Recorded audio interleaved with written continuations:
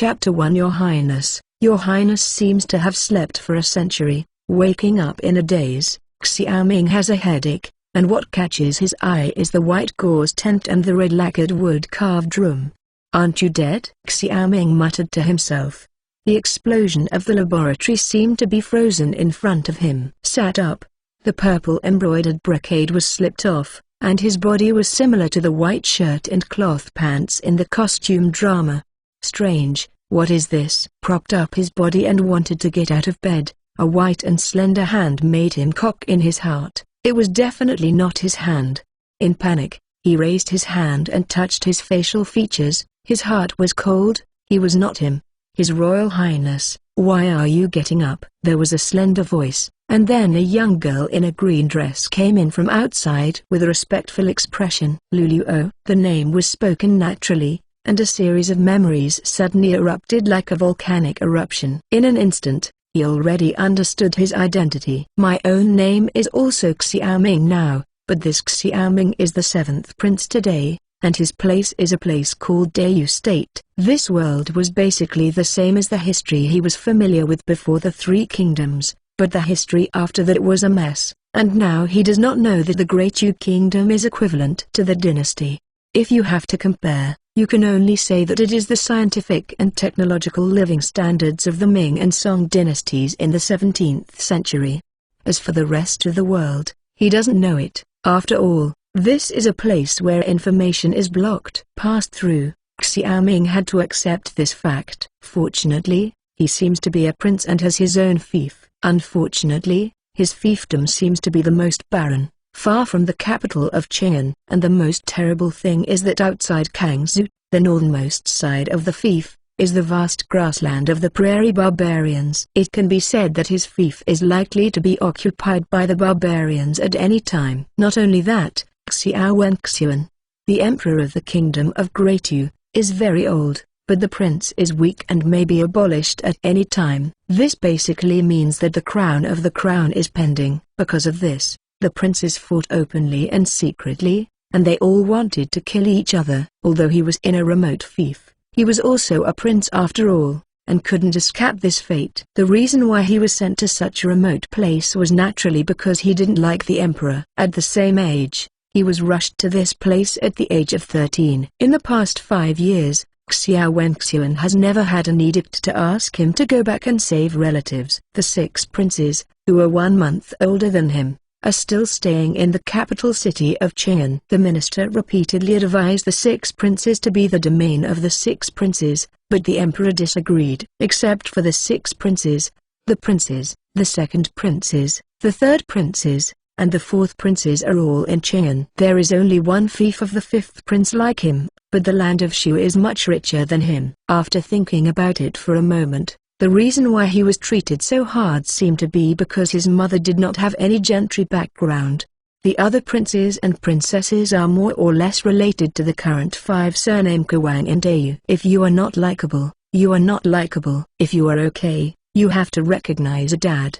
He is in a fief and is happy. Just said so, but Xiaoming's life in the fief was very sad. Not to mention the lack of fiefdom materials and the decline of people's livelihood. What is important is that these materials are still in the hands of the local rich and powerful.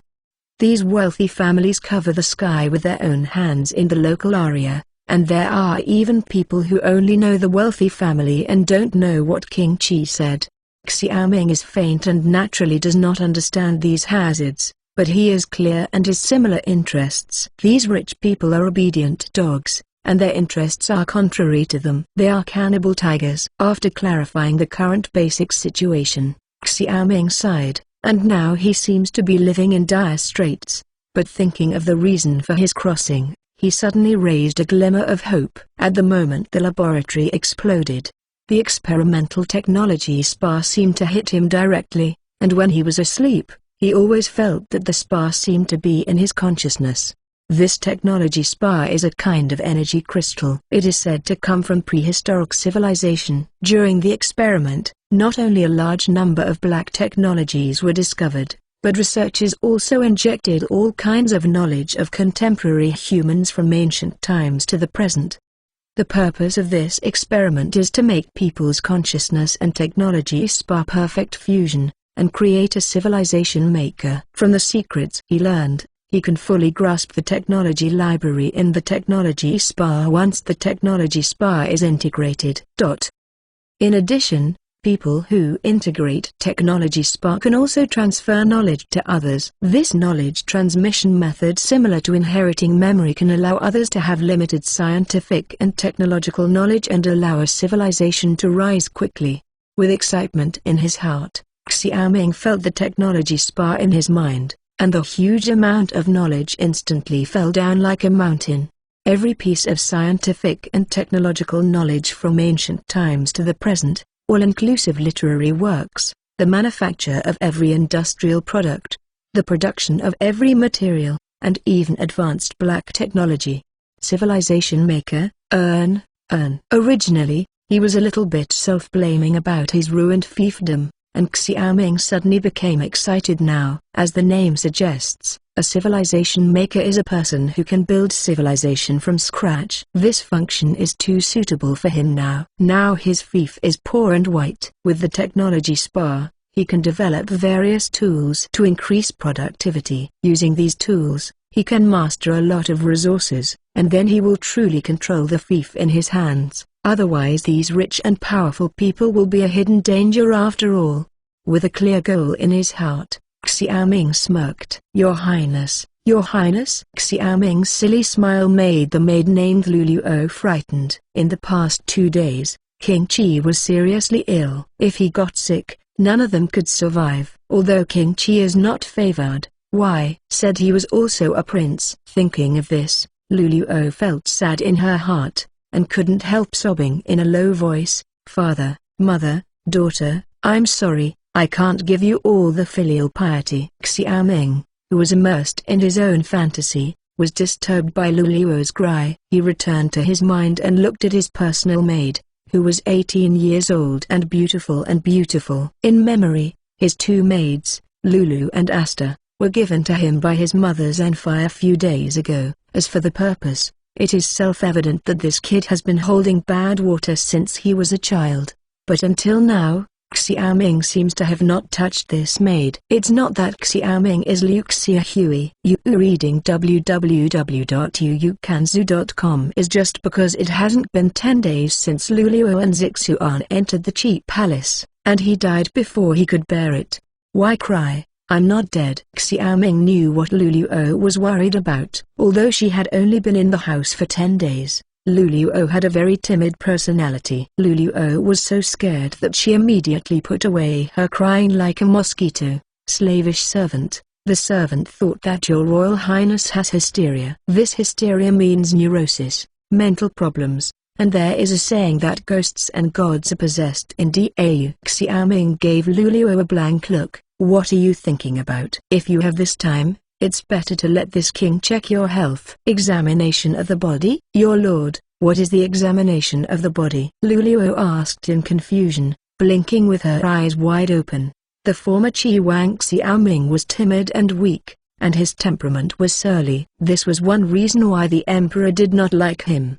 But Xiaoming didn't intend to imitate the character of his predecessor. No need. Who made him the emperor of the earth in the fief? Moreover, Xiaoming has always been casual and unrestrained. He has a bold and unethical character, so he can't bear to play a person of the opposite character. Since he knows the relationship between him and Luluo is like Jibao and Xiren, he can only secretly delight in this era. More than 20 years of engineering dog monk career in this world can finally write a big end. Examination of the body means to look closely at each other, and observe the physiological structure. By the way, Xiaoming grinned. Luluo burst into tears and smiled. "When will Your Highness see a doctor?" "I understand this, but what is the physiological structure?" You reading book friends are welcome to visit and read. The latest, fastest and hottest serial works are all in You reading. For mobile phone users, please go to read Chapter 2. This picture is too beautiful. This is going to be discussed in depth.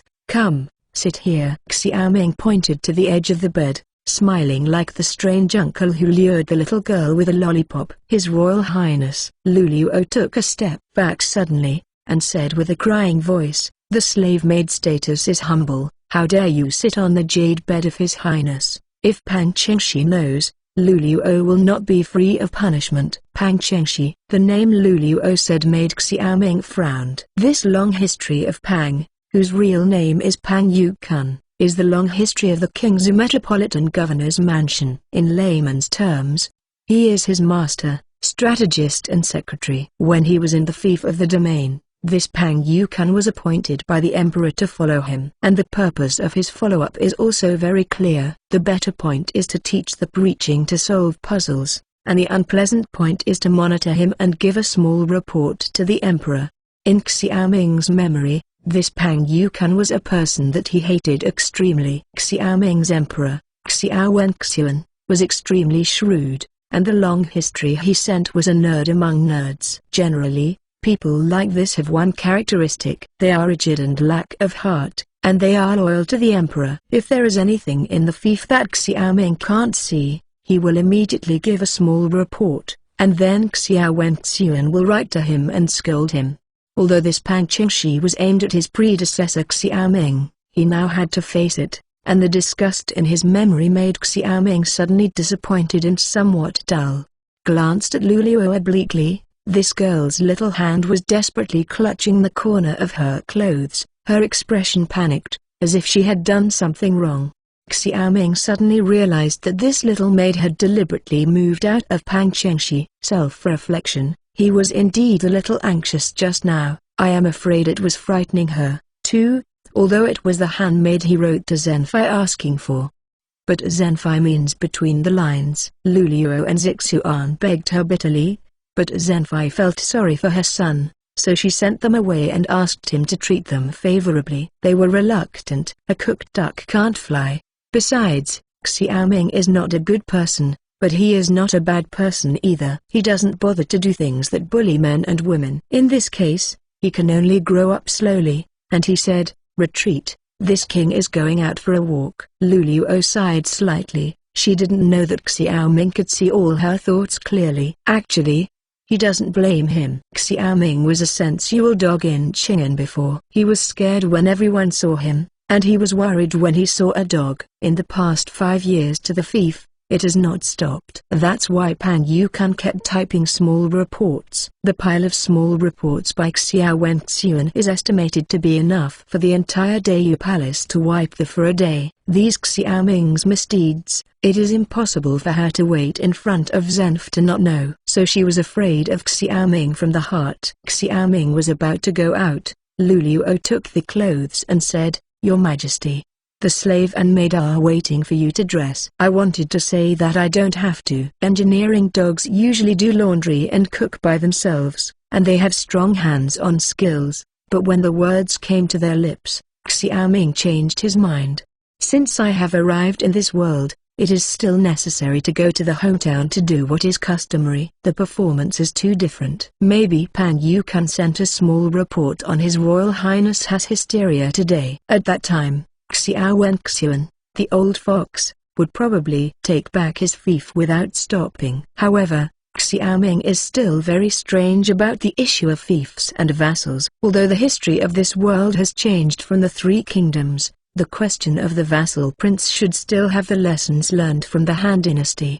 Generally speaking, an emperor with a sober head would not be happy to see the existence of a prince. But in the country of Dau, entrusting the vassal prince is a common thing. After carefully recalling it, he found the reason from the small amount of historical information that Xiaoming had. After the Three Kingdoms, the power of the noble clans became stronger than ever, and these famous clans with money, food and people have played an extremely important role in subsequent history.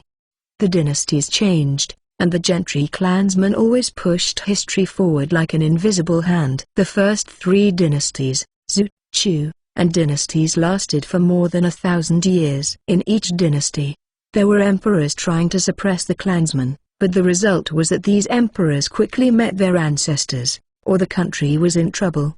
In the late dynasty, there was even a melee of more than 20 countries, and the figures of noble clans could be seen in these 20 countries.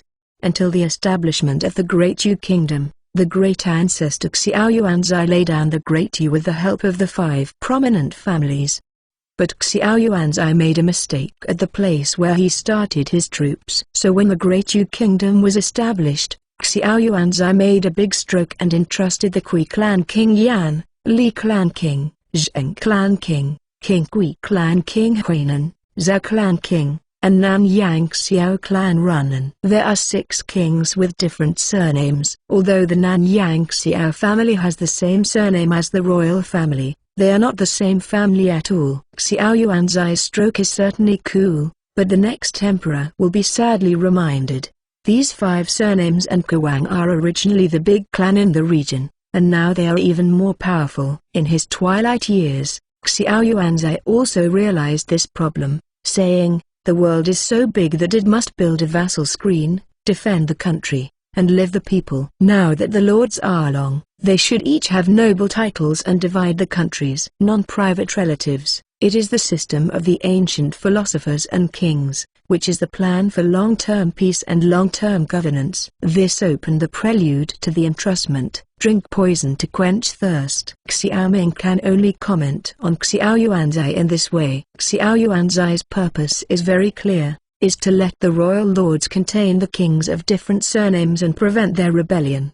Reading www.yuukanzu.com. However, it seems that the effect is not bad at present, and the country of Dau is generally in a state of balance. It is precisely this kind of juggling between the clans that the technology of Dau is basically at the level of the late Tang and early Song dynasties.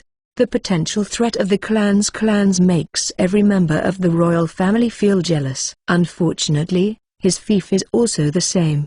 The economic lifeline is basically controlled by these clans. It's really not easy to survive in this world. Xiao Ming sighed. Purple peony embroidered round neck gown was added. Xiao Ming stood in front of the bronze mirror, with a long body and a slightly handsome face. This is who he is now. Stepped out of the sleeping hall, and the soft sunlight in the morning rushed in. The fresh air gave people a sense of soul sublimation.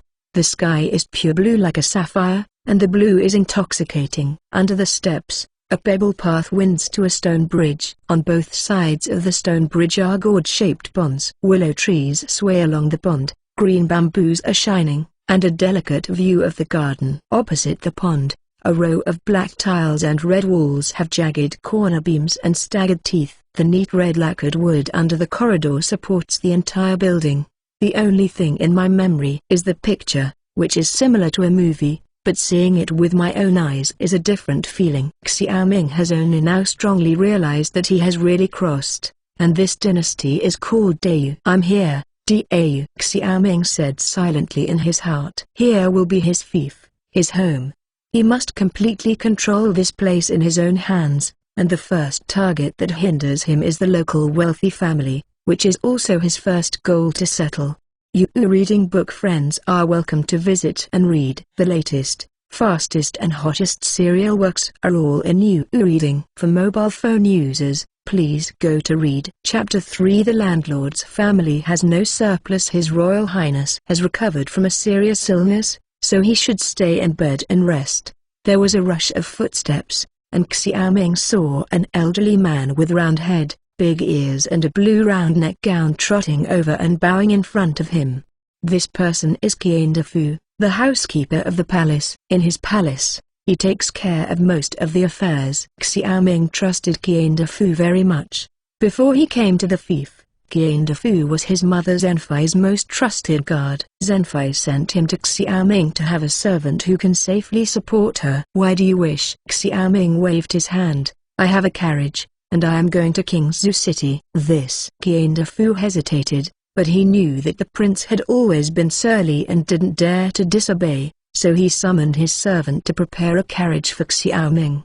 Xiao Ming walked to the main entrance of the palace. A slightly old carriage had been parked at the door. The carriage on the carriage was small, like a box. Such a shabby carriage is a bit incompatible with the status of King Qi, but Xiao Ming knows that the current financial resources of the palace can only be so.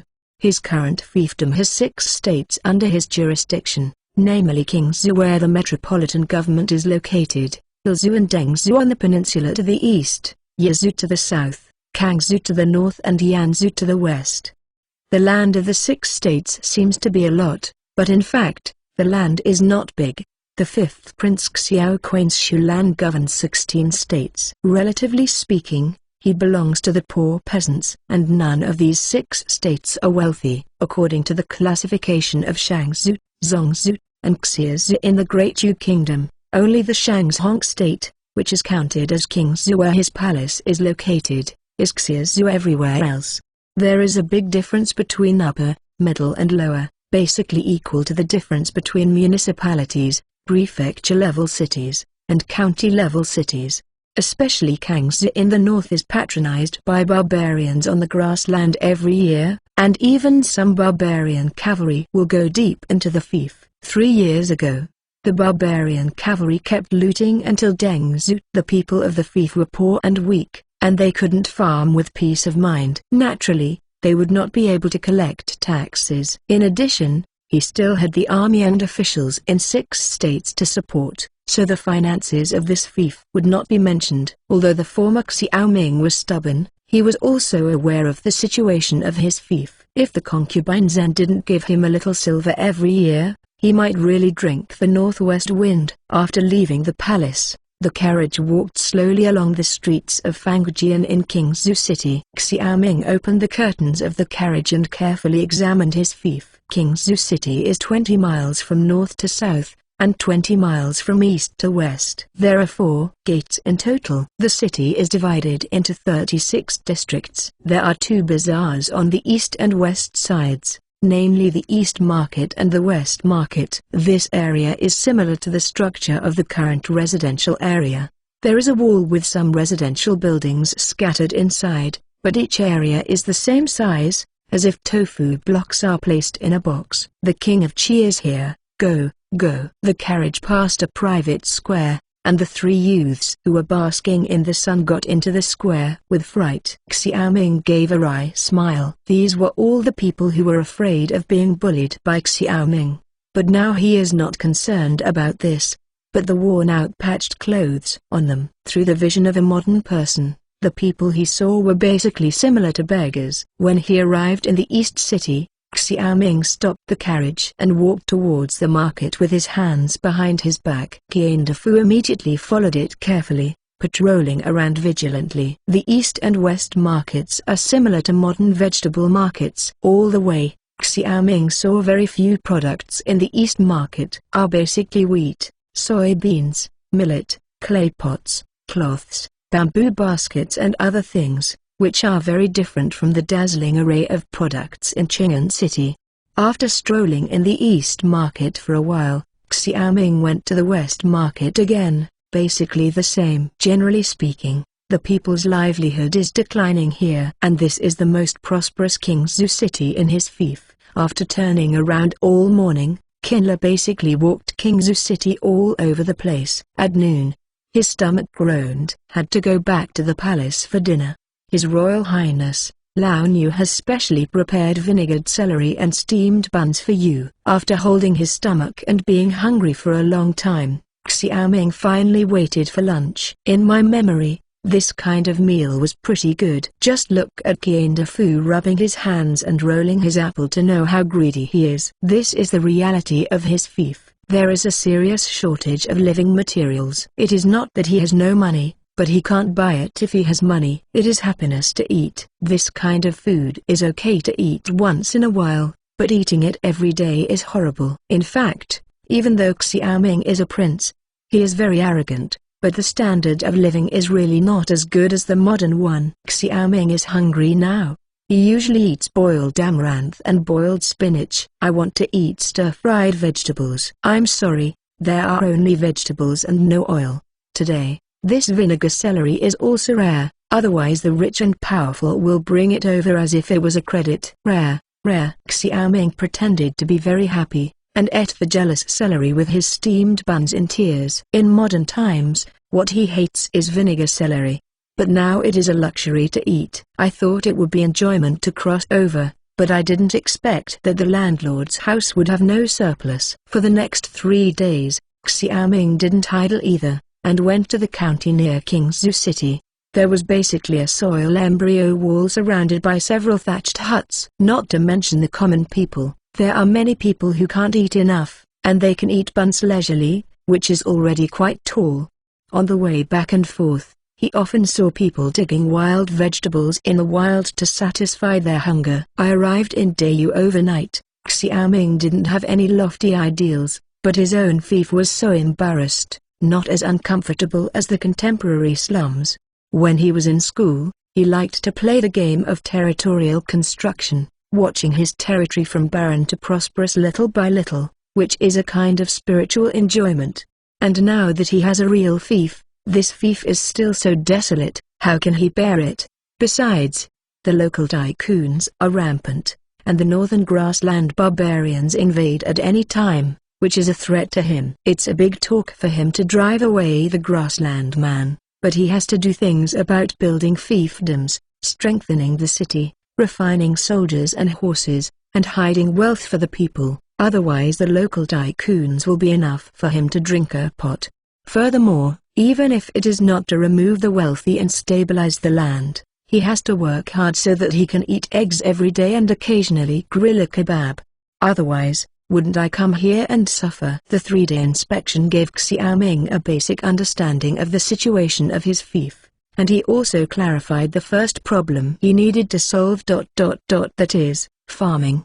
The majority of the people no longer farm for the rich. Only this can weaken the power of the rich and gather the hearts of the people. You reading book friends are welcome to visit and read. The latest, fastest and hottest serial works are all in new reading. For mobile phone users, please go to read. Chapter 4. Survive or perish. Ideal is plumb, reality is the backbone. Xiaoming still remembers when he went to school. This is the one thing his mentor said the most. Now he can only face the latter reality. Based on the current situation, his fief was impoverished, basically not much different from primitive society, and most of the cultivated land was in the hands of the rich, and the people were mostly reduced to tools for the enslavement of the rich. Even if he has a tech spa, it will be difficult to change here. And Xiaoming's memory clearly tells him that the Great Yu country now seems peaceful, but the dark tide is surging, and he doesn't have much time to waste. He is not a person who yells and kills, but he wants to defend his 1 acre 3/4 of land without being affected by the situation in the Great Yu country. When his restless brothers and uncles cut their heads, he must build a fief. This is a contradictory issue. Construction is difficult but necessary. Clang. Clang. Clang. Leaning on the stone bridge of the palace, thinking about the fiefdom, suddenly a rush of bells came from the direction of the city gate. Barbarian. Xiaoming's heart tightened. This bell sounds similar to the function of a beacon tower. It is a warning issued by the guards of the city to foreign enemies. Now that the bell sounds so fast, there must be barbarian cavalry. In Dayu, the tribes on the northern grasslands are collectively referred to as prairie man, which is similar to the Huns, Turks, and Mongolians in history. This grassland man plays the same role. That means coming to the central plains to looting every year when the horse is fattening in the autumn high, and the grassland is the same. In Xiaoming's memory, the grassland man never went deep into his fief 3 years ago, and he did not expect to come again this year.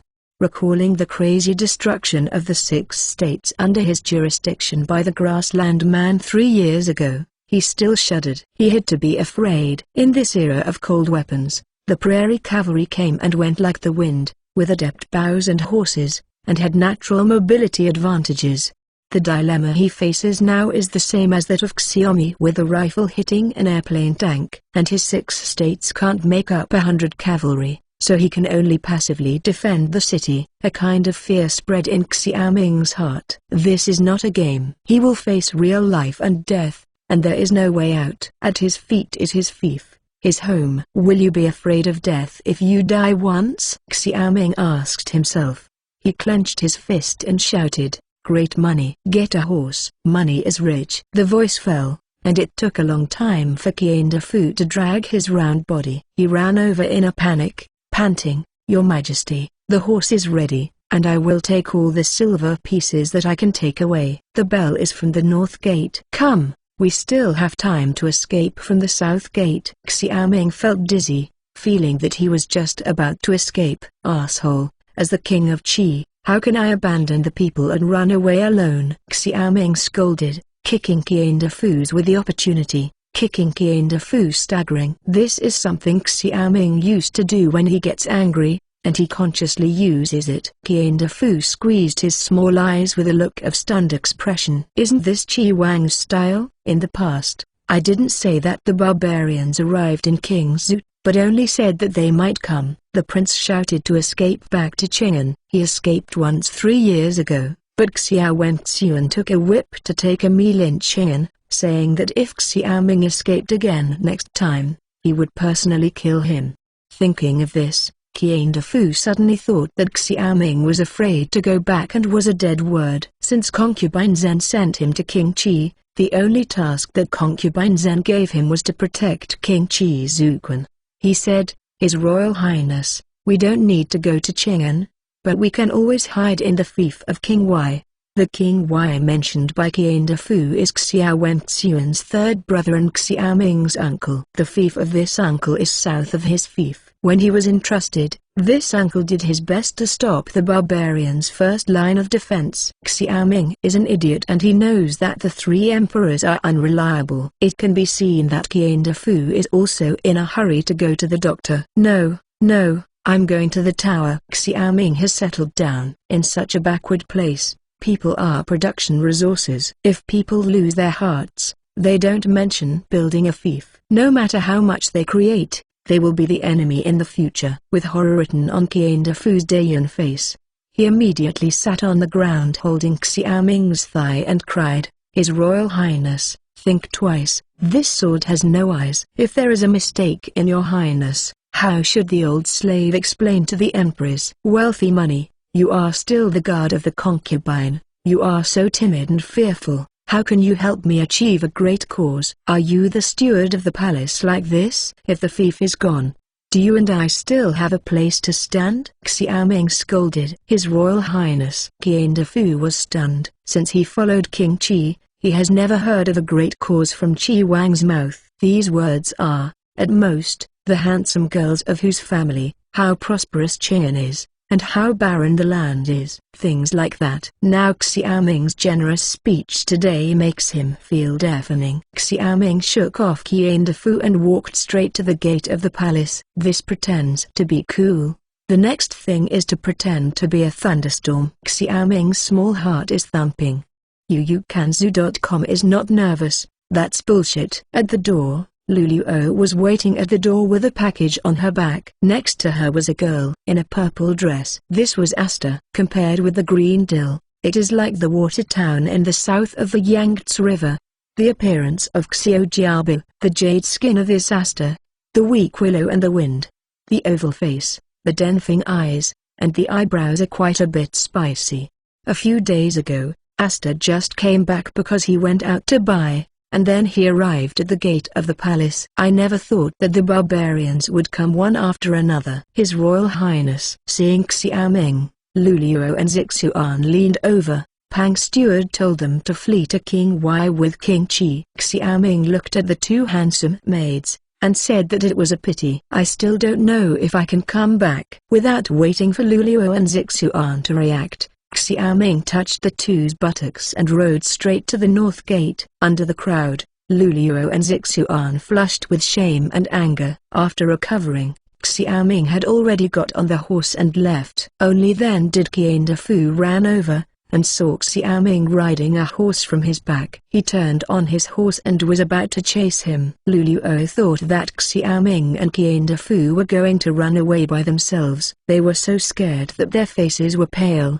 But Asta looked as usual and asked, "Steward Qian, are you going to leave our sisters?" "What left you? Your Highness doesn't know if you have hysteria. Now I am going to defend the city with the guards." "What?" Asta covered her mouth in surprise. She was more surprised than Qian Defu. Luluo breathed a sigh of relief. Her eyes rolled round and round. Can I be right? Qian Fu didn't care what the two sisters were thinking, so he chased them. You reading book friends are welcome to visit and read. The latest, fastest and hottest serial works are all in You Reading. For mobile phone users, please go to read Chapter 5. The Tinder of Technology. Kingsu City. North City. The barbarian cavalry of more than 30 people under the city was pointing at the city gate, laughing tauntingly from time to time. In the eyes of the prairie barbarians, the soldiers of the Central Plains were vulnerable, and seeing them would only scare them to stay in the city and dare not come out. On the wall, 300 soldiers stood in battle, with 20 bows and arrows full of longbows, ready to shoot the barbarian cavalry wandering outside the city.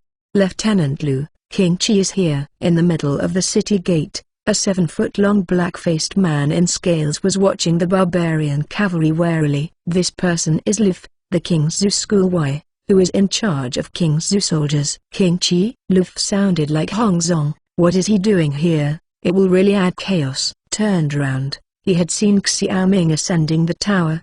The barbarian cavalry outside the city saw the luxuriously dressed Xiaoming, and there was a commotion. This was obviously a big man. One of the barbarian cavalry, reining in his horse and bending his bow, kept shooting at Xiaoming with a sharp arrow. Swish! The arrow of the barbarian cavalry just fell on the wall because it was too far away from the city gate and the range was not enough. This arrow was just scaring Xiaoming. Xiaoming was very calm. The technological spar in his mind contained a lot of knowledge. Xiaoming knew the range of the ancient bow and arrow, so when the bow and arrow came, he didn't even hide. Liu looked weird when he saw it. Today's King Chi seems to be a little different. The last general will see His Royal Highness. Liu bowed. Don't take out these red tapes now. What's going on now? Xiaoming asked. The fief belonged to Xiaoming. He was not only King Chi, but also the governor of the 6 states, equivalent to the position of commander-in-chief. This leader was only the Kingsu captain and was under the management of Xiaoming. Back to your highness. So far, only a group of 30 barbarian cavalry wandering outside the city and refusing to leave. Ruda said. Xiaoming raised his eyes and looked at them. These barbarian cavalry were wearing well-equipped scales and holding recurve bows in their hands. Sitting on their horses were tall and strong, like a good soldier. Compared with the barbarian cavalry, his soldiers wear worn-out armor, and the ice blades on the soldiers' hands are also rusty. Only the scale armor on Ruda's body is still a little higher. Is there no news from Kangsu? Xiaoming used his powerful knowledge to analyze the current situation. Everything is normal in Kangsu. Strange, since Kangsu City has not been broken. How did this barbarian cavalry appear here? I am also surprised that Kangsu City has a dangerous terrain and is the only place through which the Qinling Mountains can pass. If the barbarian invades, it will inevitably break Kangsu City. Liu answered with a weird heart. King Chi, who never asked anything, just asked the key in a few words. When Xiaoming ascended the tower, he noticed Lu's contempt for him, and he was irritated. Except Qian Fu, who treats him as a prince in the entire fief, no one else looks at him. He deliberately said, in this case, Lieutenant Liu might as well lead the soldiers to take down this barbaric and ask for clarity. Lu's face turned green. His temperament was reckless, but he was not without his brains. His Royal Highness, Kingsu City has a total of more than 30 riders. Although the number is quite large, we're definitely not the opponents of these barbarians. To die. Lieutenant Liu is afraid. How can the barbarian cavalry know how they appeared here without taking down? Xiaoming said slowly. Lu's face changed from green to red, and he argued, it's just a futile effort. The fire is also here. Xiaoming just to beat Liu, he said. Really? It might be impossible. His Royal Highness, this is definitely not a trifle. Liu felt that King Chi was crazy. The barbarian cavalry under the city didn't seem to intend to leave immediately. Xiaoming said to Liu at this time, go and call Chen Bingkao. Liu didn't dare to defy, otherwise the Qi King made him go out of the city to fight again, but he would die. After a while, A thin man in a green robe and official uniform appeared on the tower. "Is there any tribulus terrestris?" Soldier Cow is an official in the governor's mansion who specializes in weapons and food. "The most effective way to deal with cavalry is to turn them into infantry. This iron tribulus is specially used against cavalry horses." Chen Bingkow showed a look of embarrassment. "His Royal Highness, yes, but not many. Only more than 30. More than 30. What do you Soldier Cow usually do?" Xiao Ming said angrily. Chen Bing and Cow smiled bitterly. "His Royal Highness, it is not that the officials are lazy. It is really a clever woman who cannot cook without rice. The craftsmen of the Department of Equipment do not have enough iron in briquettes to repair and manufacture weapons." "Really so poor?" Xiao Ming was almost mad. He said, "Now you find all the blacksmiths in the city." Then, Xiao Ming turned to Qian Defu, "Take out all the iron and bronze in the palace to the Department of Equipment." "Huh?" The muscles on Qian Defu's face twitched, as if his flesh hurts. Lu opened his mouth, and swallowed again. "Lieutenant Lu, you continue to monitor these barbarian cavalry." Seeing this, "The barbarian cavalry seems to have eaten under our city before leaving." Xiao Ming glanced at the barbarian cavalry sitting on the ground. These barbarian cavalry didn't put them in their eyes too much. It was humiliating him. Although Qian Defu hurts his flesh, he still collects the bronze cauldrons and iron utensils in the palace. All the 12 craftsmen in the city have arrived at the equipment department. Some handymen have begun to burn copper and iron. "His Royal Highness, everyone is here, but some folk craftsmen don't know what iron bristle is and cannot forge it." Chen Bingkow said cautiously. "It's okay, this king will teach them personally." Xiao Ming showed a weird smile, facing the huge dilemma. At least he still has technology spa. The technology library is only part of the technology spa. The most important function of the technology spa is to conduct knowledge. This kind of conduction is similar to magic, similar to Taoism, and similar to Daigo empowerment. Simply speaking, the technology spa integrated into consciousness can subtly input scientific and technological knowledge into other people's minds by connecting with other people's consciousness. Xiao Ming is equivalent to the central computer at this time. He can use his consciousness as a data line to import his knowledge into other computers, that is, other people. It's nothing but transmission and transmission, all of which is Xiao Ming's own initiative. So Chen Bingkow watched in surprise as Xiao Ming took the 7 craftsmen and talked to conversation. When he returned, the 7 craftsmen immediately engaged in forging. The person who surprised him, the iron tribulus cast by these 7 people, were even more standard and sharper than the iron tribulus made by the craftsmen of the equipment division. Is this still King of Qi? In Chen Bingkow's eyes, King Qi has always been the object of ridicule by others, but there seems to be something wrong now. Xiao's ambition was satisfied. He succeeded. By explaining this method to conceal the transmission of knowledge, these craftsmen thought they understood the manufacture of tribulus terrestris. However, these iron tribulus existed during the Warring States period, but they are actually very simple, just like a triangular nail. You reading book friends are welcome to visit and read. The latest, fastest and hottest serial works are all in You reading. For mobile phone users, please go to Read. Chapter 6 Application of Tribulus Terrestris. The 12 craftsmen couldn't rest for a while, and they hurried out 300 iron tribulus in 1 hour. Luf sent someone to report to Xiao Ming that the barbarian cavalry seemed to be leaving. Let Captain Lu lead the cavalry to immediately meet the enemy and attract the barbarian cavalry. After pretending to attack, I will withdraw southward. I will drop iron bristle at the Middle East Gate and ambush the barbarian cavalry. Xiao Ming said to the soldier.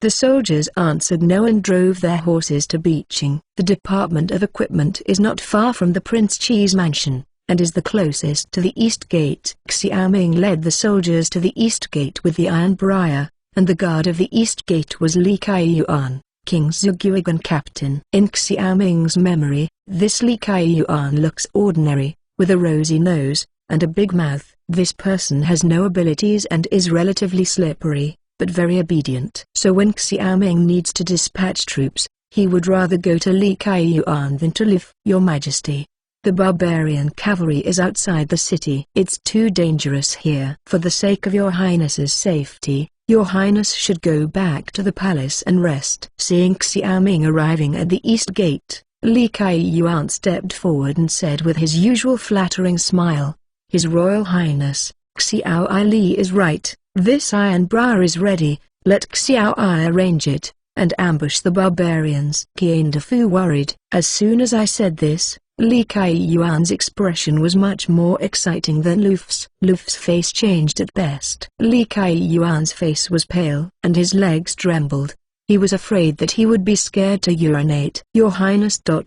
this." Li Kaiyuan's voice trembled. Xiaoming sighed. This is why Luf is a thorn, and Xiaoming still keeps Luf. This pig Beiji, a grandson monkey, went out to molest the people's daughter and bully the people. Li Kaiyuan still used it. But when encountering this real war, this Li Kaiyuan was completely a sorrow. However, Luf and Li Kaiyuan cannot be blamed for this. It is true that the notoriety of the barbarian cavalry has penetrated the hearts of everyone in Dayu. When more than 20 countries fought in the last year of the country, the Central Plains had constant internal disputes, and there was no time to take care of the barbarians on the northern grasslands.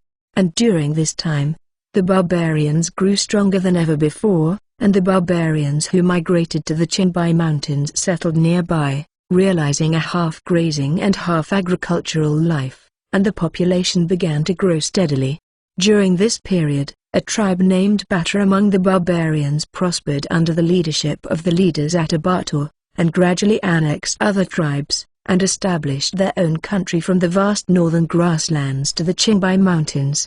The powerful barbarians have since begun to invade the Great Yu Kingdom, and there have been no less than 100 battles in the past century.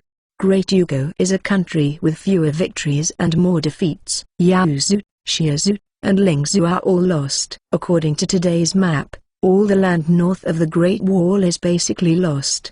The barbarians of this period, the people of Dau people talked about the color change. 3 years ago, the city of Kangzhou was broken. It was not that the city was not strong enough, but the generals who defended the city were frightened by 1,000 barbarian cavalry. Otherwise, the barbarian cavalry would not have reached Dengzhou. Remember that year, Luf took the remaining 5 cities and 3,000 soldiers to fight battles, and took back Kangzhou city before the barbarian reinforcements arrived. Otherwise, it is hard to imagine. Otherwise, when Xiao Wenxian was in Chang'an, Xiao Wenxian would not whip him, but directly cut his head. For this Li Kaiyuan, Xiaoming didn't expect him to be alone. It was purely for disgusting Luf that he was promoted to Captain Kokang. There are 100 soldiers stationed at the east gate, all of whom are swordsmen and shields. Unlike the soldiers at the north gate, they are all elite. Xiaoming directly commanded 10 soldiers to lie in wait on the tower, and when the cavalry led by Luf passed by, they would scatter and bristle down, sealing the front and back of the barbarian cavalry. Then he ordered the remaining swordsmen to lie in wait behind the city gate, and the wall sent a signal, and they immediately went out and beat the barbarians. Dumbfounded, watching Xiaoming order the soldiers methodically, Qian Defu slapped himself vigorously, grinning with pain, and muttering to himself, "This is not a dream." Li Kaiyuan was also taken aback. He was taken aback. He trot 2 steps to follow Xiaoming. "Hey, your Majesty is a wise martial artist. The eve of war is reincarnated, and the small admiration of the 5 body casts the ground. This admiration is like the moon shining on the river, and the world can be learned. The distance from the north gate to the east gate is only 10 miles. When Li Kaiyuan slapped his flattery, a sound of horseshoes came from far away. The soldiers ambushing on the wall immediately became fierce in their eyes. The slaughter of the 6 states by the barbarians 3 years ago. These local soldiers are still fresh in their memories, and their deep-seated hatred never disappeared in their hearts. It's just that the fief is poor and weak, and they can't take the initiative to attack and take revenge. Outside the city, Luf took the lead, turning around and shooting arrows, while yelling at the barbarian cavalry, greeting the whole family. Following Luf's curse were the only 30 elite cavalry left in Kingzhou. Barbarian cavalry chased them, bending their bows and shooting arrows from time to time, obviously angered by the provocation of Luffy and others. Immediately at the east gate, Luffy raised his head and looked at the city wall. There was no one on it. He thought, this king of Chi always resents me. It won't be tricking me out of the city and killing someone with a knife. If so, wait for me to get rid of these barbarians. He was killed without a knife, and he was taken as a bandit. Just after this thought, you read www.yuukanzu.com. He suddenly saw a soldier standing up at the gate of the city, and the iron bristle was scattered like snow. Is just behind him.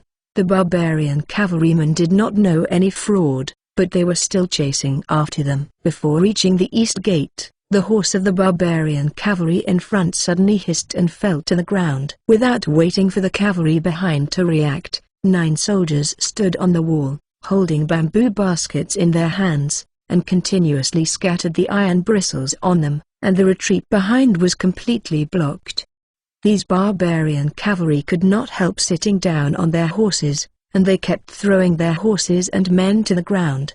The barbarian soldiers who fell to the ground stepped on the iron bristle again. The thin leather boots could not withstand the sharp iron bristle, and the screams continued. Catch them! At this time, Xiao Ming, who was hiding behind the battlements, shouted. The east gate opened wide, and the sword and shield guards who defended the city rushed towards the barbarian cavalry with calling.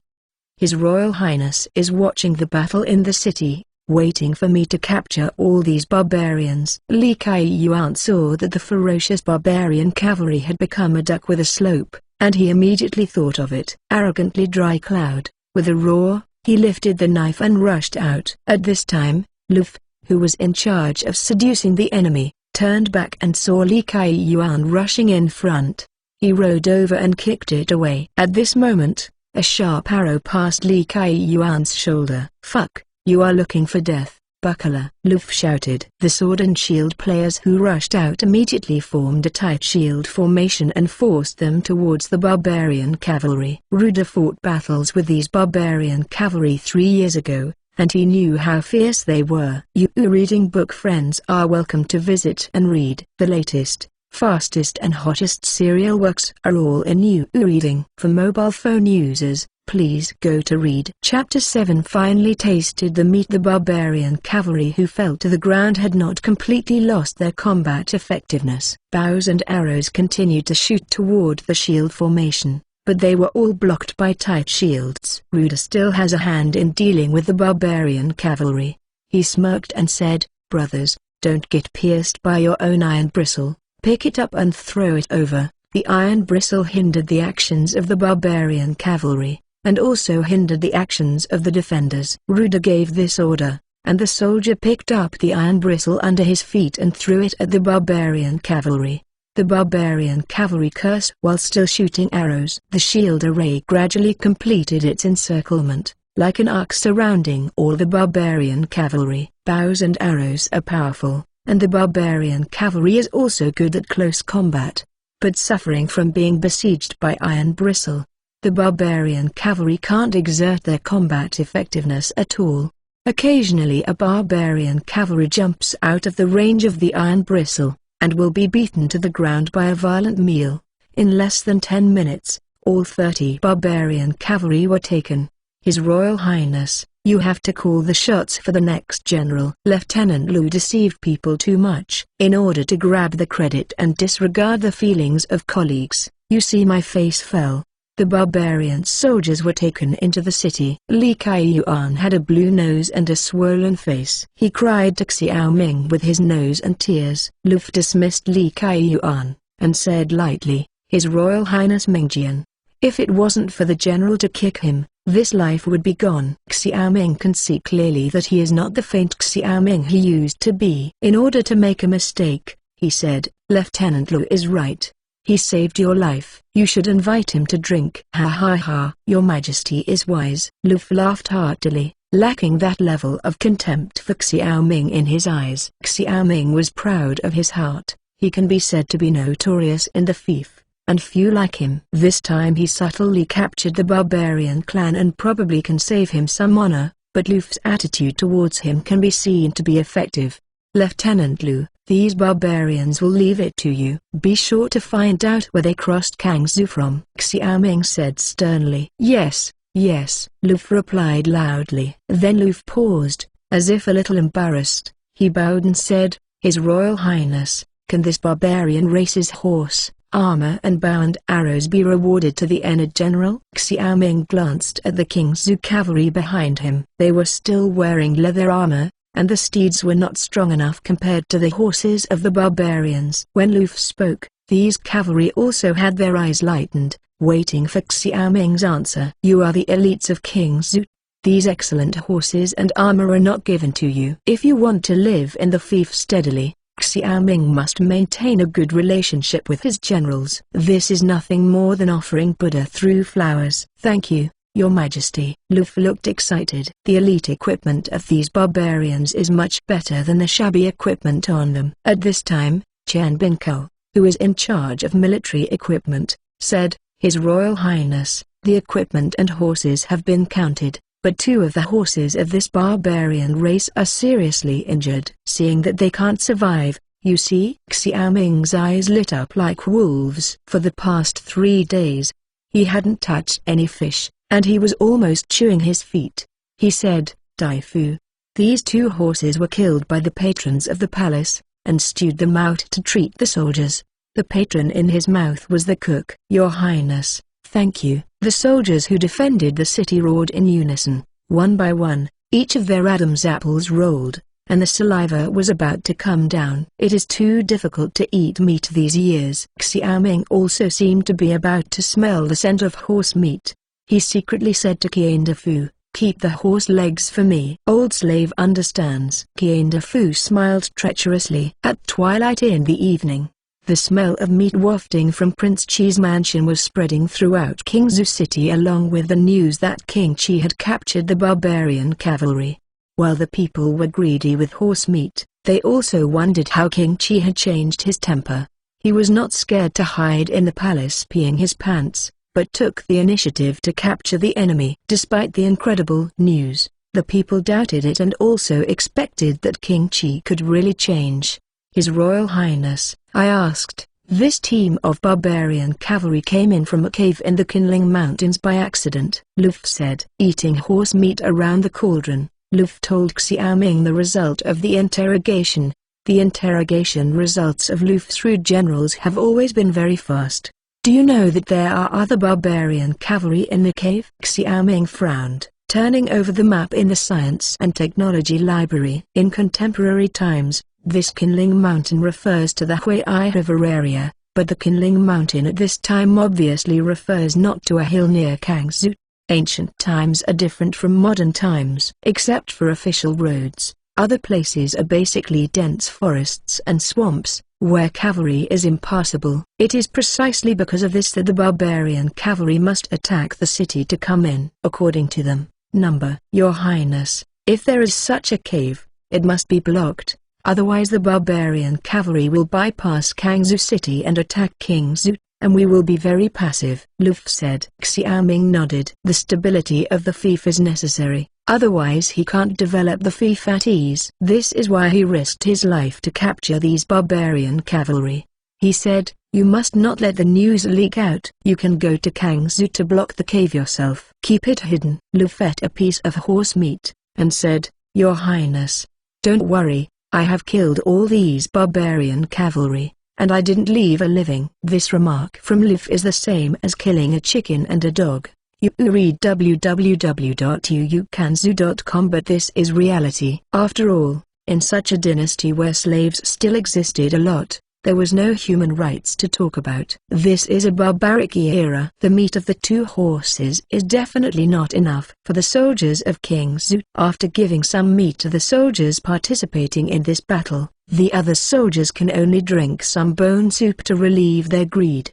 Even so, they are satisfied. It is a luxury to be full these days, not to mention the broth. After a big meal, Xiaoming's relationship with his subordinates became much better. This horse meat King Qi can give them points to eat, which is extremely rare in the eyes of the soldiers. After all, everyone is short of food these years, and the same is true for King Qi. Naturally, their views on King Chi have changed somewhat. Of course, they didn't know that Qian Fu secretly hid 2 horse legs. Unfortunately, there is no wine. Luffy secretly took the fleshy bones and stuffed it in his arms. He still had his wife and children in his family, and he wanted to take it back and let them taste the meat. Li Kai-yuan saw Luffy's small movements and wanted to make a small report, but he swallowed the dangerous eyes when he saw Luffy. But he still took advantage of his mouth, and said, "It's so beautiful. The soldiers have had a meal without a meal. How can there be food for you to drink?" The embarrassment of a group of soldiers was seen by Xiao Ming. He sighed lowly. The soldiers couldn't eat, so what about the people of the fief? Looking at a crowd of soldiers sitting on the muddy ground of the palace, wearing patched military uniforms, eating the meat in their hands in small bites, Xiao Ming said, "One day, I will let you drink when you want to drink, and eat when you want to eat meat."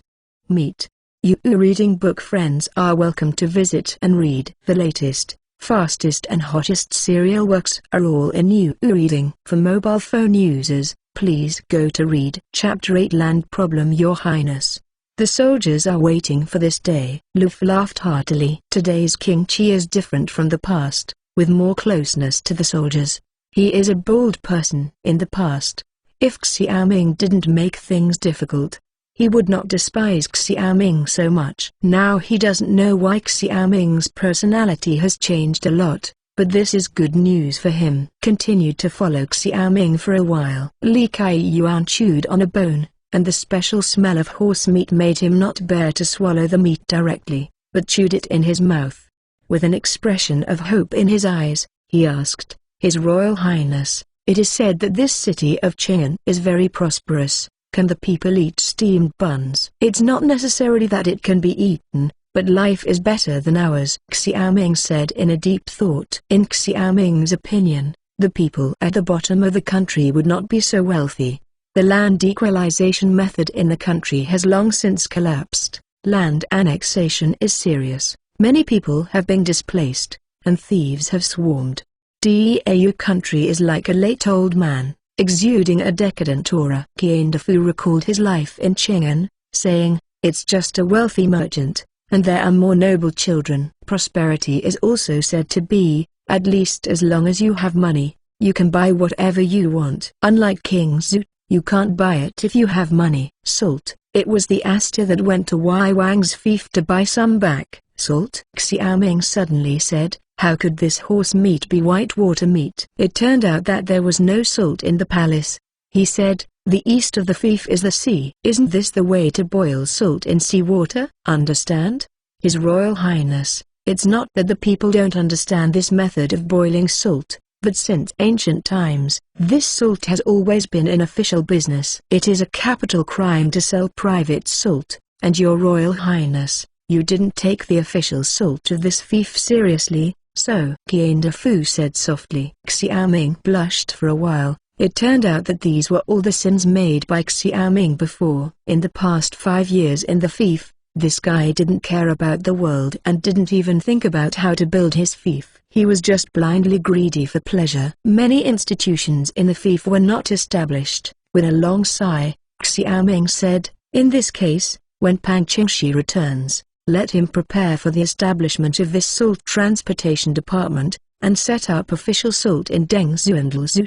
His Royal Highness is wise." Qian Fu was overjoyed, and Wang Qi is finally opening his mind now. The twilight gradually enveloped the city of Kingzhou. Before the sun went down, Luffy and Li Kai-yuan took the soldiers back to each other. They still need to patrol at night. There is a curfew in the night city of Dau State, and the city of Kingzhou is the same. At this time, the palace was dark, only 2 or 3 rooms were lit by candlelight, and the lack of fief material also made the palace not have so many candles extravagant to light up every corner.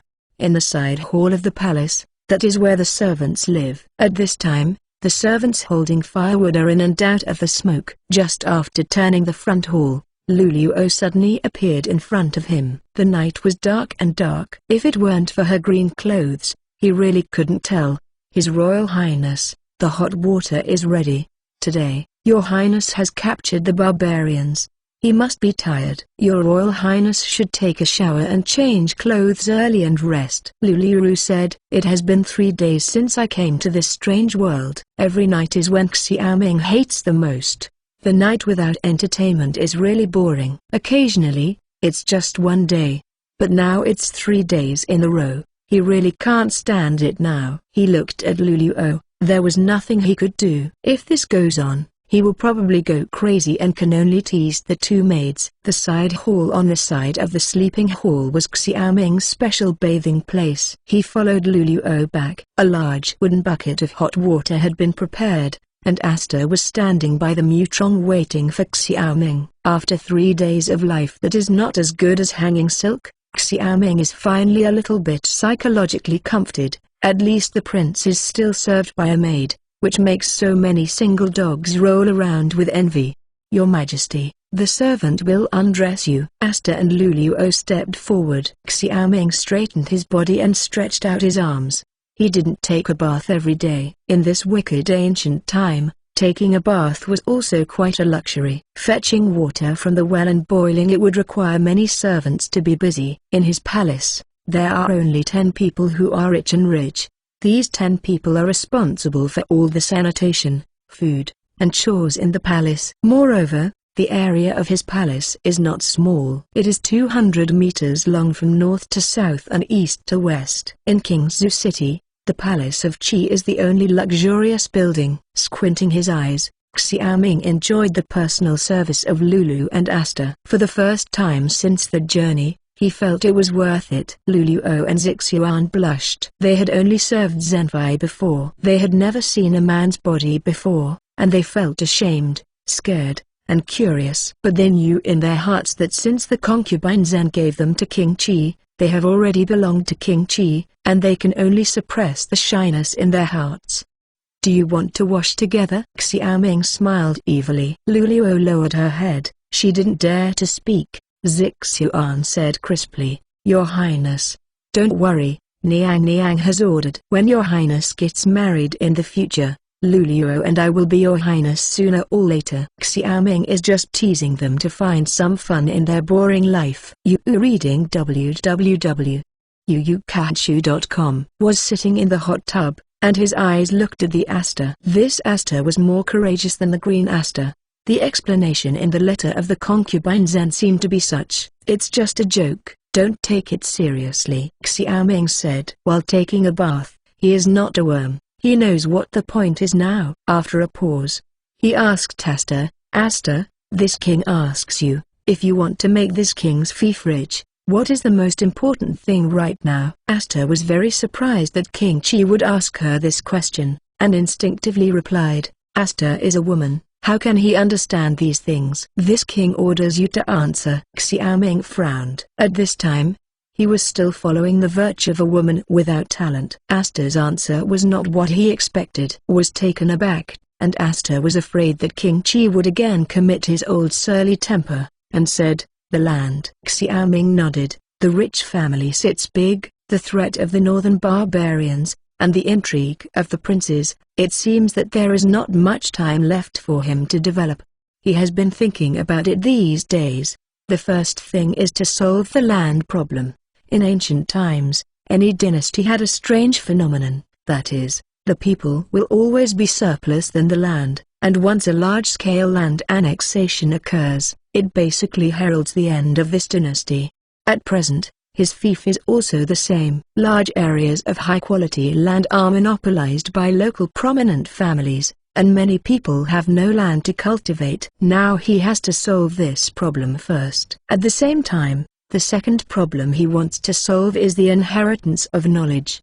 He guards a science and technology library and does not use it. This is simply a violent thing. You reading book friends are welcome to visit and read. The latest, fastest and hottest serial works are all in new reading. For mobile phone users, please go to Read. Chapter 9 Reform. After taking a bath, Xiaoming put on clothes under the weight of Lulu and Zixuan, went back to the sleeping hall and pondered over the issue of land reform. After thinking about it all night, he had cares in his heart and went to the Dudu's mansion very early the next day. As soon as he arrived at the door, A middle-aged man in a cyan gown with a black scarf on his head ran into him full of arms. The two stood still. The man bowed and said, "Your Highness." Xiaoming looked at the person, not someone else. It was the Pang Qingshi that Luluo said. Xiaoming looked at him. His face was pale, dressed as a scholar, and his eyes were a bit sluggish, just as he remembered. A few days ago, Pang Yukan went to Dengzhou to check his accounts. He just came back. "This fief belongs to this king, and this king can't go anywhere." "You came just right, and this king is discussing with you." Xiaoming went straight into the Dudu's mansion. In my memory, Xiaoming had always said this to Pang Yukan. Xiaoming had to learn everything. Pang Yukan scratched his head. Xiaoming had never been here since the establishment of the Dudu mansion, even though he learned from the soldiers when he entered the city that King Qi had captured 30 barbarian cavalry yesterday. But with his understanding of Xiaoming, it still feels a little weird. "If you have any instructions, please let your Highness speak clearly," Pang Yukan asked after Xiaoming. The internal structure of the Dudu's mansion is very simple, with only 3 sets of black tables and chairs on which some documents are placed. Sitting down at the table in the middle, Xiaoming said, "This king wants to discuss with you about the salt transport division and the land." Pang Yukan was surprised at this time, suspecting that he had heard it wrong. He asked again, "His Royal Highness, what are you talking about?" "This king orders you to immediately organize fief officials in Dengzhou and Luzhu to set up a salt transportation department, and announce the 6 states. From today on, the government encourages the people to open up wasteland and reclaim land. Anyone who reclaims land will belong to the reclaimer and be exempt from taxes for 3 years. The land that has been released has been successive generations, and those who have land will deduct 30% of the tax from today." Xiaoming said loudly. Pang Yukan was stunned. Xiaoming's series of government orders made him completely stunned. After regaining his senses, he said, "There is no problem with the salt transportation department and the land reclamation, but if the tax is reduced or exempted, the expenditures of these 6 states will probably not make ends meet. With the salt transportation division, it should be possible to make up for this part of the tax, and the king will find other ways to increase the government's income." Xiaoming made up his mind. Then he said, "What do you think should be the tyranny who invaded the people's land?" Pang Yukan's head couldn't turn around a bit. In the past, he basically caught evidence that King Qi was doing evil, and then went to the Prince Qi mansion to scold King Qi. Then he wrote to the emperor. The emperor was writing to criticize King Qi. Now that King Qi is so sternly discussing government affairs with him, he feels very strange. However, Pang Yukan was not confused about the issue of tyranny. He said, "His Royal Highness, the local tycoons are in laws with each other.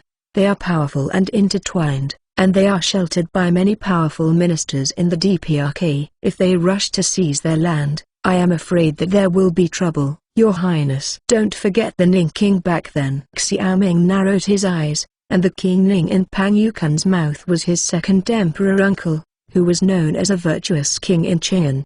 The 13-year-old feudal fief. The first thing King Ning did was to seize the land occupied by the powerful, but within 3 months, someone in the DPRK impeached King Ning for rebellion.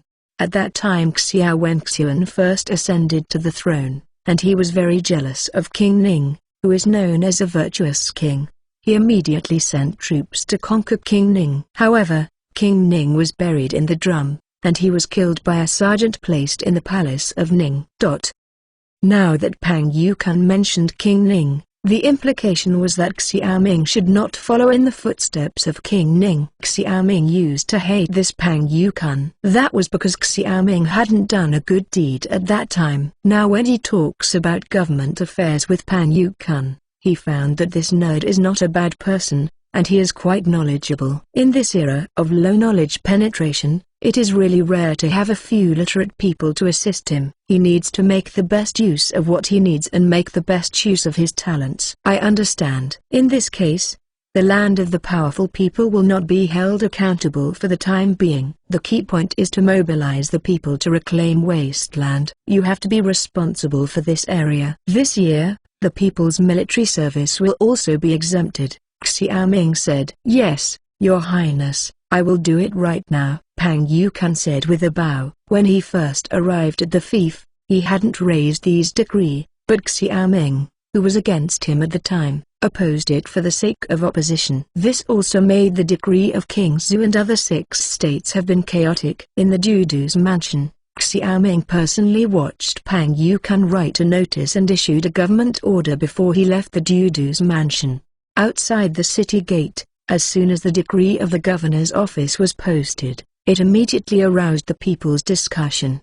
Is this true or not? Bai Ixing was very suspicious. The notice of the Dudu's mansion can still be false. The king of Qi has been in the fief for 5 years, and now he finally knows that he is sympathetic to the people. If there is such a good thing, what are everyone waiting for? Go home and reclaim the land. Whoever reclaims first will do it. At this moment, 5 fast horses rushed out of the North City at the same time, and they will take the decree to the other 5 states. On the wall, Luffy looked at the people outside the city thoughtfully. This king of Qi was really different from the past. Leaving the Dudu mansion, Xiaoming did not go back, but went to the Department of Equipment. His Royal Highness Bing Cao Chen Wenlong saw Xiaoming approaching and stepped forward. Controlling the technology spa, Xiaoming needs to find a place where he can give full play to his technological advantages. This place is the Equipment Department. This Equipment Department belongs to the government, and the craftsmen among them are also the best in King Zhu. Xiaoming now wants to develop this Equipment Department. Not just forging, but all kinds of industrial equipment will be born here. This is the function he assigned to the Equipment Department. Chen Binkao, from today onwards, this weapon will be directly under the king. You only need to obey the king's orders. You can ignore other people's orders. Xiaoming said in a deep breath. Your Majesty. Your Majesty neglected his duty. Please punish Your Highness. Chen Wenlong was shocked and said with a cold sweat on his forehead. He thought that Xiaoming was here to pursue the insufficient reserves of Tribulus Terrestris. You are misunderstood. This king did not come to blame you. But this king does not recognize that everything is inferior, only the narrow language of reading high. This craftsmanship in the king's eyes is not a strange skill. On the contrary, the king thinks this craftsmanship it is beneficial to all workers' work. Xiaoming said. Chen Wenlong heaved a sigh of relief. His Royal Highness is wise, and the minister also thinks that, for example, this farming, if you have handy tools, it is enough to cultivate more land. Yes, so this equipment department is very important. Starting today, you will gather the skilled craftsmen in the city, divide them into categories according to their skills, and enter the equipment department. Xiaoming said. That's okay, but Your Highness, the craftsmen of this equipment department also need to eat. This Chen Wenlong said, embarrassed. You reading book friends are welcome to visit and read. The latest, fastest and hottest serial works are all in You reading. For mobile phone users, please go to read Chapter 10 Shoulders of Giants. Chen Wenlong's words are very cryptic, but this is indeed the actual problem that Xiaoming is facing now.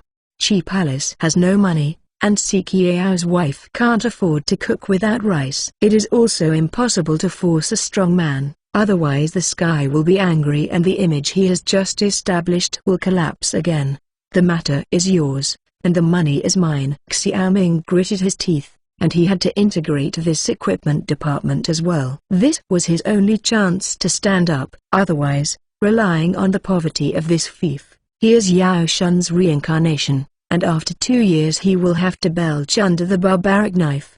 Chen Wenlong looked at Xiaoming, who was frowning and thinking, and was perplexed. This equipment department has never been taken seriously in Dayu country. Today King Qi does not know what he has committed, but thinking of the surly character of King Qi before, he didn't dare to ask more. He thought that King Qi might be just on a whim, but since he ordered this, he could only reply, "Oh, Your Highness." After explaining that Chen Wenlong gathered the woodworkers and blacksmiths in the city, Xiaoming thought about how to raise money back to the palace. Called Qian Defu, and he asked, "Defu, how much silver do we have in the Prince of Qi?" "Going back to Your Highness, plus the silver tools brought by the concubines Enzasta and Luluo, we still have about 1,000 tools of silver in the Qi Palace. 1,000 tools? Xiaoming frowned. The former Xiaoming didn't have the ability to make money, but he had the ability to spend money. He used the money from Zenfai's relief and went out to splurge. He also knew the price of Qingzhou City. Generally speaking, you can buy 2 stones of rice for a tl of silver in Dayu. According to his experience, 1 stone in Dayu is equivalent to 120 kilograms in modern times. 1 tl of silver is equivalent to 240 catties of rice, while the average price of a catty of rice in modern times is basically 2 yuan and 51 catties. So 1 tl of silver is basically equal to 600 yuan in modern renminbi. These 1,000 tls of silver seem to be a lot, but only enough for the royal palace's expenses. After all, the servants, grooms, and patrons in the royal palace need to pay their wages. For example, Qiandafu, 1 year's wages also cost 20 tls of silver, and for Greendale and Asta, they also cost 15 tls. In addition to the cost of food and drink, the rest is limited. Bring out 500 tls for me. Xiaoming stretched out his hand. Your Majesty, this is the silver that the lady has just issued this year. It is all delivered to you. You should save some flowers. Qiandafu was stingy, afraid that Xiaoming would squander his silver again as he did in previous years. This king is doing business this time, not looking for flowers and asking Liu. Xiaoming curled his lips. Qiandafu listened to it, and then he hesitated and took 500 tls of silver notes and gave it to Xiaoming. Receive the banknote. Xiaoming said to Qiandafu, I want to send a letter to my father. Qiandafu has become numb to Xiaoming's weird behavior in the past 2 days, so his servants immediately prepare pen, ink, paper and inkstone. Of course, he wrote this time not to reminisce with Xiao Wenxian, but to cry for the poor. The letter probably means that the fief is hard and the people will be unable to eat. Even so, he still has to spend money to resist the barbarians. Yesterday, he captured 30 barbarian cavalrymen. The loss was considerable. The Department of Equipment has no money to make arrows. He hopes to give some assistance. Hurry up and send it to Qing'an. Xiaoming glanced with satisfaction at the 1,000 words crying poor composition, and threw it to Qiandafu. If Xiao Wenxian still cares about the flesh and blood, maybe he can allocate some money. If Xiao Wenxian is unfeeling, this letter will all be disgusting to him. Xiaoming basically thought about how to raise money, and there was only one local rich family left. But these human spirits are definitely not willing to pay for it. They are anxious that the Qi Palace is half dead so that they can be at ease. But Xiaoming won't let them go. Now these giants are fat sheep, and Xiaoming is a goose plucking hair, let alone fat sheep. Thinking about it, I can hardly grab it, but it's easy to make them vomit money. These big clans are either officials or part-time merchants. As long as they have their favorite products, they are not afraid that they will not take money to buy them. For the next 3 days, Xiaoming stayed in the equipment department all day. 500 tls of silver made the equipment department more prosperous. The daily purchase of wood, briquettes, and iron ore went in and out, changing the desolate appearance of the past. In the Department of Equipment, 30 craftsmen sat on the ground, and Xiaoming stood in front of them and talked endlessly. These 30 craftsmen are basically all the craftsmen in Qingzhou, mainly carpenters and blacksmiths. Now what Xiaoming tells them is exactly one thing they have never heard of: lathes. After analyzing the knowledge in the Science and Technology Library and combining the experience of the First Industrial Revolution, Xiaoming believes that the foundation of the Industrial Revolution is lathes, which include boring machines, milling machines, grinding machines, drilling machines, gear processing machines, and so on. On the eve of the Industrial Revolution, it was the birth of these tools that produced precise mechanical parts, and precise mechanical parts produced qualified steam engine cylinders. The steam engine has further automated the lathe, and more sophisticated parts have appeared, making more machinery possible. During the Warring States period, China already had primitive lathes. These lathes were generally used to cut round wood for water wheels, and this technique has always survived. It's just that the lathes of this period were of wooden structure and pedal-powered, and the machine tools were very unstable. Yu reading www.yuukanzu.com. A real lathe needs high-quality rigidity, so that the machine tool can be fixed and various equipment parts can be processed. As the saying goes, if a worker wants to do his job well, he must first sharpen his tools. This is the tool of the craftsman. As the accumulation of craftsman's skills, the lathe is also the basis for inducing the Industrial Revolution. What Xiaoming wants to do now is to let the craftsman make all kinds of tools first. Now that he is standing on the shoulders of giants, he doesn't need to follow the long steps before the Industrial Revolution, but directly cut to the point. Of course, before making lathes, Xiaoming still has to do one thing, and that is to teach these craftsmen how to make steel. Xiaoming observed the steps of these craftsmen building weapons. Strictly speaking, these craftsmen are still using the traditional steel filling method. The steel produced by this method can still be used on machine tools. But originally he wanted to teach them the crucible steel making method, but the material of the crucible, graphite, did not know where the people here. However, through the Science and Technology database, Xiaoming learned that Shandong was originally a large graphite mine province in the present age. After accurately positioning the graphite mine, he can let people find this kind of graphite mine. At that time, he can fire crucibles and realize large-scale crucible steelmaking. It is the end of the 17th century, and the country of Diau is just as ignorant of the changes in the outside world just like the late Ming and early Qing. Because the news was blocked, Xiaoming was also unclear, but he knew that the Mongolian conquest of Europe did not seem to happen in history. If Europe had achieved a stable period at this time, he could not predict the extent of European civilization now. You reading book friends are welcome to visit and read. The latest, fastest and hottest serial works are all in Yu Reading. For mobile phone users, please go to read Chapter 11. Wang Family. His Royal Highness, I have bought all the briquettes and iron ore in Qingzhou City. The next batch of Wangs said that it will take some time.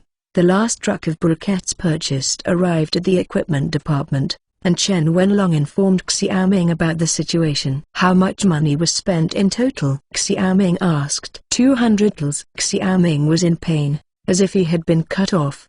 His nickname used to be in the dormitory was Xiao Grandai. How can these briquettes and ore be so expensive? Chen Wenlong gave a wry smile, afraid to answer. In his opinion, Xiaoming can only be blamed for this. When first came to the fief, this dignified king of Qi quickly mingled with the local wealthy sons. All day long with these powerful children sensual, bullying men and women.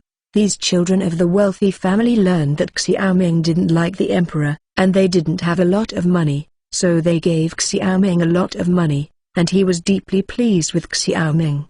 But these people's minds are not simple, and soon the right to operate the Qingzhou mine was sold to these tycoons at the price of Xiaoming's cabbage. Among them, the Qingzhou Wang family has the most mining rights. The briquettes and iron ore on the market come from his family. His Royal Highness, you are wrong to blame our Wang family. The mine in Qingzhou is 50 miles away. There is no water transportation here. You can only carry it by horses. The cost will naturally double. If we don't make a small profit, our Wang family can't survive. At this moment, a frivolous voice sounded outside the door, and a handsome man wearing a blue satin gown and stepping on cloud boots came in. It's just that the man's face is a little pale, and he looks weak. Is this brother Shiji? In Xiaoming's memory, this Wang Shiji was the eldest son of the Qingzhou family and the first in his circle of friends and dogs in Qingzhou, one of the four evils of Qingzhou.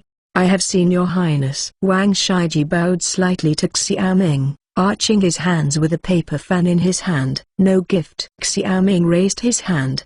He is not Xiaoming now, but Xiaoming's love for Wang Shiji can still affect him in his memory. This is the same as Xiaoming's memory of Pang Yukun, but it is all preconceived memories. Now he is no longer the Xiaoming he used to be. He could have ignored Wang Shiji, but he understands that it is out of fashion to take the civilian route now, because now he wants to unite all the forces that can be united to deal with the real enemy. This local rich family is just an internal conflict in the fief. And for him, there is still a very important value. Wang did not go to Yazoo to check the accounts. He never thought that His Royal Highness would catch 30 barbarian cavalry alive. This really made Wang admire him. Wang Shaiji sighed, his face showing admiration. Whereas Shaiji, brother Shaiji, is absurdly praised, but because of the fortune, these barbarians also came in by mistake. Xiaoming asked the officer to move Wang Shaiji a chair to sit on, and asked, "Brother Shaiji just got in." King Zhu back? Exactly. My father said that His Royal Highness was buying briquettes and iron ore in large quantities in the past 2 days, and he sent me to ask how much he needs. Xiaoming smiled secretly. What Wang Shaiji said was just an excuse. The real purpose is probably to come and see what exactly are these briquettes and iron ore used for. These are enough for the time being, but let the equipment department make some gadgets. If you still need it, I will find Brother Wang. This time, Xiaoming bought 10 tons of iron ore, and he also bought a considerable amount of briquettes. These things he just used to train craftsmen. It's easy to talk. Wang Shaiji smiled. Based on his understanding of Xiaoming would not lie to him. After a pause, he suddenly stood up and said to Xiaoming, "His Royal Highness, in order to thank you for your protection of King Zhu, my father has a banquet at home tonight. Xiao Hong, these 2 days, I really want to see your Royal Highness." The sugar-coated shells came, and Xiaoming looked strange. In the country of Dau, the family banquet of the rich family is a messy occasion, and it is basically the same as a brothel. In addition to eating, it is basically the wealthy family sending the pretty maidservant from the house to entertain the guests and the host. This Wang Shaiji likes this bite very much. When Xiaoming was with him before, such things were inevitable. The little red in his mouth is the one that Xiaoming used to have. This. As a man, it's not normal to be unmoved, but now Xiaoming really doesn't want to go. As the saying goes, cannibalism is short, and people are soft. Every time the Wang family holds a family banquet, the Wang family always asks at the last minute. He is not stupid. If this continues, the name of this fief will be changed to Wang. Seeing Xiaoming's hesitation, Wang Shaiji showed an expression that all men understand. "I heard that Empress Zhen gave 2 beauties to your Royal Highness. Is your Royal Highness a little bit reluctant to forget the little red of my house?" Brother Wang can know it, Xiaoming said along. Wang Shaiji showed envy, and sighed. "Unfortunately, I am afraid that I can't compare the beauty of Luluo and Asta after searching King Zhu. Your Royal Highness is so beautiful. When will I let my little brother also taste it?" Xiaoming's expression changed in an instant. This Wang Shaiji was a household name in King Zhu, the hungry ghost, and now he hit him with an idea. It was really daring. This was the idea of Luluo and Asta. "Brother Shaiji, Luluo and Asta are the maidservants of the concubine," Xiaoming said sternly. Wang Shaiji's mind was full of slim figures of Lulu and Asta just now. Reading www.uukanzu.com recovered at this moment and saw Xiaoming's dangerous eyes, and a cold sweat suddenly appeared on his forehead. What he said just now is enough to say that it is totally rebellious. "Your Royal Highness calms down my anger. I'm really confused." Wang Shaiji cautiously accompanied the smiling face. Xiaoming coldly snorted. Now the King Zhu clans are not small in power, he can certainly rectify them, but at that time his fiefdom will inevitably hurt, so his current ideas and the clans use each other, such as coal and iron. He also counts on these people for their use. As for Wang Shaiji, if it was the former Xiaoming, he would probably be stunned, but when he met him, he naturally ate this time. Therefore, he just spoke according to the way he used to get along with Xiaoming. "Maybe, please ask Brother Shaiji to go back and report to Ming's father. I will not go to this banquet today. Xiaoming has already rushed people." Wang Shaiji is also a good personality. Xiaoming is obviously not the way he used to be. He said, "So, Wang retired." Seeing Wang Shaiji to make the equipment department, Xiaoming continued to teach craftsmen how to make lathes and use them. Chen Wenlong was also listening carefully. Now it is clear that Xiaoming is talking about something unheard of, but he can understand it. And the appearance of these lathes will automatically appear in his mind. Gradually, the manufacturing process of the lathe has been understood in his mind, and everything is so natural. In the evening, the knowledge that should be imparted was also imparted. The detailed manufacturing process of the technology spa was completely transmitted, and the rest was the practice of these craftsmen. It takes time for scientific and technological knowledge to arrive at the finished product. You reading book friends are welcome to visit and read. The latest, fastest and hottest serial works are all in You reading. For mobile phone users, please go to read Chapter 12. Assassinate. It was evening when he came out of the Department of Equipment. A trace of red clouds, one person and one horse, pulled out a long figure of Xiaoming on the Huangta Road in Qingzhou City. It's also tiring to teach technology. Now Xiaoming's mouth is dry, but today is a historic step for him. Pure steel lathes are already in practice. He was still a little confused when he came to this world, and now this confusion is replaced by the passion of climbing the technological tree. Xiaoming never thinks that an ordinary person can change an era.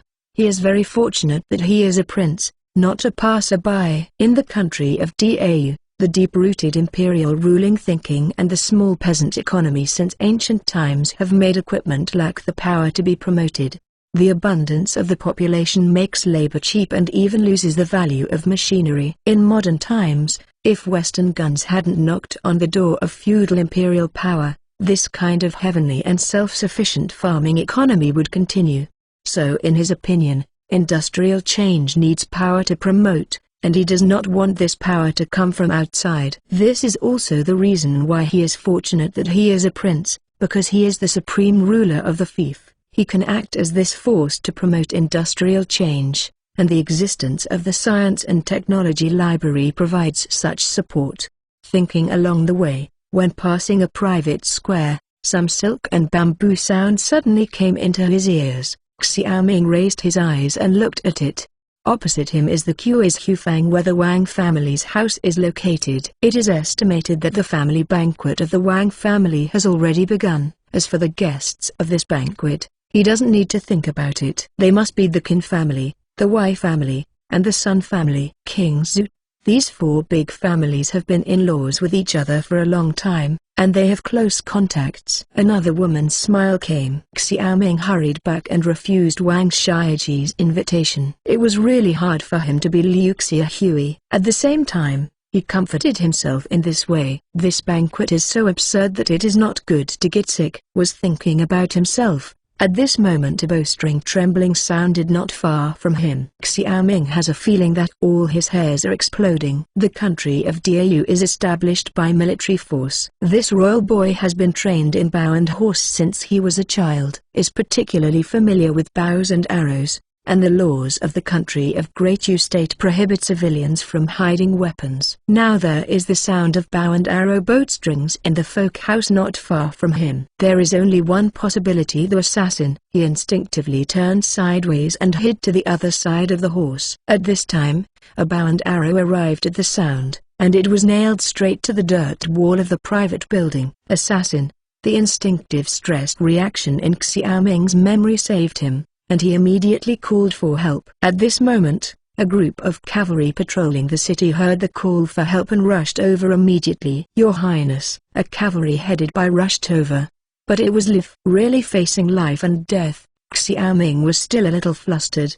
He saw Lif and said, "Someone has assassinated this king. Get it for me." At this moment, Lif saw the arrow on the wall, looked at the direction where the arrow came from, and shouted, "Immediately seal the city gate. No one is allowed to leave the city without my order. You two will Your Highness back, and the others will follow I come." Two cavalrymen responded, protecting Xiaoming from left and right. "I want to live." After the initial panic, Xiaoming said coldly, "It was no joke that someone wanted to kill him." "Yes, Your Highness." Luf led the others and immediately surrounded the opposite folk house, while a cavalry went to each city gate to send orders. Back to the palace, Qian Defu saw Qinla's embarrassed look all over his body, panicked. "His Royal Highness, you You are. Someone wants to kill this king. Xiaoming frowned. This Xiaoming had done a lot of bad things before, and now he can't be sure even the most important suspect. Qian Defu was frightened by Xiaoming's words.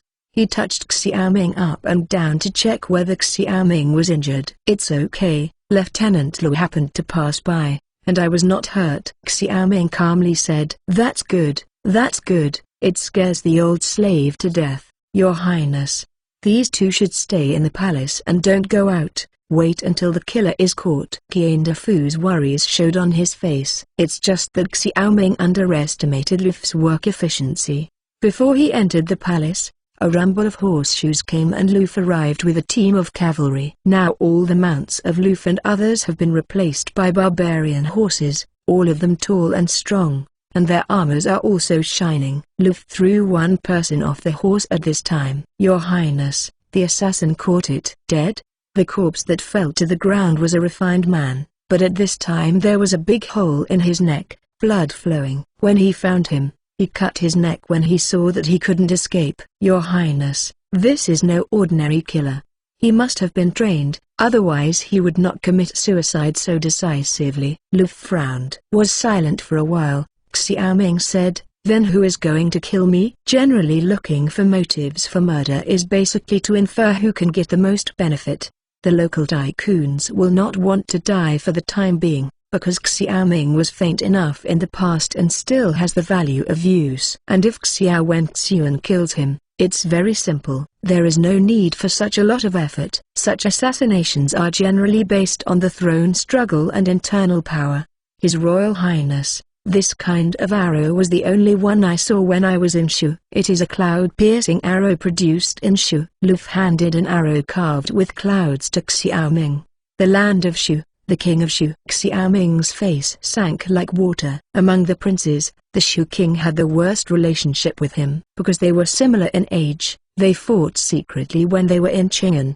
The two had a fight. But the land of Shu is thousands of miles away. Will the king of Shu send an assassin to kill himself? The king of Shu. Qian Defu's eyes rolled. You reading www.yuukanzu.com. Not necessarily. Luf's thinking is similar to Xiaoming. Although Quan Yunjian is a specialty of Shu, it is not unavailable in other places. If I die, who will get the most benefit? Xiaoming said solemnly. Qian Defu shook his body slightly at this time. His eyes showed a trace of worry. Luf saw Qian Defu's strange look, and couldn't help asking, does the money steward know anything? After hesitating for a while, Qian Defu sighed. The old slave is just a guess. Your Royal Highness still remembers the 3 princes who have been very close to the 5 princes? I remember that the prince is incompetent. Now the 3rd prince and the 4th prince are the most holy favorites. Rumor has it that the father has the intention of ruining the reserve. Now the 4th prince and the 3rd prince are fighting fiercely. What's wrong with me? Xiaoming said. His Royal Highness has forgotten that when he fled back to Qing'an 3 years ago,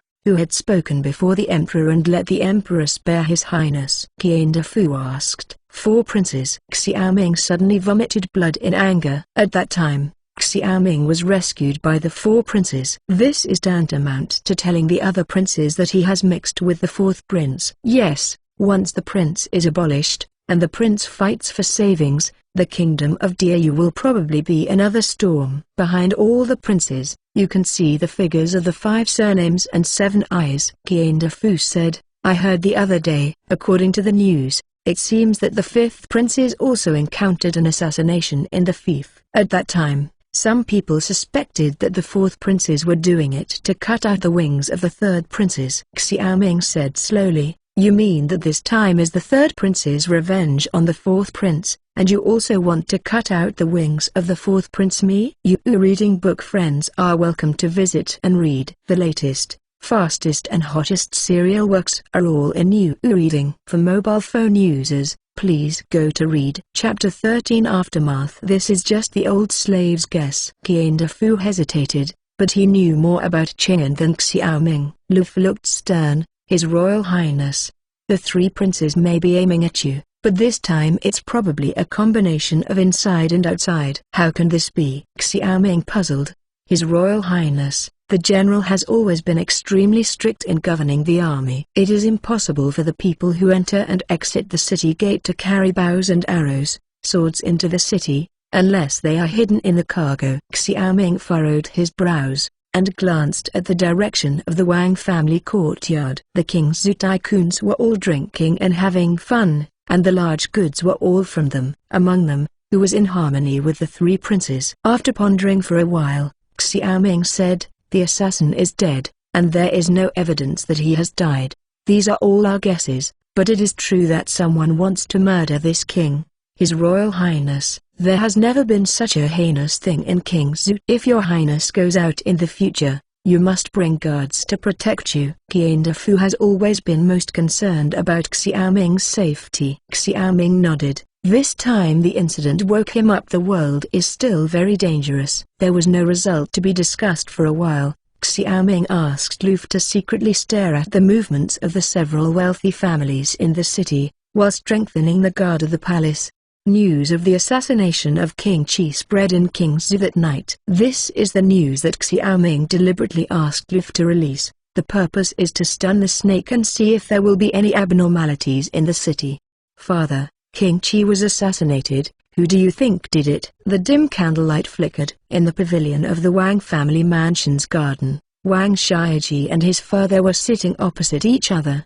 The family banquet was scattered, and there was still a faint smell of alcohol in the compound. He was a little bit drunk. Wang Chengqiu stroked his long beard and closed his eyes as if he was thinking about something.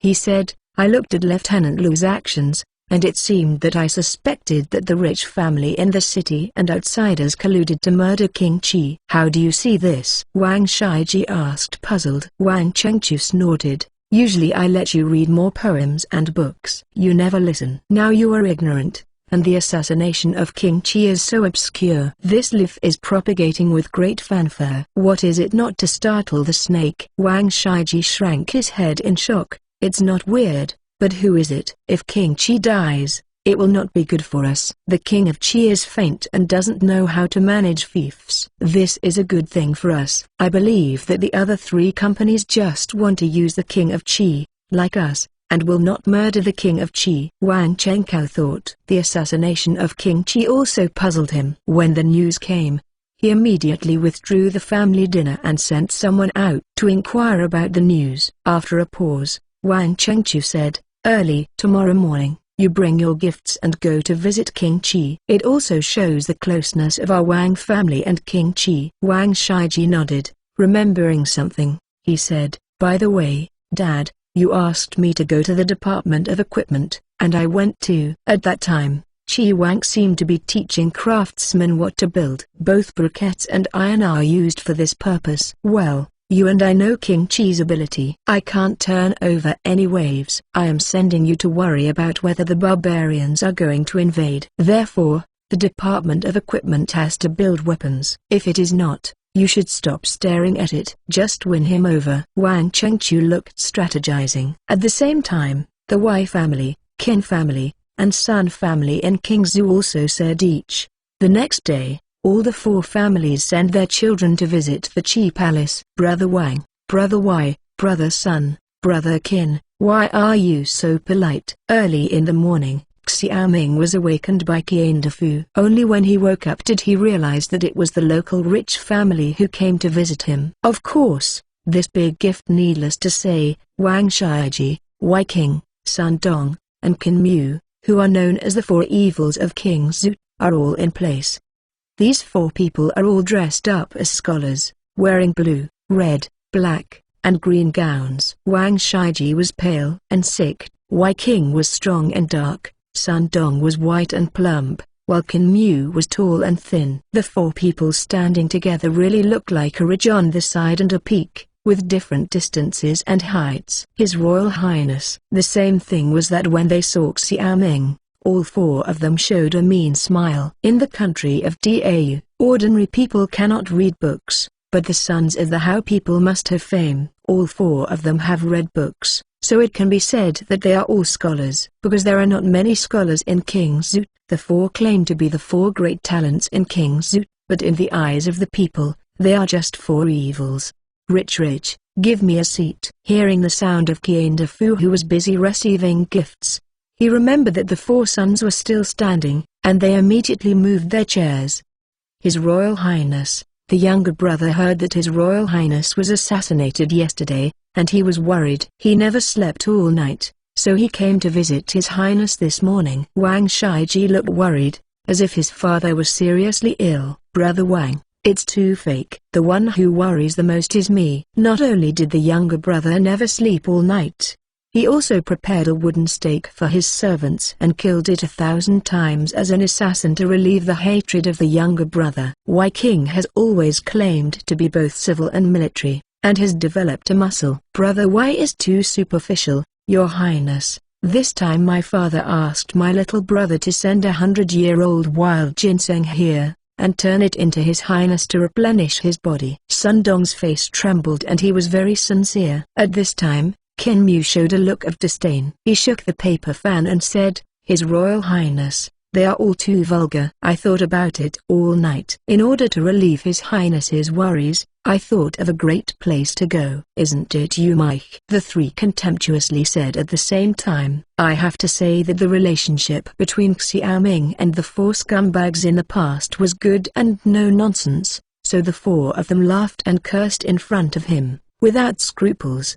Although Xiaoming now puts the eradication of the tycoons in the first place, reading www.yuukanzu.com, but now I have to pretend to be the same as before.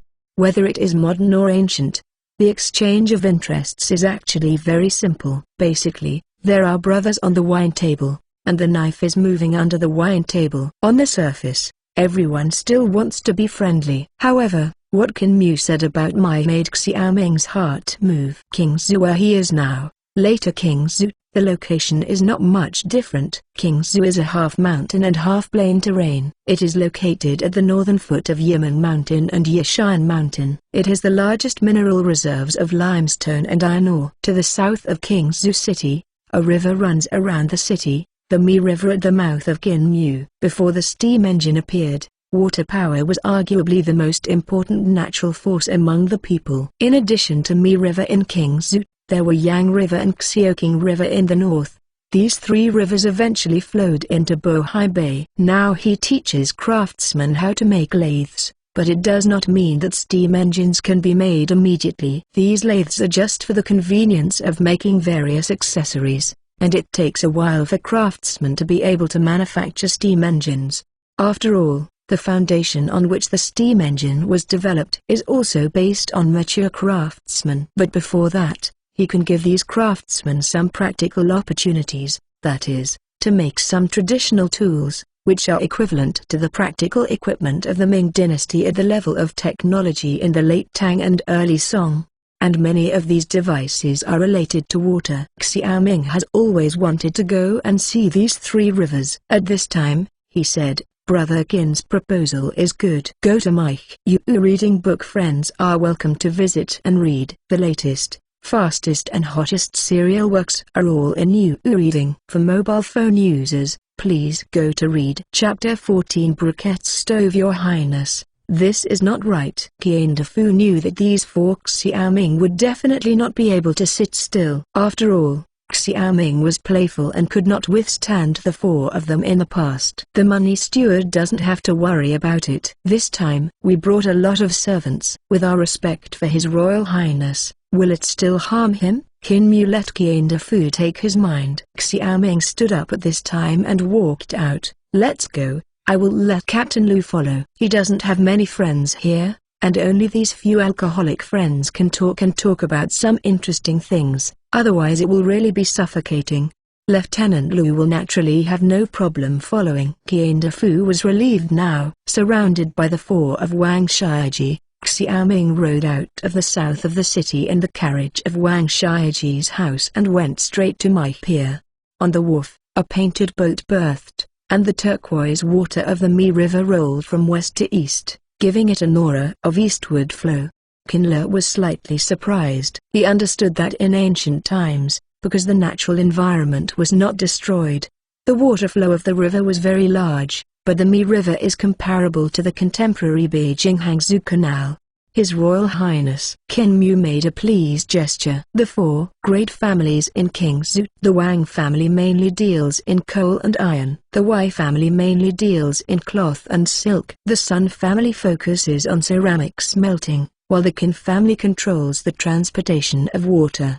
The painting boat in front of him is not gorgeous. In Xiaoming's view, he hasn't seen anything gorgeous so far, but simple and simple. In the painting boat, there is a small table with a few dishes on it, and a jar of wine on it. A charcoal basin under the table is burning, and the season is about to enter the winter, which also means a bit of coldness, but the painting boat is warm, but there is a faint smell of coal.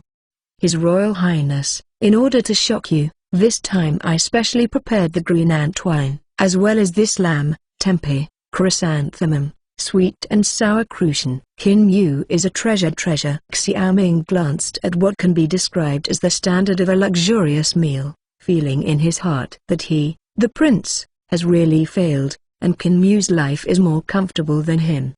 But there is no other way. The Qin family's water transportation business travels to and from all over the country. Naturally, you can buy all kinds of things that Kingzhou doesn't have. Wang Shaiji clapped his hands and laughed. Following Brother Qin is indispensable for good food and wine. It's like me, I can only eat some rough tea and light rice. Brother Wang has broken me. The cane sugar of this sweet and sour crucian carp was specially purchased by my father when the boatman was in Qing'an. The same is true for this vegetable oil. It took dozens of silver patterns, otherwise there is no such sweet and sour crucian today. Sun Dong has always been the most gluttonous, and said, Brother Qin, can you give me a little back next time? The steamed buns, radishes and leeks are too monotonous all day. It is really gluttonous. Xiaoming couldn't help but his saliva was spinning in his mouth. There was no way. Compared with the abundance of modern food, this place is really horrible. In his memory,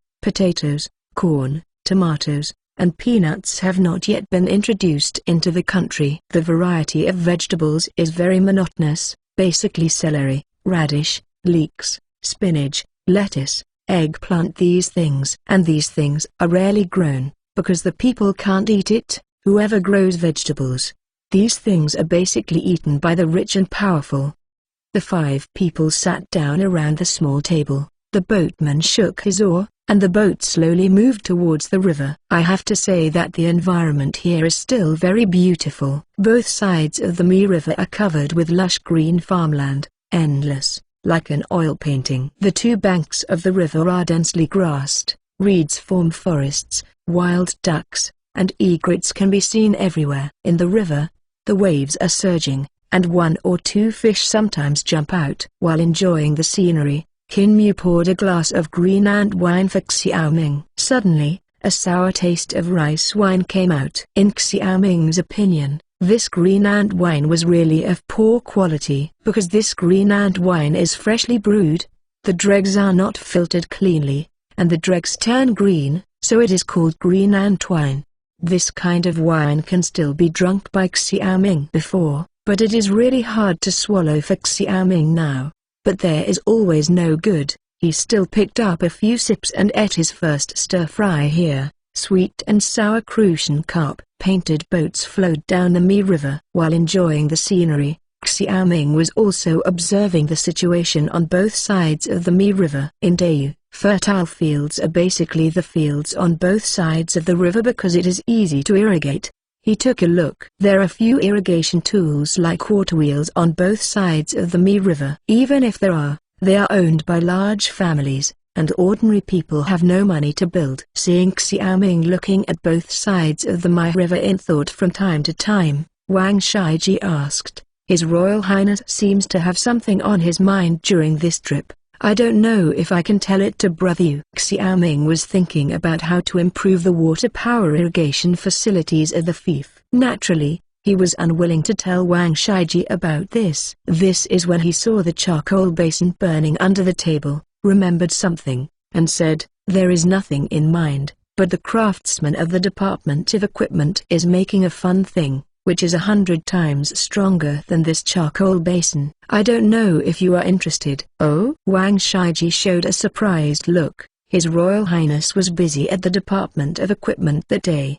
Is it because of this thing? Kinmu and the three people also showed interest. Kinmu said, in this case, we have also swam through the Mai River, so it's better to go and see the novelty things Your Highness said. Why King? Sundong applauded in unison. Yesterday, when Kinla taught the artisans about lathes, he asked the artisans to make him a very practical tool today. This is the contemporary briquette stove. After living in the palace for several days, he feels awkward looking at the firewood burned by the servants every day. So nothing else was made, but the briquettes were given out in advance. Seeing that these children of the wealthy family lived more joyously than his own prince, Xiaoming was upset, which fully shows that the economy of Qingzhou is now in their hands. You reading www.uukanzu.com. Correspondingly, Qingzhou's taxes are getting worse every year. As for why, it is naturally that they evaded taxes. This Kinmu easily said a few dozens of silver. His palace dare not say such big words. Now that he has the science and technology library and doesn't need some novel things to drain their money, how can he have the money to build his own government-run economy? On this trip to Mai River, Xiaoming has a basic understanding of the irrigation conditions on both sides of the Mai River. He said, in this case, let's go to the equipment department to see. Kinmu immediately let Hufang turn the bow, and the five returned to the dock. On the shore, Kinla tightened the clothes on his body, and it was about to enter the winter. The weather was getting colder. This briquette stove was ready to be used at this time, and they were not afraid that they would not buy it. Especially this Wang family. These briquettes and iron ore are so expensive to sell themselves. Can he get around them? In the equipment department at this time, a briquette stove covered with iron pieces has been produced. This is a simple briquette stove. Inside the iron sheet is the inner ring of baked clay, and the base is a mesh iron sheet. The style does not look modern and exquisite, but the functions are basically complete. The craftsmanship of briquette stove is very simple. This is the first object that Xiaoming gave to the craftsman. When the five people arrived at the equipment department, they saw such a briquette stove. His Royal Highness, what is this? Wang Shiji wondered. Kinla smiled slightly and asked Chen Wenlong, have you made briquettes? Back to Your Highness. It has been manufactured, and it is drying outside now. Chen Wenlong replied. You reading book friends are welcome to visit and read. The latest, fastest and hottest serial works are all in You reading. For mobile phone users, please go to read Chapter 15. Not stupid. His Royal Highness, what is this briquettes? Wang Shiji was puzzled. Xiaoming showed a mysterious smile and motioned to Chen Wenlong with his eyes. Chen Wenlong knew, and sent the craftsman to take the briquettes he had made. The briquettes are also called briquettes. They are 10 centimeters in cylindrical shape and have circular holes distributed throughout. In the world where Xiaoming lived before, this briquette stove was very popular before the 70s and 80s, and almost every family had it. Boiling water, cooking, heating, it can be said to be versatile, very practical, and quite simple to manufacture. Faced with this kind of thing that never appeared, Wang Shiji and the four were in confusion at the same time, just waiting for Kinla's next explanation.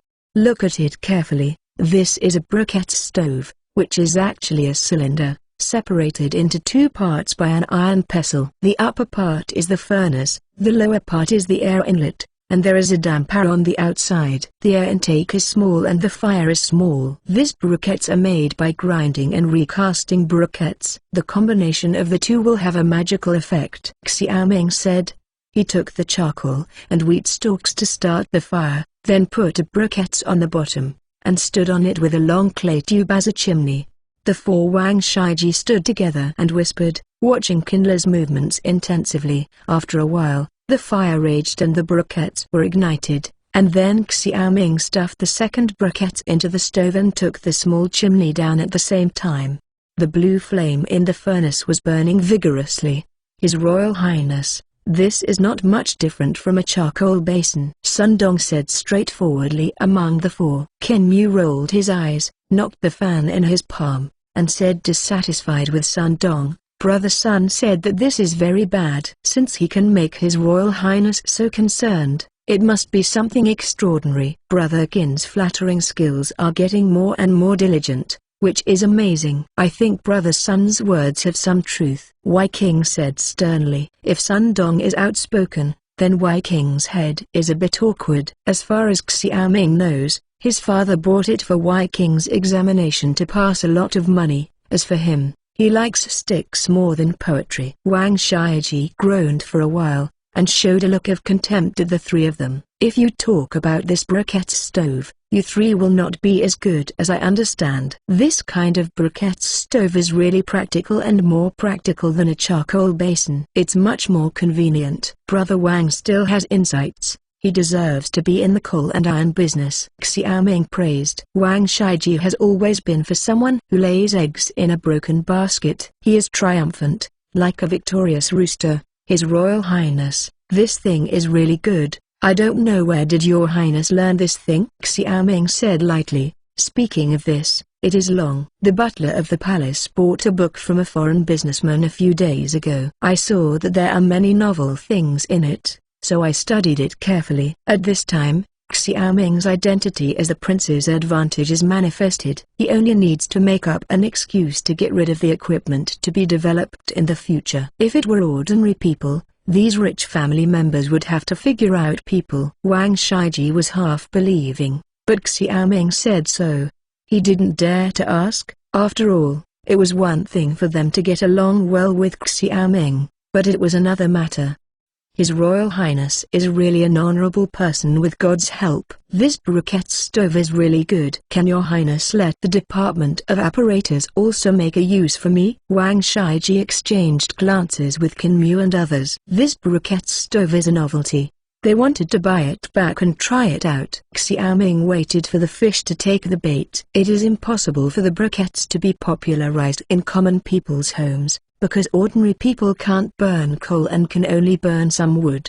But the big family is different. The psychology of any rich family is the same, that is, they like to hunt for strange things. It's not impossible, it's just that the briquettes consume iron and coal. My cheap palace has always been poor. Wang Shiiji, a human-like character, immediately understood. His Royal Highness, it is easy to say. How much silver do you say about this briquette stove? We will come out. Kinmu and the three people nodded one after another. They didn't dare to take advantage of Xiaoming's hands, and Xiaoming was also a feudal king anyway. Let's do it. 52 silver patterns on a briquette stove. Xiaoming Lion said loudly. Wang Shiiji was shocked. This King Chi really dared to ask for it. In his opinion, although this briquette stove is much more convenient than charcoal bowls, it is not irreplaceable. At most, it is a lot more convenient. It is not worth so much money. At most, it is only a few silver patterns. He said, His Royal Highness, 50 tools are really too many. Think about it. If a big family does not raise a servant, this is a little troublesome for boiling water, cooking and warm wine. But after all, you don't need to do it yourself. It's better to buy a maid. Don't make things difficult for me. Kinmu and the three nodded at the same time. And Sun Dong said, but Brother Wang reminded me that this briquette stove is a business, and you can sell it to wealthy households who have some money in their hands and cannot afford maids. Xiaoming glanced at the four of them, thinking that the ancients were not stupid, and they were careful in their calculations. They could not just make a fool of something to make a lot of money. The first round of flicker failed. Xiaoming called Chen Wenlong to ask about the cost of the briquette stove. Wang Shiiji estimated that the cost of reading www.yuukanzu.com is basically about 2 or 2 silver. After all, coal and iron are still very expensive.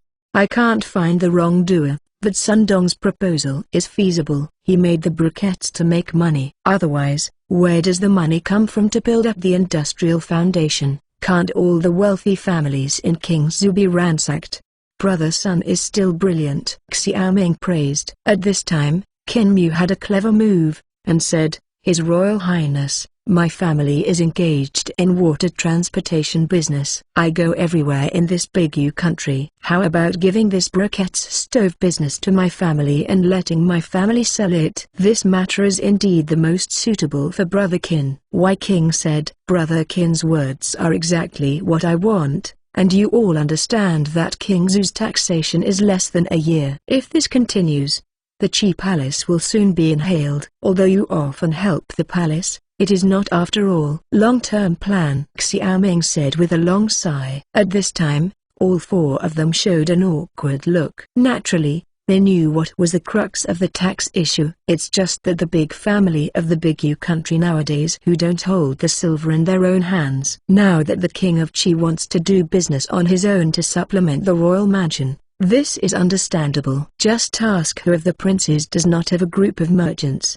These merchants worshipped silver every year in exchange for business convenience, and some profitable businesses were even run directly by the prince's cronies.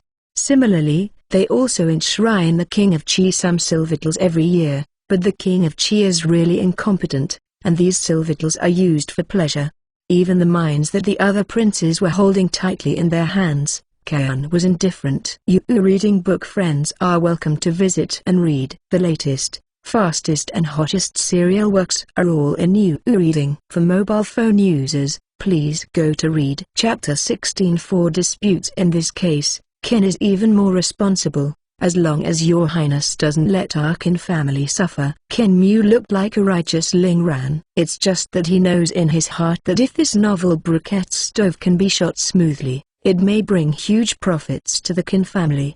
Qin Mu ate alone. Wang Shiji was unhappy. He said, Brother Qin, you are greedy. How can you take this opportunity to make a fortune? Then, Wang Shiji looked at Xiaoming and said, going back to your highness, there is also a horse team in Yudi's house. There are still some places that Qin Mu walked along the waterway. After all, there are still some places that we can't reach. Our Wang family can help your highness in the rest. Yes, our Sun family also has a horse team. Sun Dong echoed. Wai King and Qin Mu looked at each other. Their expressions were slightly unhappy. These four people quarreled with me, while Xiaoming watched carefully from the side, and he was secretly delighted. Now it is obvious that Wang Shiji and Sun Dong are helping each other, while Qin Mu and Wai King are standing together. It can be seen that the four giants in King Zhu are not monolithic. The surface is calm but the inside is intrigue. Xiaoming is not afraid of them fighting, just afraid that they will not fight, so he can profit from it. Everyone, you guys, stop arguing. You are the people that the king trusts the most, and no one wants to be biased. This way, the king has an idea. Since the four of you want to take over, it is better to compete fairly. I don't care how much silvertals you sell to others, but the price of buying a briquette stove from me is higher than those of you. Xiaoming rolled his eyes, and then said, for the sake of fairness, each of you will prepare a secret letter tomorrow. This letter contains the price of buying the briquettes from the king. When the time comes, open it in public. How is it? This is a way. Your highness is wise. Wang Shiji arched his hand at Xiaoming, but looked at Qin Mu provocatively. Means who is afraid of whom? Then do as your highness said. Qin Mu did not back down. Xiaoming was happy in his heart. He didn't have much hope for the gas stove, but now the four families are fighting. He can take advantage of it. In order to let the four of you understand the convenience of this gas stove, you can take this sample back and show it to each one. Xiaoming still maintained the superficial calmness, unable to let them see his own psychology. Wang Shiji arched his hands to Xiaoming, and let the accompanying family members walk out with the stove. The other three also left with their hands. His Royal Highness, do you let the craftsmen build the briquettes now? Chen Longwen asked with a smile. He was watching the whole process. Originally, this briquettes made what Wang Shiji and Sun Dong said was worthless, but he didn't expect Qin Mu to be too greedy, and cracks appeared in the four companies that had moved forward and retreated together. Xiaoming glanced at Chen Wenlong obliquely. What do you say? You won't have much free time in the future.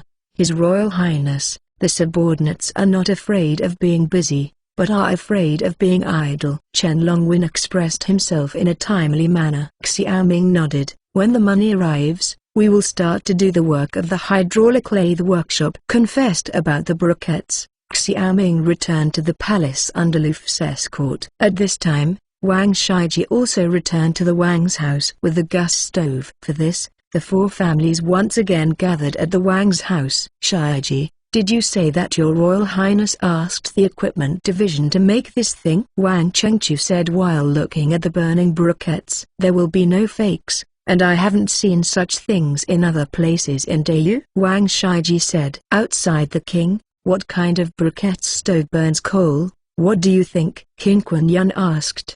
He was Qin Mu's father. Wang Chengchu gently twisted his beard, and Qin Kuan-Yun said that he was very useful to him, even though he was only a name given by a wealthy businessman with money.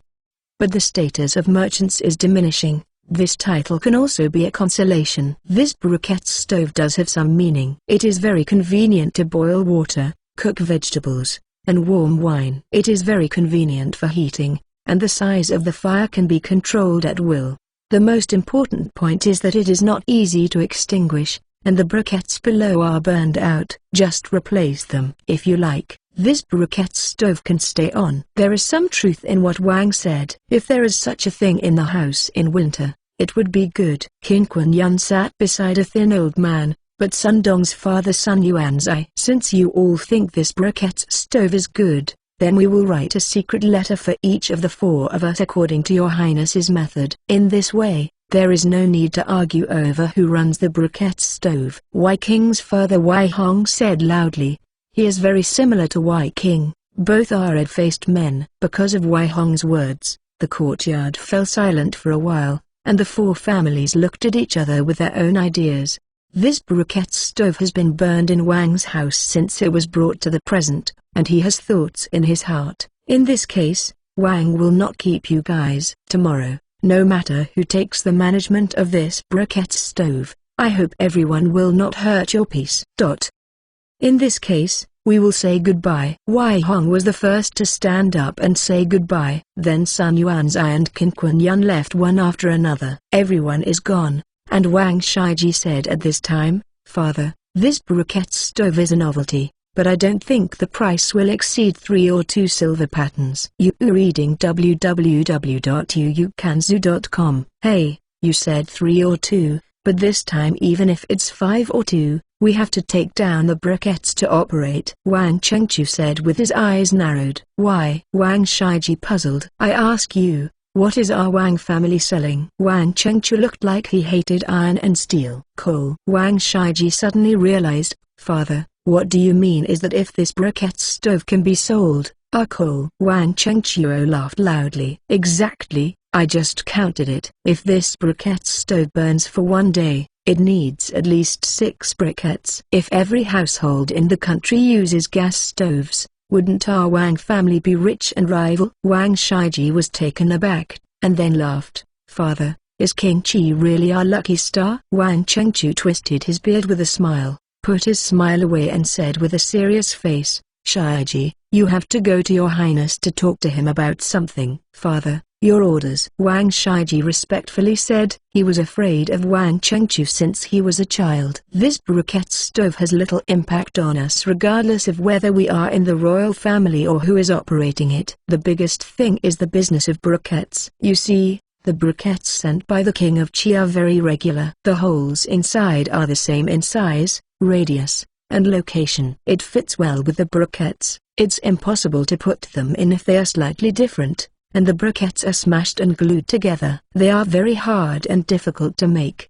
Do you mean to ask your highness to find out how the briquettes are produced? No, the King of Qi is for money this time. I want you to buy this method. Wang Chengkai's eyes flashed with ambition. You reading book friends are welcome to visit and read. The latest, fastest and hottest serial works are all in You reading. For mobile phone users, please go to read. Chapter 17 Quilt His Royal Highness. Do you think the 4 families of Wang, Wei, Sun, and Qin will come to buy our briquettes? Cheap Palace. In front of Xiaoming's bedroom is a quaint garden, clear water, stone bridges, flower gardens, and a vermilion gulen pavilion standing next to the water. At this time, dusk is approaching, and the night in the palace is a little hazy. In the pavilion, Xiaoming is eating. There is a gas stove in front of him.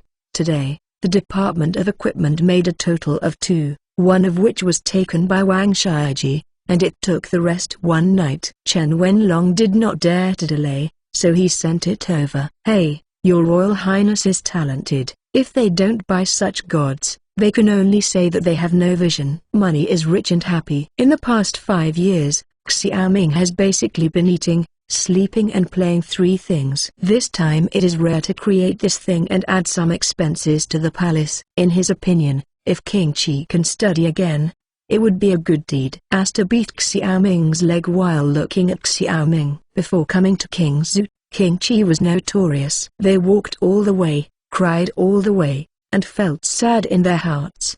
But since arriving at the palace and waiting for a while, she found that King Qi was not as unbearable as the legend. The sadness in their hearts gradually faded. Moreover, King Qi is the son of concubine Zhen, and concubine Zhen treats them very generously. These days, Xiaoming has been approachable to them, which makes them feel a little close. The servant girl thinks that it is wise for His Royal Highness to ask the 4 of them to write the price in the envelope and hand it in. Asta chuckled lightly, with 2 dimples on her cheeks. Xiaoming sat on the stone bench. He just explained to them how to use the briquette stove. In the daily life of Xiaoming, 2 maids are in Jiang Luo, and they immediately understand the convenience of this gas stove. How can you see it? Xiaoming asked. Asta said in a crisp voice, if your Royal Highness clearly asked them to say the price, the 4 of them would definitely collude to lower the price. Now they go back separately, and no one knows the other's price in order to win this briquette stove. Management must be a battle against each other so that we can enjoy the benefits of the fishermen. Well, that's right. This is the purpose of this king. Xiaoming glanced at Zhu Mo. Asta is very thorough in analysis. In fact, this model is a modern version of bid quotation. In order to achieve the goal,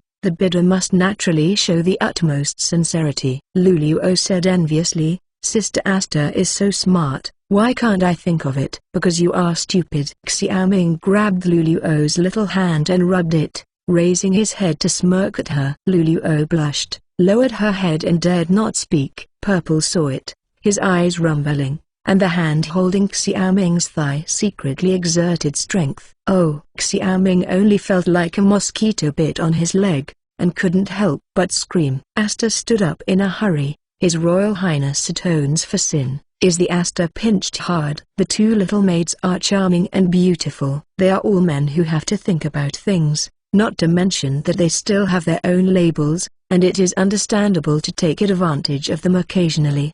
After regaining his senses, he remembered that so many people were watching. This is ancient, but not the 21st century where you can kiss on the road. Ahem. Xiaoming coughed. Asta seemed to be respectful, but what he saw was intentional. This girl was smart, but he didn't want her to develop the habit of playing tricks with herself. He deliberately smirked and said, it's also very easy for this king to forgive you. Let's do this. It's also cold today. Don't you come to gift this king a warm quilt tonight? Asta was startled. She obviously didn't expect Xiaoming to do such a trick. Since I don't speak, I'll take it as the default. Asta is the most intimate. Xiaoming stood up with a smile. Daifu, this briquette stove will be handed over to you. We don't have many manpower in the palace. It's easier for the next person. Yes, Your Highness. Daifu replied, and at the same time he looked at Asta in worry. The current Xiaoming, he can't figure out how to do it. This Asta relies on his cleverness to play with the King of Qi. It is really a steal. Xiaoming turned around and returned to the sleeping hall. Luluo grabbed Asta's hand and said, Sister, what can you do about this? Are you really going? Asta turned pale, and her head was not enough at this time. Daifu sighed, and said at this time, Asta, you are smart but you are clever, but cleverness is mistaken by cleverness. In this way, I will teach you a way. Asta and Lulu listened carefully, and Asta said, is this all right? Then do you have any other way? If you violate your orders, this is up to family law. Daifu said. Luluo grabbed Asta's hand and said, Sister, just try it. With a sigh, Asta nodded. It seemed that King Chi was a clever person, and she couldn't underestimate him. Back to the sleeping hall, Xiaoming did not sleep, but lit a candle and was drawing drawings with a brush. Once he took the money from the 4 companies. His next plan was a hydraulic lathe workshop. Reading www.yuukanzu.com. This is also the reason why he wants to go to Maya for a round. One is to investigate the situation of the people and the other is to find a suitable location. However, this batch of hydraulic lathes is sufficient for processing wooden tools and general iron parts, but it is still not possible to process hard steel. The reason is that the tool strength of the lathe is not enough. If there is no alloy tool with sufficient strength, it is basically impossible to process steel. The alloy needs nickel, tungsten, molybdenum, cobalt, aluminum, titanium, boron, zirconium and other trace elements, but these elements are not readily available. Despite being mentally prepared, Xiaoming now feels that the difficulties he faces are still great. It is really not easy to start from poverty and white. But the method is not without. The Science and Technology Library also contains the knowledge of each kind of mineral, the location of the mine, the associated mine, the color, and the method of mining. He needs to find cronies to teach them to find these metal mines, because it is not just about alloys. The next step is to mine mines by himself. Now his fief is the contemporary Shandong region, which is rich in minerals, and there is a large gold mine near Zhu if the use is reasonable.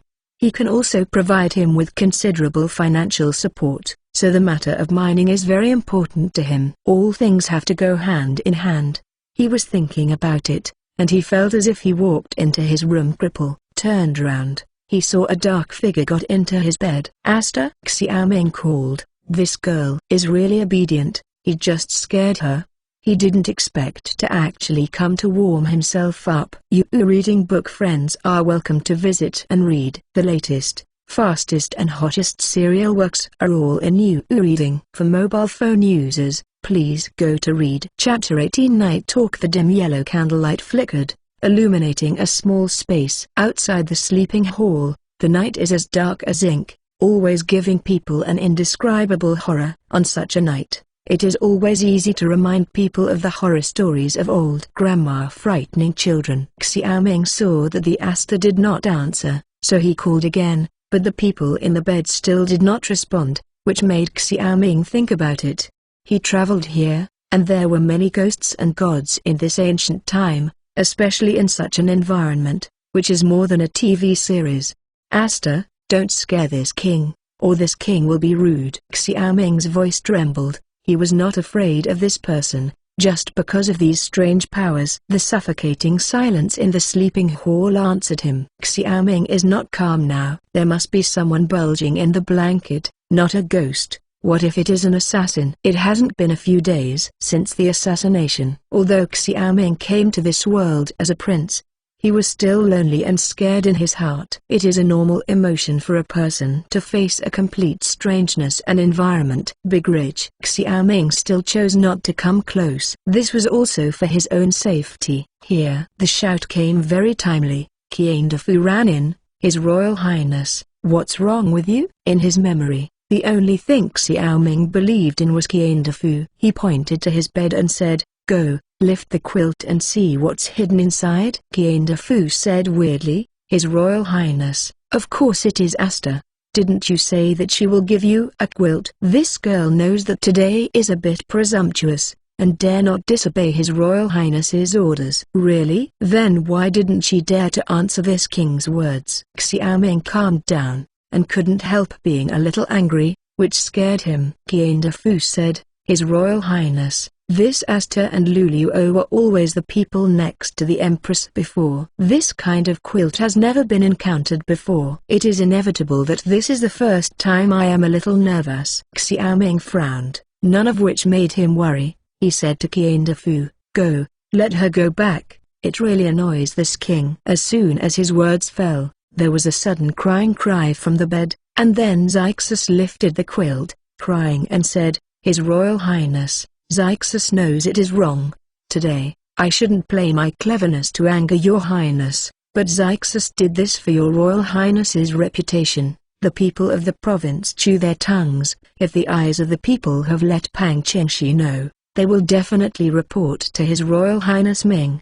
The matter of the lady who asks Your Royal Highness to be the president of an province next year may be delayed again. That's right, Your Highness. Qian Defu sighed. This Chenan misses His Royal Highness's madam. I hope that Your Highness will take great pains to think of Your Majesty. Speaking of concubine Zen, Xiaoming suddenly felt a little bitter, and had to say that Xiaoming was nothing more. This concubine Zen always loved him. Every time Xiaoming made a mistake, concubine Zen would always endure Xiao Wenxuan's scolding and plead with him. HMPH, stop, you all go out. This king is just warning you that you need to be smart to use the right place. Okay? Xiaoming said to Asta. Asta is full of happiness, and the pear blossoms with rain. Yes, Your Highness, Asta remembers it, and I won't dare again next time. Qian Defu stared at Asta. If I don't leave yet, I actually made my Royal Highness angry. Asta wiped his tears, then bowed and disappeared into the night. Xiaoming said to Qian Defu at this time, you guys, partner to deal with me, when I can't tell. Hey, Your Majesty wise, I know you can't keep Your Majesty from you, but Your Majesty really wants to think about the Emperor's. Now the Emperor's body is getting worse and worse. If the Emperor returns with a crane, the Empress will be helpless in the palace. Nothing, in case someone mentioned the burial at that time, Empress. At this point, Qian Defu's eyes were slightly red, as if he was extremely worried. Who dares? Xiaoming's intuitive heart burst out with anger, which seemed to touch the most painful thread in his memory. The death of the emperors of the past dynasties will have the burial of concubines, and at that time, when the mother was expensive, the burial person would basically be born out of the concubines who had no support. Qian Defu continued, His Royal Highness, today the old slave has a lot of words. Since His Highness was seriously ill, the old slave saw that His Highness had grown a lot. Originally, the old slave was desperate. When the mother went, the old slave also followed. But now the old slave believes that His Royal Highness can turn the Empress into peace. As long as His Royal Highness is diligent and loving the people and prosperous and powerful, then no matter who is on the throne, he will weigh your weight. Xiaoming nodded. Qian Defu's sincere words can be said to be from the bottom of his heart. He now occupies Xiaoming's body, then Xiaoming, because he came to this world, he belongs to this world. Qian Defu's words made him suddenly realize that there are still people who need him in this world, and there are people he needs. Your painstaking efforts have been understood by the king. When he was sick, the king was also regretting his past dissolute form. Reading www.yuukanzu.com will no longer be the same as before. Xiaoming solemnly said to Qian Defu. Your Highness. Qian Defu's tears rolled in his eyes. Xiaoming smiled and patted him on the shoulder. Now Qian Defu probably has a 1,000-year-old iron tree blooming with emotion, but in this way, Xiaoming can be his true self. Stared at Qian Defu for a second time, Xiaoming suddenly felt a little strange. He only remembered that in the memory of Xiaoming's birth, Qian Defu had always followed Zenf. In his opinion, Qian Defu's loyalty to Zenf seemed excessive. He couldn't help asking, Defu, why are you so sincere to us, mother and son? Xiaoming asked like this, completely worried that concubine Zen had given birth to Xiao Wenxuan in a green hat, afraid that one day the rich and powerful would suddenly cry and tell him that I am your father. Startled for a moment, Qian Defu said, His Royal Highness, back then, my father was framed and satirized the sage because he wrote a poem. If it weren't for the Empress's plea, the old slave family would have been hacked instead of being sent as slaves. I was sent to the palace, and I was often bullied by the eunuchs in the palace, but the Empress put me next to me. Xiaoming almost blurted out to eunuch. He knew it now. How come every dynasty has a literary prison? Xiaoming grumbled, and he said, so that's it. Wait a day, this king will vindicate your family. His Royal Highness the old slave. Qian Defu knelt down with an excited expression. You and my master and servant are working together. Why do you say thank you? Get up. This king has an important thing to leave to you. Now he is completely relieved of Qian Defu. You reading book friends are welcome to visit and read the latest fastest and hottest serial works are all in new reading. For mobile phone users, please go to read Chapter 19 Silver. Silver. It's winter, and it's getting dark early. It's just 8 o'clock in modern times. For Xiaoming, who didn't sleep at 12 o'clock before, this time was just a time for recreation. He kept his pro-money rich, naturally for the sake of minerals. The construction of a FIFA requires several items in parallel, such as industrial foundation, agricultural foundation, minerals, and chemistry. After all, these things complement each other, especially chemistry and industry. These two must not be hindered by each other, otherwise some industrial progress will not be realized. His Royal Highness meant to let the old slave go to find the mine himself? Qian Defu said. Xiaoming nodded. Yes, not to mention that the mines in the fief are controlled by the royal family, but the mines mined by the royal family only have coal and iron. Now I need to ask you to find a variety of minerals. Once found, the government will pay for it. Let the government-run mines firmly control the mines in our hands. Xiaoming's repentance just now is only superficial, and now it's true, Qian Defu said. His Royal Highness, the old slave will definitely not disappoint His Highness in this matter. Xiaoming nodded. What I told you tonight, you must keep it secret and not tell anyone in advance. The rich money nodded. Xiaoming's mind moved slightly, and the huge Science and Technology Library of Science and Technology Spa came to mind again, and the geographical location of each mineral in this area appeared precisely. At the same time, prospecting methods for each ore have also emerged. He is holding a pen, while explaining to Qian Defu, while drawing a picture with a brush, marking the geographic location and mine location of the entire Shandong area. Although this is a rough location, as long as you patiently search for it, there is still hope. Qian Defu listened carefully. When Xiaoming spoke, it seemed that clear maps appeared in his mind. At the same time, the color of each ore, the characteristics of the vicinity of the ore, seemed to have pictures generated in his mind. Xiaoming Jiang, Qian Defu listened. The candle burned out and replaced another one. Until the next day, Wang Shiji's palace begged to see him, and the two stopped. Defu, how do you remember now? Xiaoming said. Qian Defu seems to be still in a trance. His Royal Highness, the old slave has never felt that learning is so fast. Xiaoming nodded. In that case, this mind-seeking matter should be put on the agenda. If you don't know how to ask me again. After that, Xiaoming went to the front hall, and Wang Shiji was still waiting for him. Qian Defu looked at Xiaoming and scratched his head, showing a puzzled look. Strange, how does your Royal Highness understand these things? Hey, let him, as long as our Royal Highness moves forward. In the front hall, Wang Shiji is sitting on the mahogany chair of His Royal Highness. As if he had hemorrhoids, Wang Shiji's body twisted uncomfortably. His father's suggestion last night made him suddenly realize that an opportunity to make the Wang family a fortune was in front of him. Brother Wang, why did you come so early? Xiaoming yawned. He is sleepy now. Wang Shiji smiled happily. His Royal Highness is so sleepy.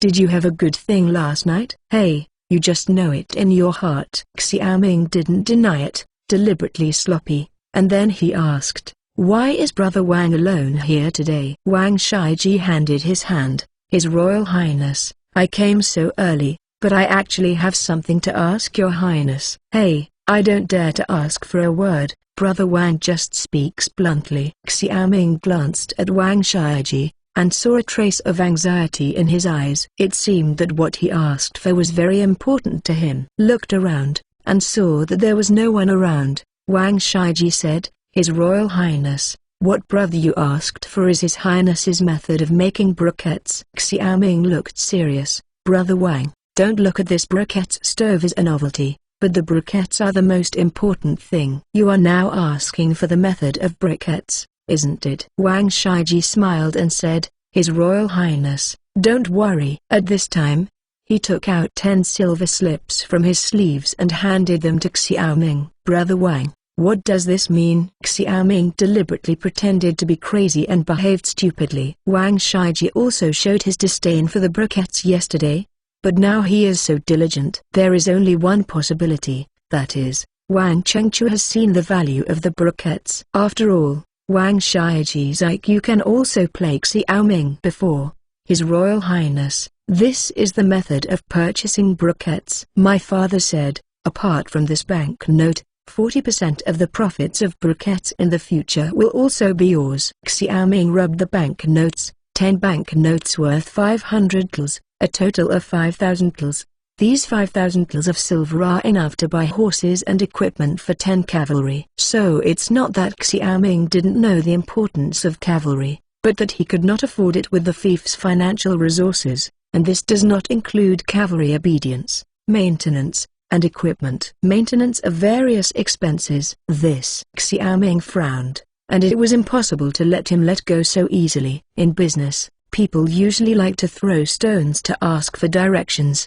He believes this is just a stone thrown by the Wang family, and the jade is still behind. Wang Shiji watched Xiaoming's expression carefully. Seeing that Xiaoming seemed hesitant, he smirked at this moment. His Royal Highness, brother, you almost forgot. There are more here, said as he took out 10 silver slips from the other cuff. You reading www.yuukanzu.com was another 5,000 tals. Really a local tyrant, Xiaoming secretly said. It seems that Wang Chengyui has made a lot of money in the past 5 years. For Xiaoming, the method of making briquettes is very simple, but it is actually a problem of molds. This mold and equipment division had already made it, and he was waiting for the Wang family to come and give him money. To him, the briquettes were just a small mess. What he really cares about is the establishment of an industrial foundation. As for why he is confident that the Wang family will give money instead of copying it,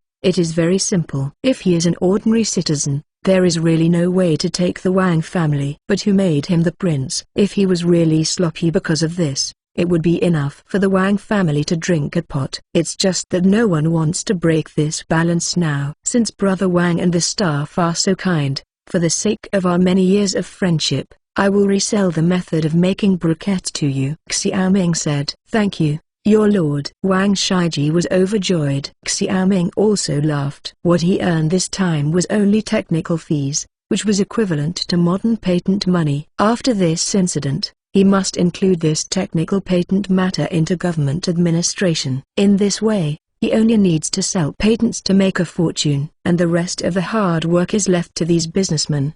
He doesn't have so many manpower and energy to manage them. Of course, he will win the real profitable business. Both got what they wanted and chatted happily. At this time, there were several announcements outside the palace gate, and it seemed that the remaining 3 had arrived. Xiaoming was overjoyed. The gift of silver is here. You reading book friends are welcome to visit and read. The latest, fastest and hottest serial works are all in You reading. For mobile phone users, please go to read Chapter 20. The first snow crossing, Your Highness. Qin Yu entered the main hall first, followed by Sun Dong and Wei King. Seeing Wang Shiji's arrival, Qin Yu was surprised. Brother Wang always came late in the past. Why does he come so early today? Last night, because of this gas stove, I never slept all night, and I was anxious, so I came earlier today. Wang Shiji has a guilty conscience and dare not look at Qin Yu directly. Qin Yu sneered. He believed that Wang Shiji was a ghost. Just by looking at Wang Shiji's wicked eyebrows, he knew that his purpose was not simple. Sun Dong looked at Wang Shiji,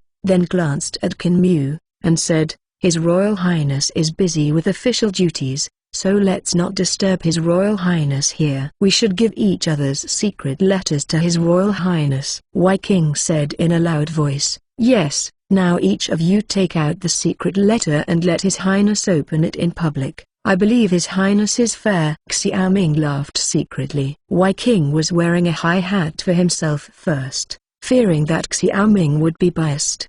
He said, I will go to the Department of Apparatus later. In that case, please give me the secret letter. Wang Shiji immediately handed his letter to Xiaoming, and the other 3 also handed it in. After sorting out the secret letters, Xiaoming opened them one by one. Wang Shiji's quote was 5 tals, Sun Dong's 3 tals, Wei King's 3 tals, and Qin Yu's 6 tals. "His Royal Highness, what's the result?" Qin Mu asked with some worry. This time the Qin family paid a big price. Xiaoming spread out all the 4 letters. This king hasn't cheated. It seems that Qin Mu's management of this briquette stove. Wang Shaiji looked unhappy. He didn't expect the Qin family to spend such a large capital, but to him, the briquettes were the most important thing, and the briquettes did not seem important. Accepted. Qin Mu stood up and bowed his hands to the 3 of them, looking like they were proud. Sun Dong and Wei Qing's expressions have not changed much. The 2 of them know that they are not better than the Qin family and the Wang family in this matter. The Wang family controls the coal and the Qin family controls the transportation of water. These are advantages that they do not have. Since Qin Mu takes the top spot, this matter is settled like this. This king will order the equipment manufacturer to produce, and Brother Qin will come to get the goods every day. Xiaoming said, "Thank your highness." Qin Mu was overjoyed. The matter of the briquette stove was decided, and the 4 of them went separately. They still need to report the matter to their families. Counting the silver bills in his hand, Xiaoming said happily, "It is still the most profitable technology monopoly." As a major in engineering, Xiaoming knew exactly what it meant to be technologically backward. In his time, if there was no technology, he would spend money to buy it from others. In this case, you have to give as much money as others say you need. Technological monopoly is definitely a huge profit. Now he has infinite technologies in his mind. When he develops these technologies, he will establish his own technology monopoly system. At that time, he can wait to collect the money. Qian Defu's round face, eyes almost disappeared. Since they came to King Zhu, their palace has never been so rich. "Defu, this is 1,000 pls. Mine search is very hard." "It is for you." Xiaoming took the 2 silver tickets into Qian Defu's hands. Qian Defu smiled happily. His Royal Highness earned this money, so the old slave accepted it. Xiaoming shook his head helplessly. "No way, the palace was too poor before." "Received the cash receipt?" Qian Defu asked. "His Royal Highness, I'm going out to search for mines. What about the affairs of the palace?" Xiaoming glanced at him and said faintly, "You are so protective of Asta, don't you have an idea in your heart? His Royal Highness is smart, and the old slave can't keep her from thinking about it. This Luluo and Zixuan are the people next to the Empress and will not be against your highness. Luluo is timid and fearful, and she definitely can't control the servants in the mansion. This Zixu has a pungent personality and smart. It's more than enough to take charge of the palace." Qian Defu said. "Then let her take care of it. You are my confidant. In the future, you may deal with a lot of things. You can't always stick to the trivial matters of the palace." The 2 words confidant made Qian Defu agitated. Xiaoming trusted him so much that he would go through the fire and water. "The matter of seeking mines is imminent." Xiaoming explained some details to Qian Defu. "He has to prepare today, and he will go out tomorrow." For the safety of the wealthy, Xiaoming also specially asked Ruda to draw out 10 loyal cavalry for protection. With silver in his hand, Xiaoming's first thing was naturally the hydraulic lathe workshop, because the dignified feudal lord enjoyed the ultimate privilege in his fief. Xiaoming easily circled a piece of land in the most rushing place of the Mi River. No one dared to say anything. Then, he asked Chen Wenlong to post a notice to recruit the craftsmen. The hydraulic workshop is 100 meters long and 15 meters wide, which is not a small project. This winter is coming soon, and he hopes that the workshop will be put into use within 1 winter. At the same time, the craftsmen in the equipment department worked overtime to produce lathes, and when the workshop was established, the equipment could be moved there. Reading www.uukanzu.com.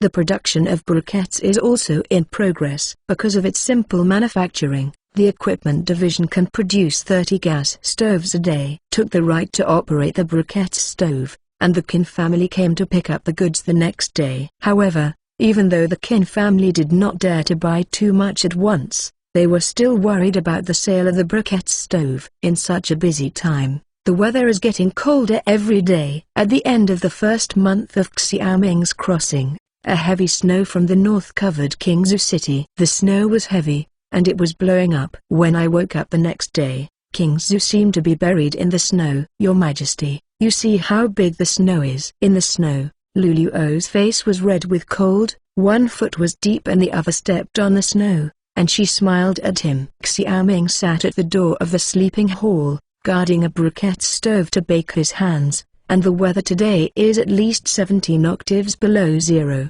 In previous times, he was a southerner. He had never experienced such a cold weather before. Now he just wants to hold the stove without moving his nest. However, Luluo and Asta seem to have become accustomed to this kind of weather for a long time, and they have fun in the snow. Asta also smiled at Xiaoming. His Royal Highness, come on, it will be warm when you move. Let's play, this king won't go. Xiaoming said, watching beauties playing is also a kind of fun. Asta and Luluo looked at each other, and suddenly they picked up a snowball and threw it at Xiaoming. Bold. Xiaoming pretended to be angry, and at the same time dodged left and right. Two snowballs fell into the sky. Asta and Luluo smiled when they met, but suddenly they stopped smiling because they saw Pang Qingxi coming over from the front hall. You reading book friends are welcome to visit and read. The latest, fastest and hottest serial works are all in You Reading. For mobile phone users, please go to Read. Chapter 21. Production team. Snowflakes like cotton wool are still blooming. Pang Yukun walked all the way,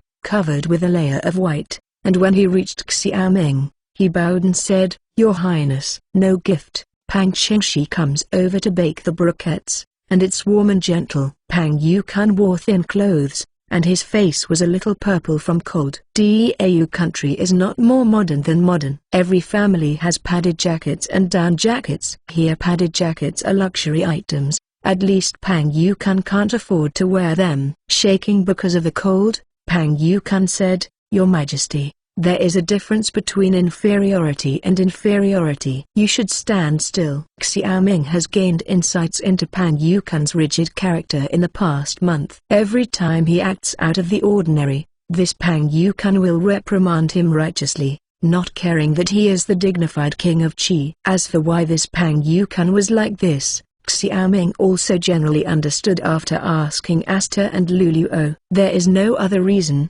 because when Pang Yukun was in Qing'an, he was a supervisor. To be more specific, it is to hold the salary and do nothing, all day long staring at other officials who find the wrong person. These officials are of very low grade, but as small as the 9th rank Zizi official, as large as the current first-rank senior official, and even the emperor. None of these people dare not scold. The reason for this is that there is an unwritten rule in all dynasties, that is not to kill the supervisor. As time passed, all those who killed the spokesperson were scolded as faint kings. With this layer of moral restraint, even if the emperor doesn't like the superintendent, he must endure it. And Pang Yukun was sent here by Xiao Wenxian to kill two birds with one stone. One could stare at Xiaoming to prevent Xiaoming from being out of control and misbehaving. One was that Qing'an had one less troublesome person. Pang Qingxi doesn't need to be restrained. You and I are both in King Zu. According to the father's intention, I am afraid that neither of you nor I can return to Qing'an. In this case, we should help each other a lot. Xiaoming's eyes flashed. Exhausted, began to sow discord. Pang Yukun's expression moved slightly. Both his parents are in Qing'an. Like Xiaoming, he has only returned to Qing'an once in 5 years. The chance of the emperor letting him return to Qing'an is slim. Pang Yukun has an upright character, but he is not a fool. But he understands that Xiao Wenxian sent him to King Zu because he was angry. His Royal Highness is the King of Qi, and I am the long history of King Zu. It is the duty of the subordinate to assist His Highness. As long as His Royal Highness is diligent in administration and loves the people and does not act perversely, I will naturally not sue His Highness to the Emperor. Pang Yukun looked serious. Elm bumps. Xiaoming cursed secretly that it would be impossible to accept Pang Yukun as a personal minister in a short time, because Pang Yukun pretended to be the country of Dau. Xiaoming is working so hard now, but in the end it is for his fief. As for the country of Dau, he has little affection, and the person sitting on the throne has little to do with him. Pang Qingxi's words are reasonable. He who understands the past is not admonished, and he who knows the past can be chased. It is not far to be lost. I feel that today is but yesterday is wrong. This king used to be ignorant and offended. Please bear with me. Today, let Pang Qingxi brave the heavy snow. In fact, it is for farming. Xiaoming leaned on the chair. The warmth of the stove made his voice lazy. Pang Yukan said, since His Royal Highness gave the order to reclaim the farmland, people in all states have cheered for joy. In just 1 month, the number of acres reported by the state government has reached more than 300,000 acres, which has been registered and recorded in the name of the land reclaimer. Under 30 acres? Xiaoming measured it. According to the household registration statistics of King Zhu, his fief has a total of 1 million households in the 6 prefectures. Based on the minimum number of people in a family of 3, it is 3 million people. If it is 5 people, it is 510,000 people, and he believes that the number of 5 million is a bit more accurate, because the death rate in this era is very high, and people's homes generally have 3 or 4 children. The population of 5 million people in Dau is not too much, but not too much. Because of the great unification, the population of Dau has grown greatly in a stable environment. In Xiaoming's view, it is almost equal to the Song dynasty. It seems that Xiaoming is not very satisfied with this number. Pang Yukan added, this is also something that can't be helped. Some wealthy homes have cattle, so they can farm more, while poor homes lack tools, which is naturally slower. Xiaoming nodded. This time I am looking for you for this purpose. This king plans to set up production teams in various states, counties and villages. Production team? Pang Yukan leaked a look of doubt. He had never heard of this term, and Xiaoming's sentence just now, don't be remonstrative, felt that he was a little surprised now and yesterday.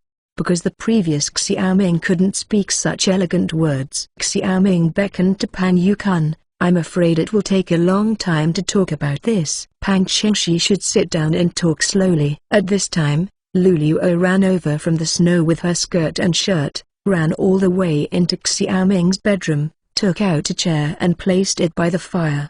Smiled at Xiaoming, Luluo rubbed her blushing face, and went to fight with Asta again. Pang Yukan felt that his feet were going to be numb, and Xiaoming's long-time sentence made him unable to hold it anymore. If this continues, I am afraid that he will be frozen. He had to walk unnaturally to the briquette stove in front of Xiaoming. It seems that to hide his embarrassment, Pang Yukan said, this is the briquette stove invented by His Highness. Good things for heating. I heard that since the beginning of winter, the Qin family's briquettes business has been very hot. That's natural. This briquette stove is convenient and practical, especially in the cold winter. It is more like snow in the snow, but the Qin family earns. It is equivalent to our equipment department and now the equipment department has hundreds of tons of silver in the account every day. Xiaoming looked excited, but the heavy snow really helped him. Pang Yukan was slightly surprised. Now this big money-consuming equipment department has become a big money maker,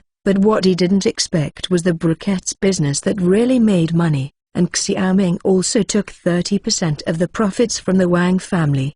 Since this is the case, I hope that His Royal Highness can make good use of this penny of silver, and don't use it to do things like that. Pang Yukan's old problem has committed again. Xiaoming was stunned, and smiled helplessly. This Pang Yukan really did not leave his line. He said, Pang Qingxi can rest assured that I didn't use these silvers indiscriminately. Instead, Chen Wenlong bought a batch of farming cattle from Wei Huangshu's fief and forged a batch of farm tools. Oh? Pang Yukan would be really surprised. Xiaoming continued, the production team that I mentioned just now also has something to do with these materials. Because the rich and poor are uneven, the acres cultivated by the people are also different. Now we divide the people into production teams. Each production team, a team leader is selected. The government provides cattle and farming tools. The production team is responsible for management, and the people of the entire production team will use it together. This will greatly accelerate the reclamation of wasteland and future planting. Welcome book friends to visit Read. The latest, fastest and hottest serial works are all at mobile phone users. Please go to Read. Chapter 22 I Am Trouble. Xiaoming said. Pang Yukan listened intently, and the concept of the production team gradually became clear in his mind. A brand new production method made him suddenly feel like seeing the sun. In fact, the concept of production team is easy to understand. It divides the people into groups according to the number of people, and each group allocates cattle and tillage tools. These production tools are shared by the group, and the groups cooperate with each other when sowing and harvesting. In this way, production efficiency can be greatly improved, and the team leader is responsible for production tasks and supervises production. For Pang Yukan, this is a completely unfamiliar concept. Not only in the Great Yu Kingdom, but the government of the past dynasties will only be responsible for the issues of land and taxes, and has never put production on the people like Xiaoming. Pang Yukan's look was seen by Xiaoming. He is now just borrowing the modern production method, and the country of Dau is still self-sufficient in the small peasant economy. But this kind of self-sufficiency has also been destroyed by the land monopoly of the rich and powerful, and now his fief is extremely low in productivity. Xiaoming now proposes that the production team has to be forced to do the production method. His fief is too embarrassing, and now he can only get rid of the backward situation by strong organization, at least at the time when productivity is lagging behind. He believes that this method is extremely efficient. In the face of national difficulties, planned economy is the sharpest knife, and letting it go is just tattering. The massive annexation of his fiefdom now illustrates this problem. Without strong control, the people will lose more. Under the influence of the technology spa, Pang Yukan has a deeper and deeper understanding of the structure and understanding of the production team. His Royal Highness, the subordinates have been taught. I will now notify the state officials to organize production teams to send the cattle and farming tools. Pang Yukan said. Wait, for those wealthy households who are willing to take cattle and farming tools for public use in the production team, a certain amount of compensation can be given. One more thing. The protection of cattle and farming tools must be regulated by laws. Xiaoming added. Pang Yukan bowed and saluted again, and was anxious to go to the Dudu's mansion. Although he has never heard of this kind of production method, he understands after understanding that it will quickly restore King Zhu's production. On the way to the Dudu's mansion, Pang Yukan remembered Xiaoming, who had just been calm, and was very confused. The current King Qi is so different from before. Why is this? Frowned. Thinking hard, he suddenly thought of a possibility. Could it be that King Qi has been hiding his talents, so as not to be regarded as opponents by other princes? This assassination made King Qi understand that he cannot hide. Looking back at the direction of the Qi palace, Pang Yukan's eyes were contemplative. At this time in Prince Qi's mansion, Xiaoming also glanced in the direction of the Dudu mansion, and he could see that Pang Yukan was aspiring. The scholars of this era don't have the country and society in mind, and the world is the common people. In short, the compulsiveness of scholars in this era is very high. Pang Yukan is known as the most ferocious supervisor, naturally because he is full of ambition and passion for the Great Yu country. That's why Xiaoming liked Pang Yukan. Such a person is very rare, because they do practical things, and they are also very annoying, because they don't understand the world. But anyway, Pang Yukan is a good hand when it comes to governing the fief. He was in King Zhu for 5 years. The people didn't lift the pole and hung him on the city gate. Thanks to Pang Yukan, when he talked about the production team again, Pang Yukan's eyes brightened, and it seemed that he was talking about Pang Yukan's heart. There are probably no major problems with the production team. Stretched out, and Xiaoming tightened the tiger skin cloak tightly on his body. This thing is genuine. The tiger here is not a protected animal, but a harm. His Royal Highness, are you going to the Department of Equipment again? Seeing Xiaoming stepped down, Asta walked towards Xiaoming. Today, Asta is still wearing a purple skirt, but there are thick winter clothes inside the skirt. Xiaoming also has this kind of winter clothes. He has seen it. The inside is kapok. There are still large-scale cotton cultivation in some places in Dau, but it is only worn by wealthy people. Otherwise, why did the ancients come to Zuman for the smell of wine and meat? and the road has frozen bones. Let's see how the farm tool forging, the king explained. Xiaoming said. The servant sent a man to prepare a horse for his majesty, Asta said, and then he sent the servant to the stables vigorously. Xiaoming nodded. After Qian Fu went out to search for mines, the chores in the palace were all taken care of by Asta, but this girl was in good order. A lot of time has passed since the incident of the assassin, but every time Xiaoming went out, he still took a guard. At the gate of the palace, 2 personal guards were already waiting at the gate. These are 2 guards personally selected by Luf to take care of his safety. They are brothers, one is Zhao Long and the other is Zhao Hu. When I arrived at the equipment department, you read www.yuukanzu.com. Xiaoming went directly to see the tillage tools that I was going to distribute this time.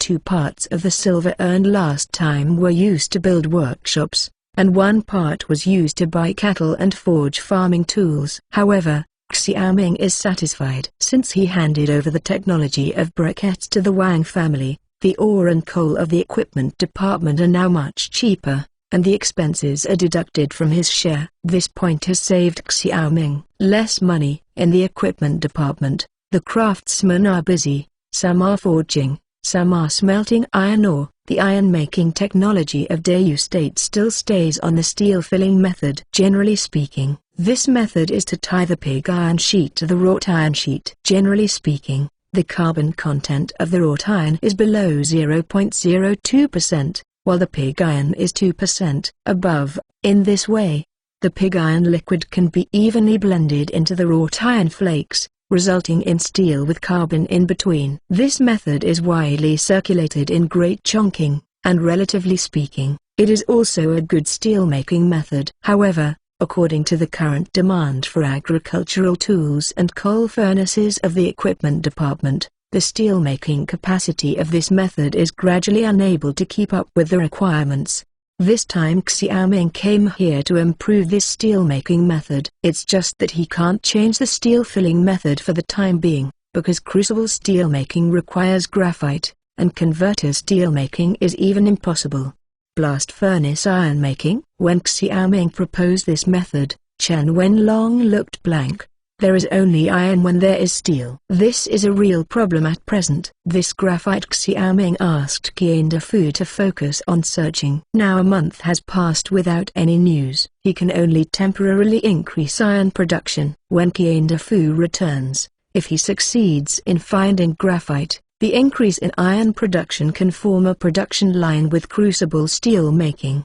You reading book friends are welcome to visit and read. The latest, fastest and hottest serial works are all in You Reading. For mobile phone users, please go to read Chapter 23. One cut for production. Chen Wenlong and all the artisans all looked at Xiaoming at this time. After the briquettes and lathes, Xiaoming once again presented a shocking technique. Especially the craftsmen, they have been good at this all their lives. The skills passed down from their ancestors have never changed, and now Xiaoming has completely subverted their cognition.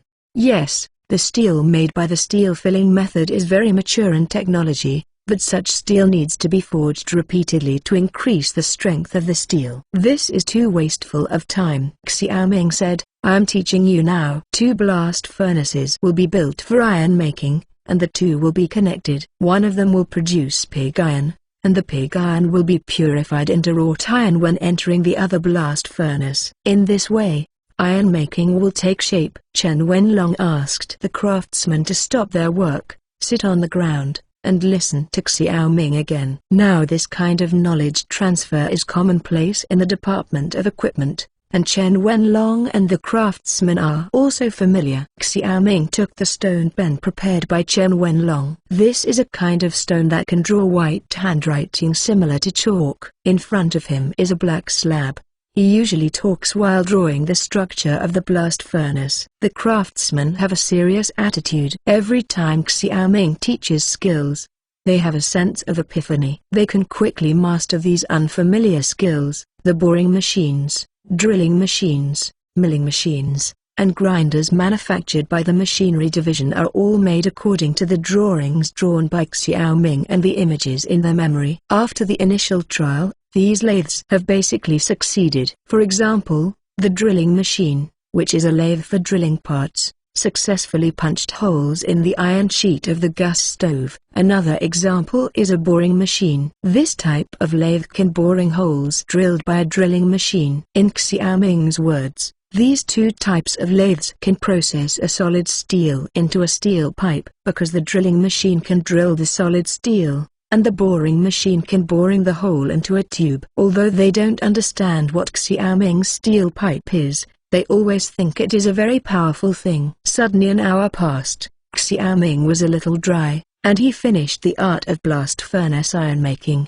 His Royal Highness, how do we control the heat of coke refining? A craftsman suddenly asked. This is a very young craftsman. Every time Xiaoming teaches, this young craftsman is always the most serious, and seems to be very enthusiastic about the skills Xiaoming teaches. But maybe because he was afraid of Xiaoming, this craftsman had never asked a question on his own initiative. This time Xiaoming had brought it to the coke, and he couldn't help asking, "What is your name?" Xiaoming is very interested in this young craftsman who is similar to his own age. In his opinion, only with a heart for knowledge can a person be passionate about his career, and this young craftsman is obviously full of enthusiasm for the equipment division. Chen Wenlong looked embarrassed at this time, and said to Xiaoming, "His Royal Highness, he is Chen Qi, the subordinate's dog. He doesn't understand etiquette. I hope that your highness will not blame it." After speaking, he shouted at the young craftsman, "Get out. When is it your turn to speak here?" Chen Qi frowned, and said with dissatisfaction, "Father, I just asked about the fire temperature of the coke. If it is confused, if the coke is burnt, it will cause much loss to the equipment department." Chen Wenlong wanted to scold him. Xiaoming suddenly stopped him. He looked at Chen Qi with satisfaction and said, "Chen Qi is right. This skill must be true. It is said that this lathe was made by Chen Qi and other craftsmen.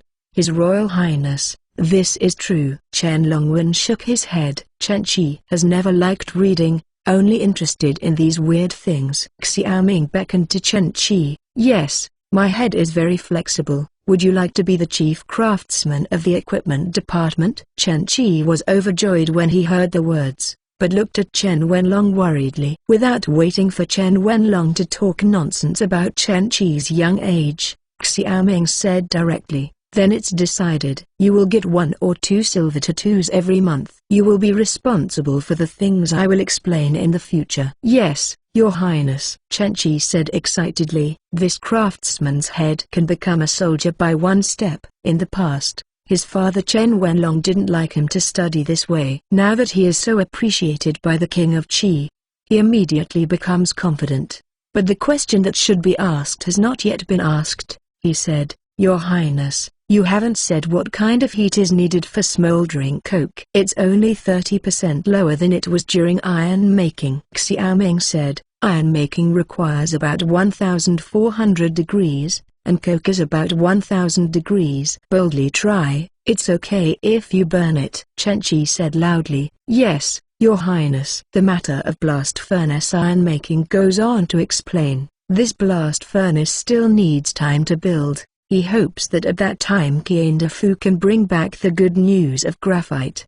In this way, he can combine blast furnace iron making and crucible steel making into a production line. Next, Xiaoming went to check the lathe. You read www.uukanzu. These lathes of are all antique lathes of the 17th century in the world, hand-powered. Moreover, the drill bits of the lathe are all steel knives that craftsmen usually forge.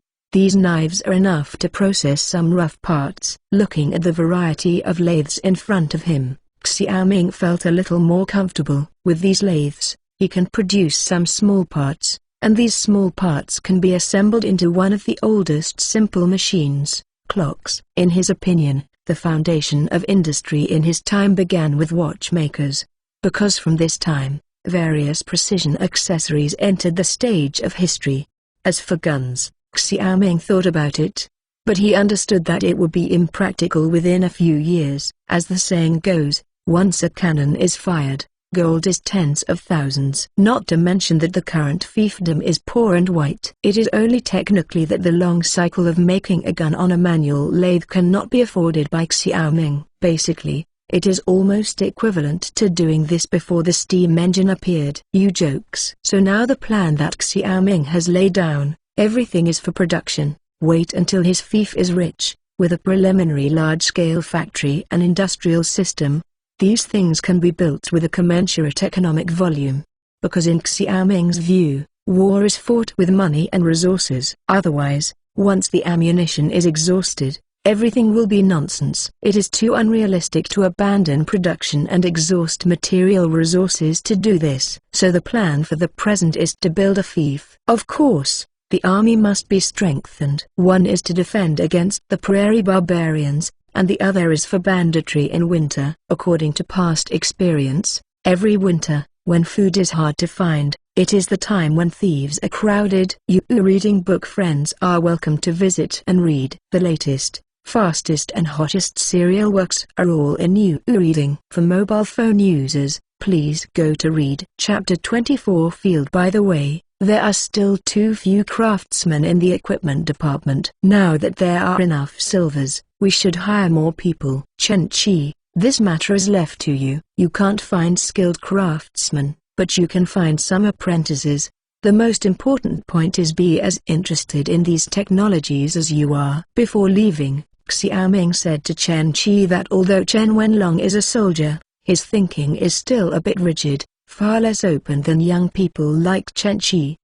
He is in charge of the day-to-day affairs of the equipment department, but it is now his turn to teach the technology, and the gap between Chen Qi is not so big.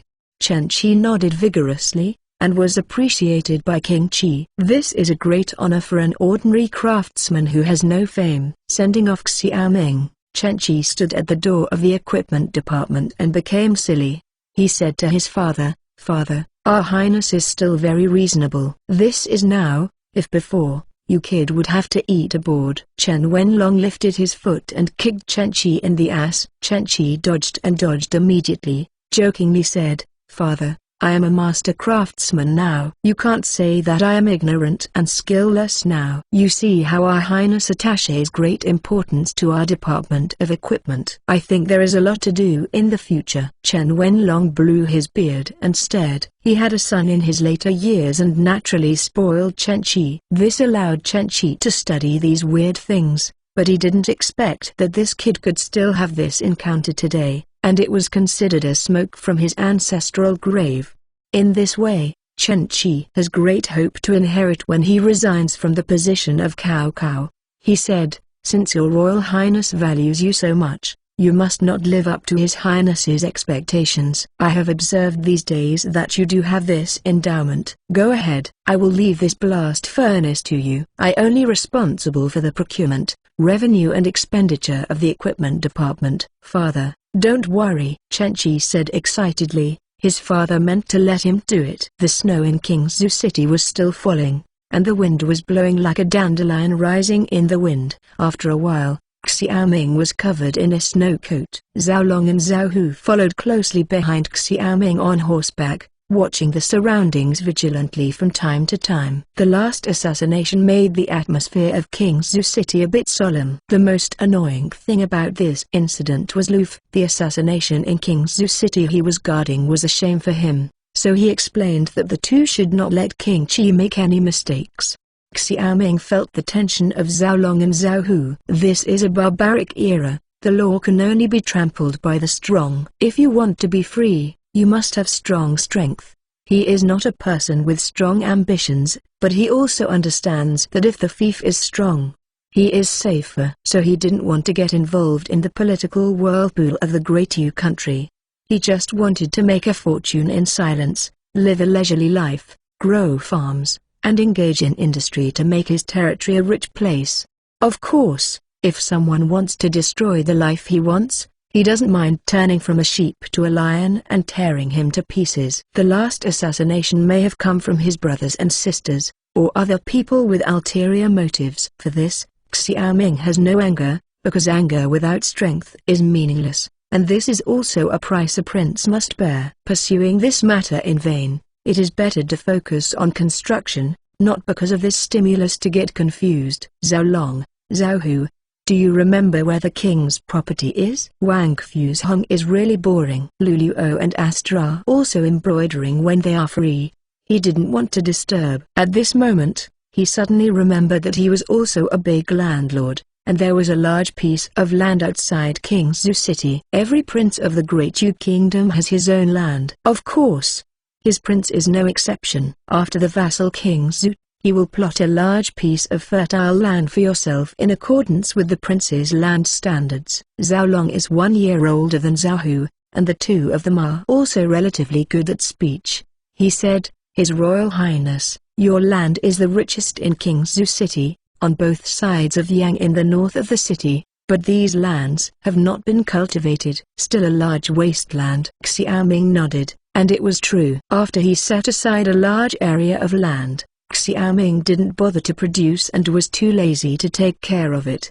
The land has been deserted until now. Go, accompany the king to see. Xiaoming said, His Royal Highness, this heavy snow has blocked the road. I am afraid it is inappropriate to go outside the city at this time. Zhao Hu worried. Zhao Hu didn't say much, but every time he was very short. Xiaoming was excited just because of the land property, but he could not heed his advice. If he remembers correctly, the field standard for the princes of Dayu Kingdom is 100 hectares. These hectares are almost the same as those of modern times, which means that he has 10,000 acres of land, which is equivalent to an area 5 miles long and wide, and the area is not small.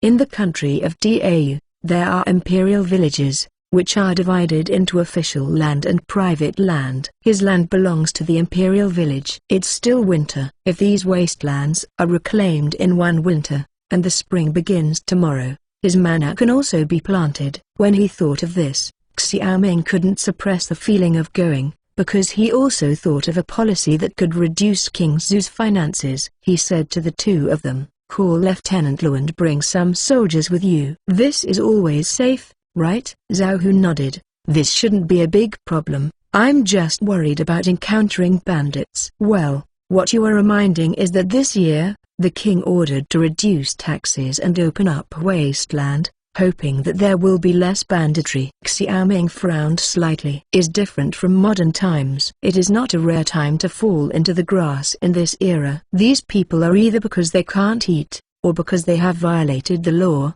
and of course some are pure bardas. These people can do harm by pulling up a hill, and it is very difficult for the government to arrest them because of the large area and sparsely populated area, information blocking, and inconvenient transportation. Even in the peaceful and prosperous times, this folk bandits often haunt, so there is no need to mention him here. Arrived in the north of the city and explained the reason, Luf's first reaction was to object, but Xiaoming, Luf had to send all the cavalry to follow Xiaoming out of the city. Mi River is in the south and Yang is in the north. A group of more than 30 people rode horses for 10 miles and finally arrived at Yang, which is a smaller river than Mike. His Royal Highness, this is your property. It's just that His Highness didn't pay much attention to it in the past, and it has been deserted. Luf said. Xiaoming looked around, and both banks of the Yang River were white. Only the rushing Yang water was flowing. Snow fell into the water and immediately melted. It is estimated that only he himself is not clear about Xiaoming's property. The piece of land that Luf pointed to is the land on both sides of the Yang River, which is indeed a high-quality farmland. Well, it's a pity, Xiaoming said. He looked at Luf and said, Luf, do you still remember the previous government's military system? Welcome friends to visit and read, the latest and fastest. The hottest serial works are all at mobile phone users. Please go to read. Chapter 25 Production Core. Remember, Your Highness. Luf clasped his fists, and Xiaoming's words were definitely not aimless. He asked, Your Highness, do you want to restore the military system? It is precisely that at the beginning of the founding of Dayu, the government system was adopted to house soldiers in agriculture. However, today, the people have no land to cultivate, and the government system has gradually survived in name and has become the current recruiting system. Xiaoming lightly brushed Shan's body. Liu Ogs said, now that the 6 states are waiting to be revived, everything should be planned for farming. I plan to temporarily implement the government system. Soldiers from each state will return to the fields when they are busy and train soldiers during the slack. This will relieve the financial pressure and speed up the restoration of the 6 states. State production. What do you think? Luffy pondered for a while, and said, His Royal Highness, it is not impossible to restore the military system of the mansion. Now your highness is the king of the 6 states. Your order is the duty of our sergeant. However, most of the people who join the army now have no land to cultivate. Restore the military system of the mansion. The soldiers now have no land to cultivate. Xiaoming had already anticipated this problem, and he said to Luffy, I have thought about this problem. So the restored military system at this time is somewhat different from the previous one. Please also express your highness. Xiaoming continued, people who have fields can naturally return to their hometowns to farm. If there are no soldiers in the fields, they can cultivate the official fields. In this way, all the grain harvested in the official fields can be used as the army's supply. Don't you think? Luffy laughed dumbly, and after a long time, Xiaoming wanted to let the King's army give him the idea of farming. He has always been upright and bluntly said, my highness is really thinking about the people of the fief. It turned out to be for my own land. Xiaoming is not angry. Whoever looks at it now, Xiaoming is all for himself. He laughed. If Lieutenant Lu sees me like this, it would be a big mistake. Not only will I not take a point for my land, but all the harvest in the land will be turned over to the treasury. As you said, the fief it's all mine. Does my accountant compare these gains and losses? In the eyes of this king, if the people are rich, the fief is rich, and if the people are strong, the fief is strong. If you don't believe it, the king can set up a written record and submit it to Pang Chengshi. Luffy was stunned. The emperor of the kingdom of Diau, the rich and powerful family, didn't accumulate money for their own use, and now Xiaoming wants to confiscate his own property, which is simply unprecedented. His Royal Highness, are you really sincere? Luffy asked again. Yes, a gentleman has a whip and a whip. Xiaoming looked at Luffy directly. This sting is not easy to deal with. My only concern is that the soldiers will not believe me, so I need you to come forward and carry out this matter. Slowly nodded, Luffy said. The final admiral will trust His Royal Highness again. If His Royal Highness fulfills his promise, Luffy will serve His Highness to the death, because His Royal Highness is a virtuous lord. If His Royal Highness turns back, Luffy can only take the soldiers are looking elsewhere. This king doesn't want to grant a group of thieves led by you on the ground. Xiaoming said lightly, Luffy is very prestigious in the army. This sentence is not bragging. If he really fell into the grass, a large number of soldiers will follow. In that case, I will persuade the soldiers. Luffy nodded heavily. The snow is bigger, and the road is no longer visible from a few tens of meters away. Now the location of this property is also clear. The plan to transform the army into a production corps is also supported by Luffy. This is a very important step for him. The recruitment system has made the army a major financial consumer. Financial difficulties make it impossible to support soldiers. This is also the reason why the fief's army of 1 million households is less than 5,000, undernumbered and poorly equipped. This is his army, no different from a band of bandits. To change under the current situation of being poor and white, it is necessary to implement the army model of building production corps to reduce the army's financial consumption. In fact, this model of building production corps is also garrisoning troops. This model will appear in every era when materials are scarce. On the way back, Xiaoming continued to instill the essentials of the production and construction corps into Luffy.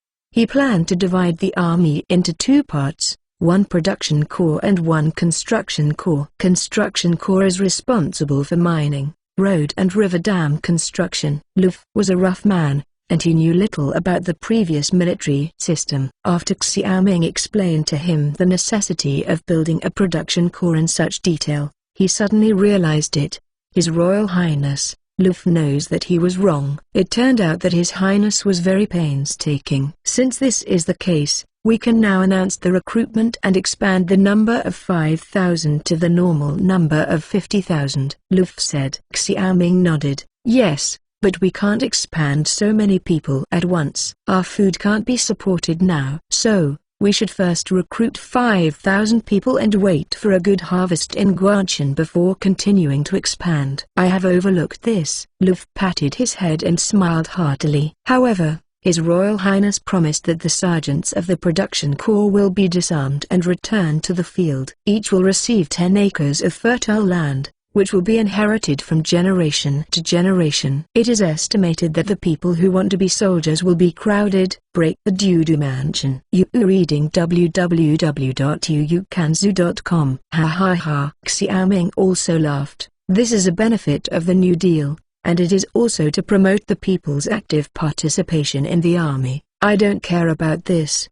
Let you go to Lehuo. Luffy was stunned for a moment, and then smiled. This Lehuo was his nickname in the army. At this time, Xiaoming called out, and he immediately felt closer to Xiaoming. For a month, Xiaoming deeply realized that it is not easy to be a feudal lord. You must be able to use carrots and sticks. Government affairs and bows and horses are also necessary. Not only can they comfort their subordinates, but they must also be able to hold the ground. Now he can be said to be full-time and all-around. With the heavy snow, a group of more than 30 rides towards Kingsu City was walking halfway, and suddenly a group of dim figures appeared not far away, and the pedestrian was galloping towards them. Who? Stop! Luffy suddenly roared. The last assassination made him still very sensitive. He couldn't see his face clearly in the heavy snow, so he had to guard against accidents. In an instant, the 30-odd riders accompanying him protected Xiaoming in a ring shape,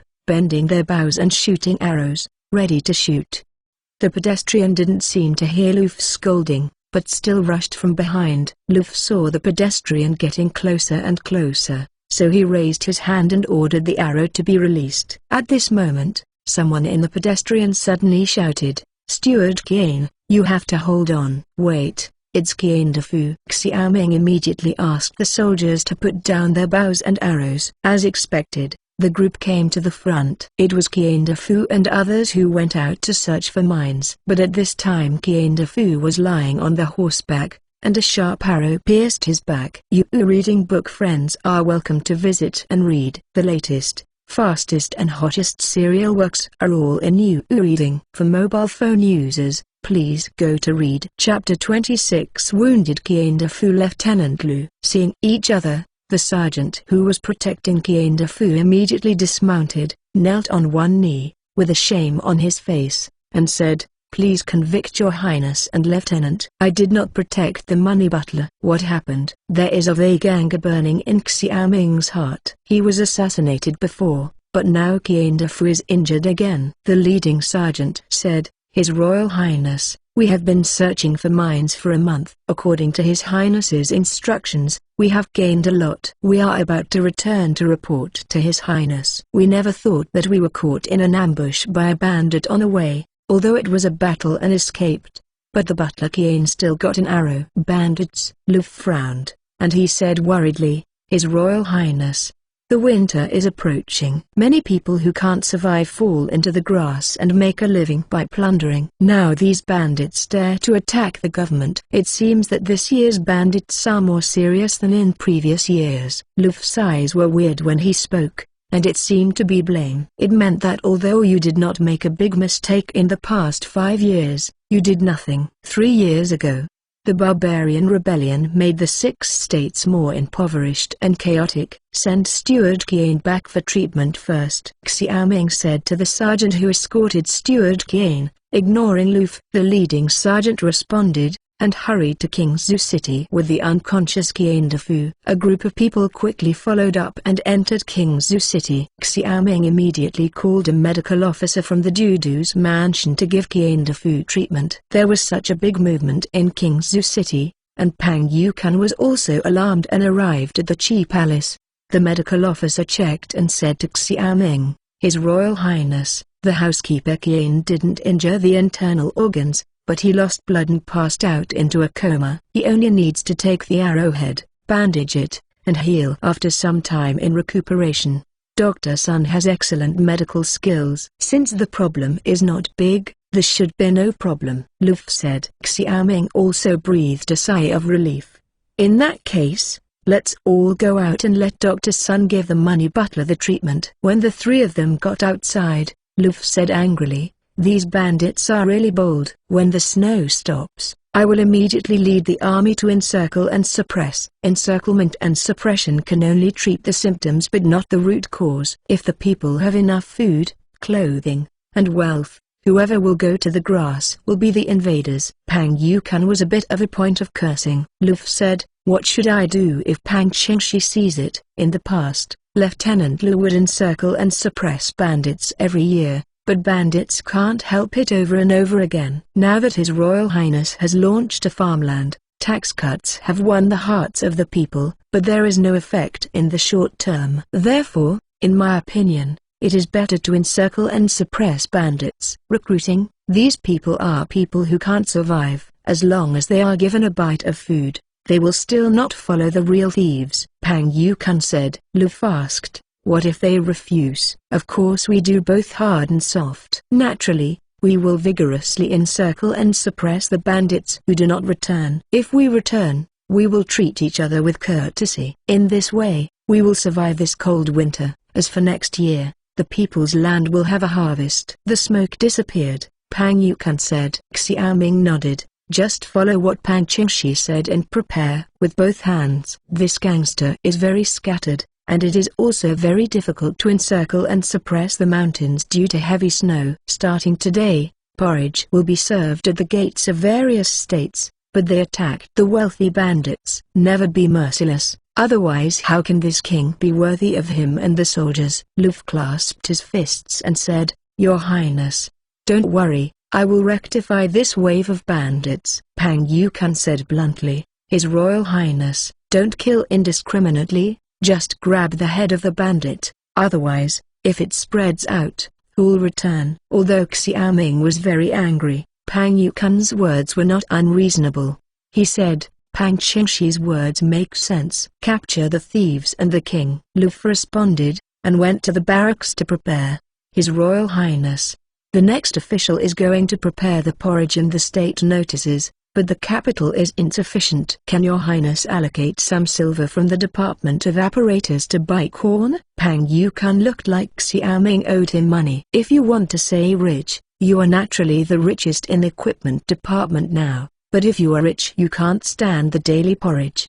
Xiaoming said painfully, "Well, this king will allocate some silver to you for the time being. But can Pang Qingshi also advise his father to allocate some silver to let this king overcome this difficulty?"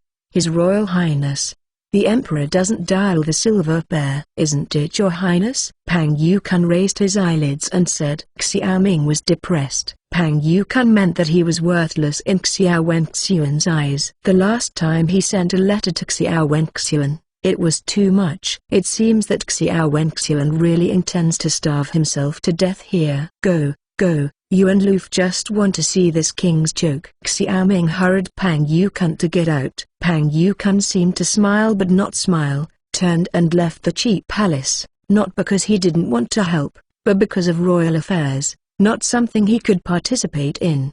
Watching Pang Yukun leave, Xiaoming frowned. This is really a misfortune. Fortunately, once the silver of the equipment department is transferred out, this will undoubtedly affect the current technology development of the equipment department.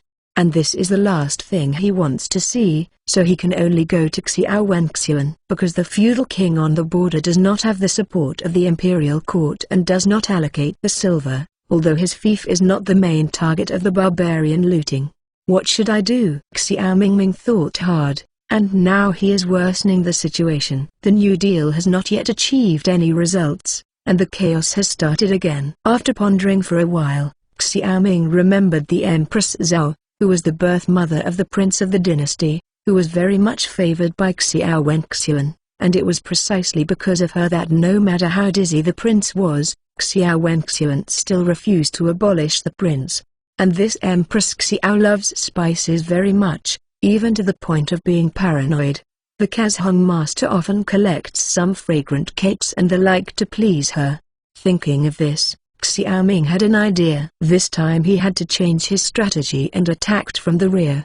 The manufacture of this modern perfume was nothing to him, and the current conditions are sufficient. He is going to brew a batch of concubine Zen to give to his mother, and then use Zen concubines aside to knock queens out to help himself. Even if it fails, he can ask Zenf to help him sell in Cheyenne to earn silvertals. Thinking of this, Xiaoming felt relieved.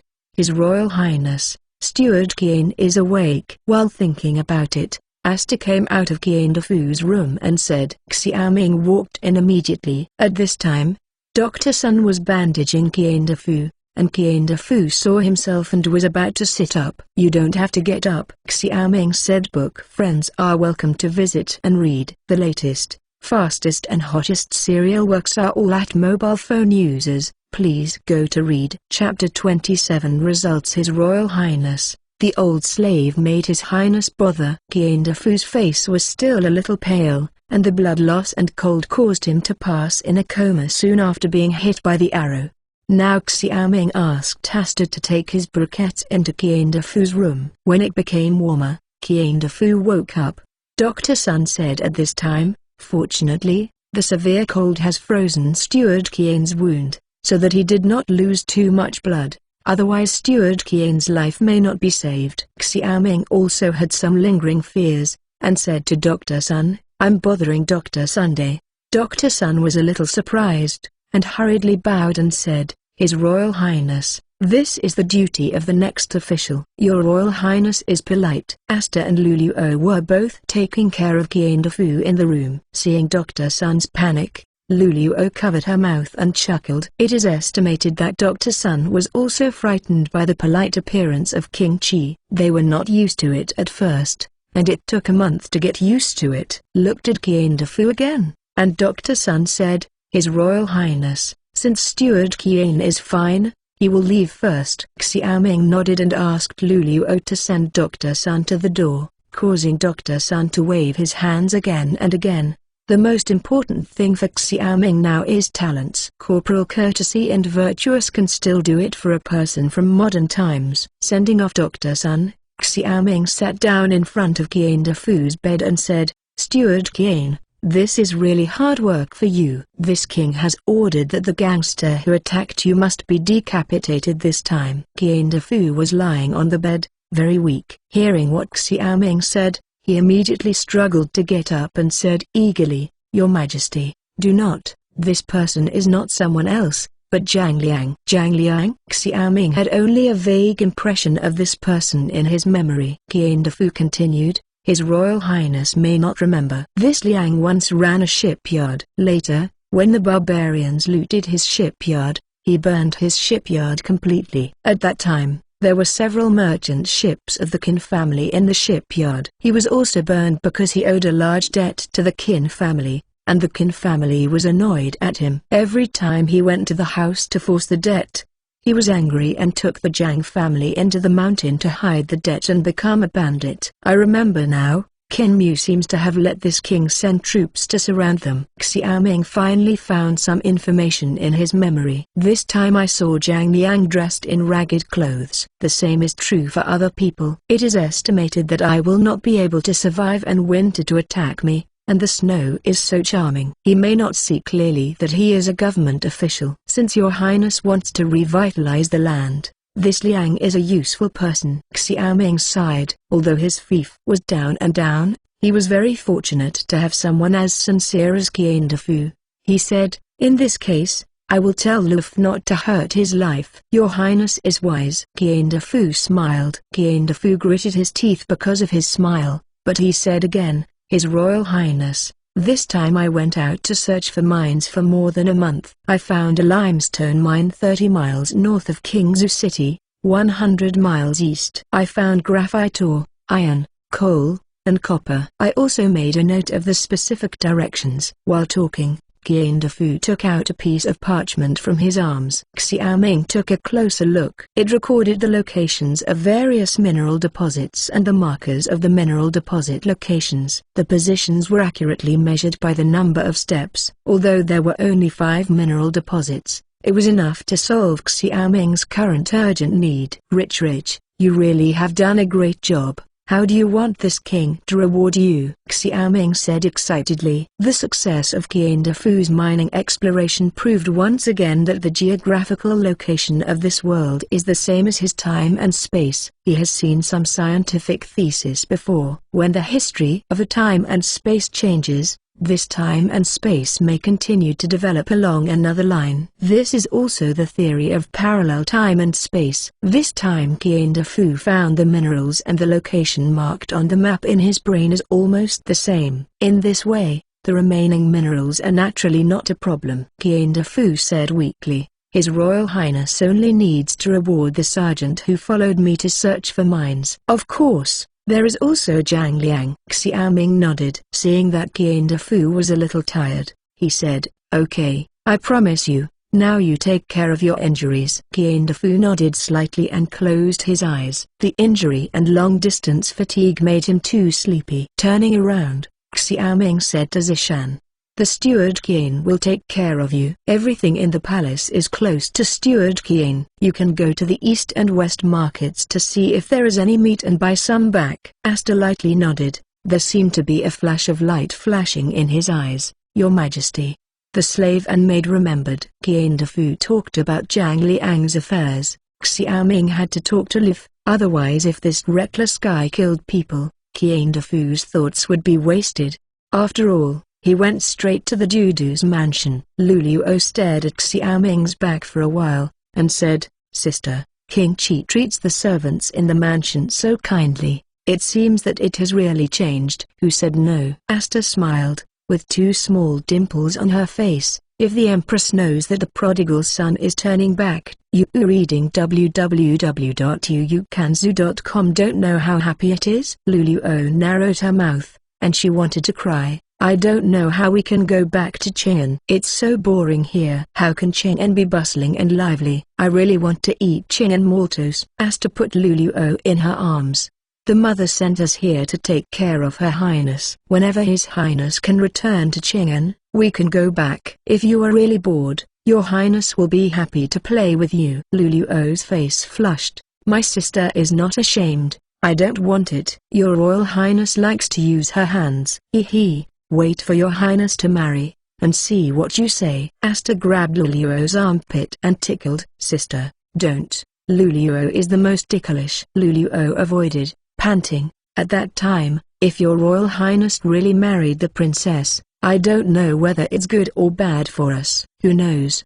But with her temperament, she will definitely choose a virtuous princess. Asta thought for a moment. Was talking at this moment. Qian Defu, who was lying on the bed, coughed twice. Luluo and Asta looked at each other, startled, and stuck out their tongues. Asta said, Let's go out. Don't disturb the money steward to heal. Lulu nodded, pulling the Asta and quietly closing the door. At the Dudu's mansion, Luf was called by Xiaoming, and he was discussing the arrest of Zhang Liang and others. Unexpectedly, it was Zhang Liang. He is indeed a master of shipbuilding, Luf said. But it is not easy to get him because of the snow. Xiaoming said, I have already thought of a way. Now I will tell you. You only need to copy it. You reading book friends are welcome to visit and read. The latest, fastest and hottest serial works are all in You Reading. For mobile phone users, please go to Read. Chapter 28. To capture Zhang Liang outside Qingzhou City, 6 miles southwest. This is a snow-covered mountain range that stretches for hundreds of miles. 2 peaks of 400 to 500 meters in the mountain rise from the ground, facing each other, like camel humps. This is the Chuoshan among the people of Qingzhou. Several days of heavy snow. Chuoshan has long been covered by thick snow, and there is no green color in the mountains. In this vast mountain forest, dozens of people in rags are surrounding a campfire to keep warm. All these people have yellow faces and muscles. Father, there is nothing to eat in the mountains, and we will starve to death if we continue like this." A 16 or 17-year-old boy complained by the campfire holding a bow and arrow. "Shut up," the one sitting on the east side of the campfire said angrily. He had a long beard and a scar on his forehead. "If you didn't attack the government, we could hide in the mountains." "Dare to go out?" The young man lowered his head and said aggrieved, "I didn't mean it." "Who can see that they are from the government because of the size of the snow?" "You wicked kind. Talk back." The elder picked up the wooden stick at hand to teach the young man. "I would not give you the bow and arrow if I knew it, and see if I won't kill you today." The boy lay down on the ground. Kill me, anyway, I'm starving to death." Zhang Liang lifted the stick and was about to smash it down, and was immediately stopped by several clansmen. One of them said, "The patriarch, Kana, made a mistake," in anxious manner. "We haven't eaten for a few days, so we are so hungry." "Hey!" Zhang Liang put down the stick weakly, and said regretfully, "I am all to blame. If it weren't for taking you down as a bandit in one anger back then, it won't fall into the field like today." "This is true. We are shipbuilders, and we are not on the basis of being a bandit." "You don't want to grab the people." "The giants have guards on the horse team." "We are really useless as bandits. We might as well escape from King Zhu." "Invest elsewhere," the young man said angrily. Zhang Liang said angrily, "Do you think Dad is an old fool?" "Not afraid of the Qin family, but afraid of King Qi." Since the Qin family colluded with King Qi, it has become more and more arrogant and fled to a place that is not royal. "That's what I said, but I secretly went down the mountain 2 days ago." "It seems that the King of Qi ordered the states to cook porridge at the door." "Not long ago, he also ordered the reclamation of wasteland and farmland, and all the acquired fields belong to the people." "Not only that, Lieutenant Lu did not encircle and suppress this winter." "The banditry is a surrender, saying that all the bandits who are willing to surrender will not be blamed by the government, and they can still go to collect porridge. If they do not listen to the advice, they will definitely kill them without pardon," said one. When Zhang Liang heard that, he picked up the stick fiercely, and was about to beat his son Jiang Kun. He angrily said, "This evil kind has attacked the people in the government. How are we going to get the porridge? I am so angry." Jiang Kundulu got up from the ground. He could see that his father was angry this time. Everyone came forward to persuade again. At this moment, a tribe member suddenly ran up from the mountain, panting and saying, "Patriarch, the sheep are here." "This sheep is here" is a signal among the bandits, which means there is an object of looting. Everyone immediately picked up all kinds of weapons, wooden sticks, hooks and rake, etc. Jiang Kun immediately put the bow and arrow on his back and asked, "Who is it?" The man said, "It looks like a food merchant, and they don't have many guards, only 4 or 5. "Father, let's do it, or I will starve to death." Jiang Kun said. Zhang Liang hesitated. Now they have nowhere to go. He said, "Go down the mountain." More than 30 people went down the mountain immediately. On the mountain road, they had a special ambush spot with dense branches, and they couldn't see the people inside. At the bottom of the mountain, more than 30 people divided into 2 teams, lying in ambush on both sides of the forest. Far away, a team of carriages approached them, a total of 4 carriages, 4 coachmen, and 4 guards. There are several large bamboo baskets stacked on each vehicle, which are commonly used by grain merchants. Seeing so much grain, Zhang Liang's eyes became red. After grabbing the grain, they could eat it for a few months. The carriage quickly entered the ambush, and he shouted and rushed to the carriage. When the 4 coachmen saw dozens of people rushing over, they immediately drew their defensive swords from the carriage. The 4 guards also surrounded the carriage without appearing panicked. Zhang Liang suddenly had some doubts, but faced with so much food, he also lost his judgment. Just when a crowd rushed to the food cart, the big bamboo basket on the cart was suddenly pushed open, and then a sergeant in full uniform jumped out of the big bamboo basket. Lu also jumped out of a bamboo basket. "Random thief, don't surrender quickly, or don't blame Lao Tzu for not having long eyes." In an instant, the number of people in the convoy changed from 8 to 30 elite sergeants, and Zhang Liang and the others were immediately lost.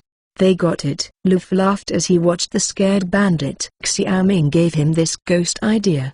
He didn't expect it to work. In his heart, He couldn't help but admire Xiaoming. If it were him, he really couldn't think of a way to easily win these people. Surrounded by 30 sergeants in an instant, Zhang Liang was desperate, and he knelt down to live. "This general, the people who looted the government are all my work, Zhang Liang, and I hope that the general can forgive others." Zhang Kun read eyes anxiously, and roared, "Father, what are you talking about? Obviously I shot him." Lu squinted his eyes. "So you are Zhang Liang? Don't talk nonsense, and come back to your highness with me." Escorting Zhang Liang and his entourage back to Qingzhou City, Lu asked the sergeant to go back and report. This time, the king of Qi made a brilliant calculation. Instead of sending manpower on the day Qian Defu was injured, he waited 3 days to set the trap. These hungry bandits were caught. Lu escorted Zhang Liang to the Dudu mansion, where Xiaoming was already waiting. Qian Defu's injury healed a little bit,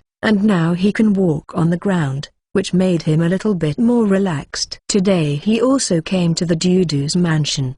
"His Royal Highness, Zhang Liang and his son Zhang Kunju are here. Please also your highness to rule." Lu bowed and said, and then stood to the side. Xiaoming glanced at Zhang Liang and others. "Is this a bandit?" "It is a beggar, even more than a beggar." "Are you Zhang Liang?" Xiaoming asked sharply. "You know that falling grass is a bandit, and attacking officials is a capital crime." Zhang Liang knelt on the ground. His heart was ashamed. "His Royal Highness, this matter is all done by myself. I want to kill or cut, I admit it.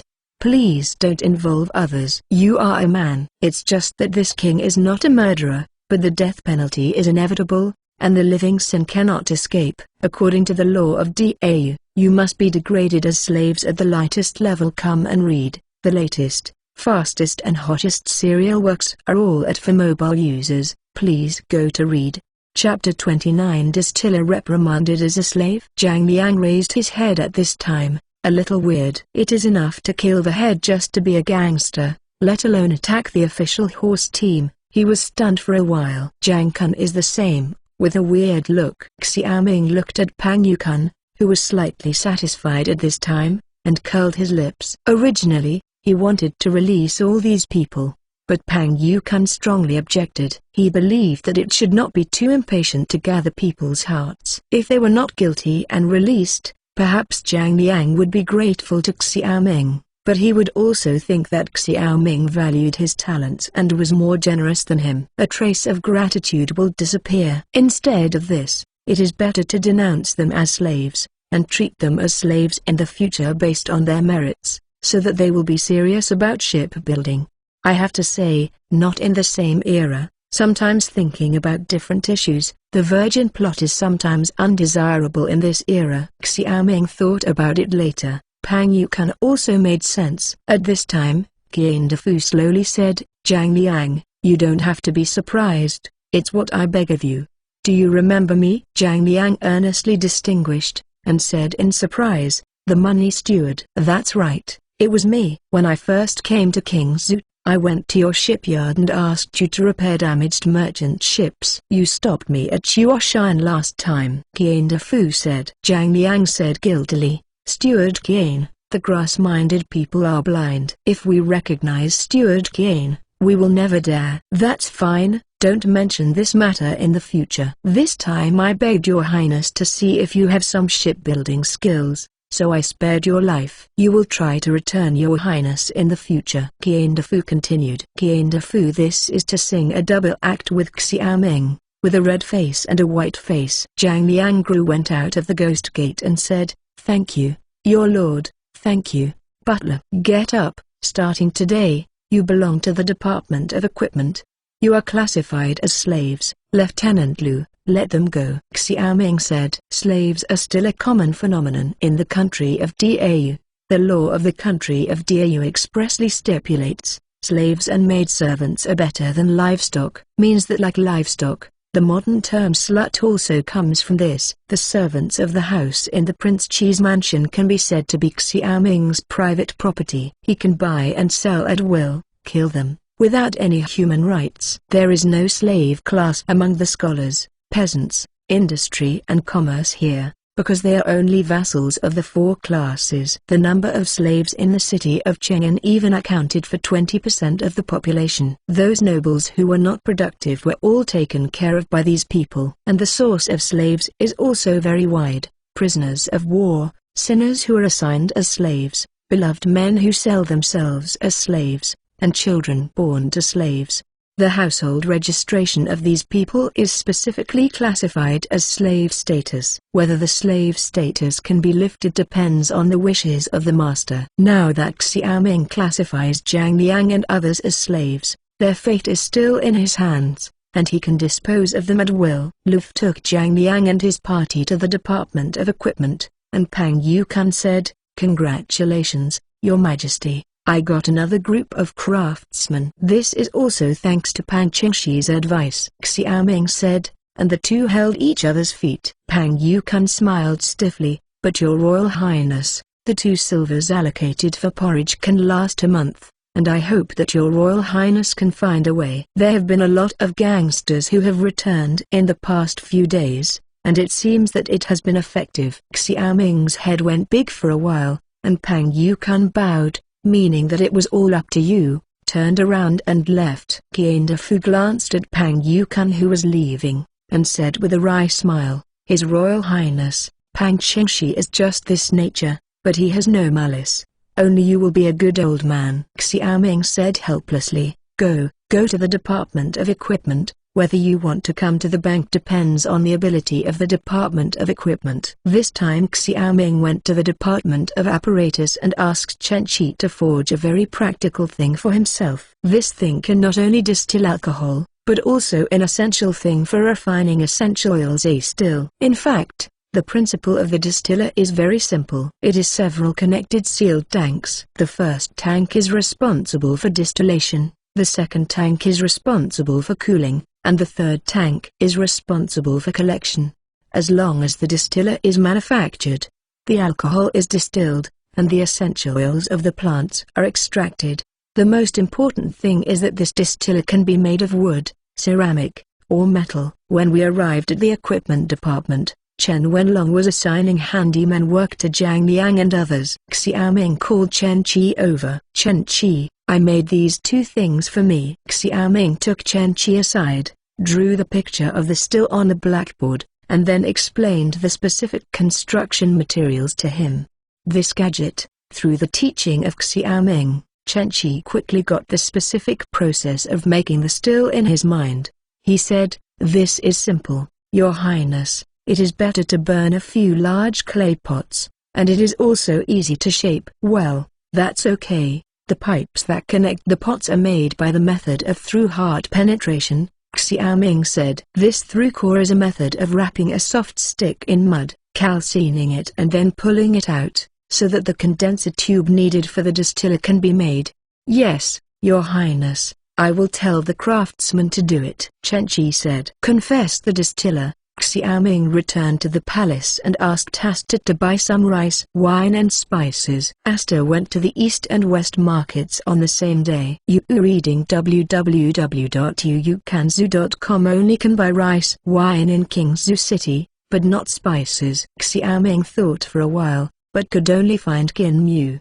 "His Royal Highness, this spice is naturally okay." Qin Mu was obviously not concerned about this issue, but asked, "I heard that His Highness caught Zhang Liang and his son." Xiaoming stretched out his hand to bake on the briquettes. The snow in Kingzhou City stopped for a few days, but the snow melted, making it even colder. The Qin family and Zhang Liang had some past. Xiaoming was not surprised that he asked this and said, "Yes. Do you have any ideas?" "His Royal Highness, it's not that Brother Yu has any thoughts, but this Liang owes us a large debt to the Qin family. My father meant to buy Zhang Liang and his son from His Highness and let them build the ship to repay the debt." Qin Mu asked tentatively. "Tao?" Xiaoming raised his eyelids, and said lightly, "This won't work. This king is also useful to keep him, so don't think about this." Qin Mu touched his grey nose, and said in a confession, "If this is the case, Brother Yu will leave." Xiaoming glanced at Qin Mu, and reminded him, "My batch of spices is used to offer to the queen's wife. You Qin family must be careful. If something goes wrong, This king can't protect you." Qin Mu was a little annoyed by Xiaoming's refusal of Jiang Liang, and wanted to buy some low-quality spices to deal with it. Xiaoming's words immediately made him excited. "Your Majesty, don't worry, give me 100 courage. I don't dare to be shoddy. My family happens to have a batch of top-quality spices from the western regions. I was going to bring them to Chang'an for sale. I'll bring them here at night." Qin Mu laughed. "It's so wonderful." Xiaoming smiled deeply. "You reading book friends are welcome to visit and read. The latest, fastest and hottest serial works are all in You Reading. For mobile phone users, please go to Read. Chapter 30. Perfume is poisonous. That night, Qin Mu will deliver the spices to the cheap palace. "It's really fragrant." Luluo grabbed a handful of spices and smelled it on the tip of her nose, squinting to enjoy the fragrance. Asta said, "His Royal Highness, here are agarwood, balsam, dried jasmine, dried tulip, and dipterocarp." The servants have some knowledge of this spice in the palace, and they are indeed excellent spice. "Well, that's all right. There must be no mistakes in the things given to the queen," Xiaoming said. Lulu asked, "His Royal Highness also wants to give these spices to the Queen Empress, but there are many spices in the Queen Empress's collection. Although these spices are good,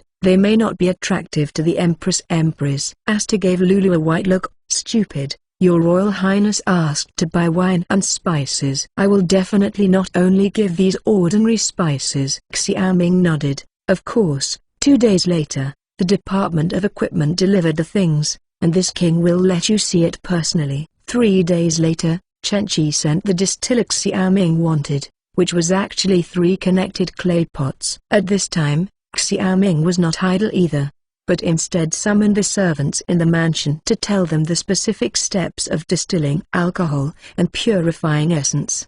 As soon as the distiller was shipped, the servants in Fuku immediately set up the distiller and used a briquettes to heat it to purify the alcohol and essence.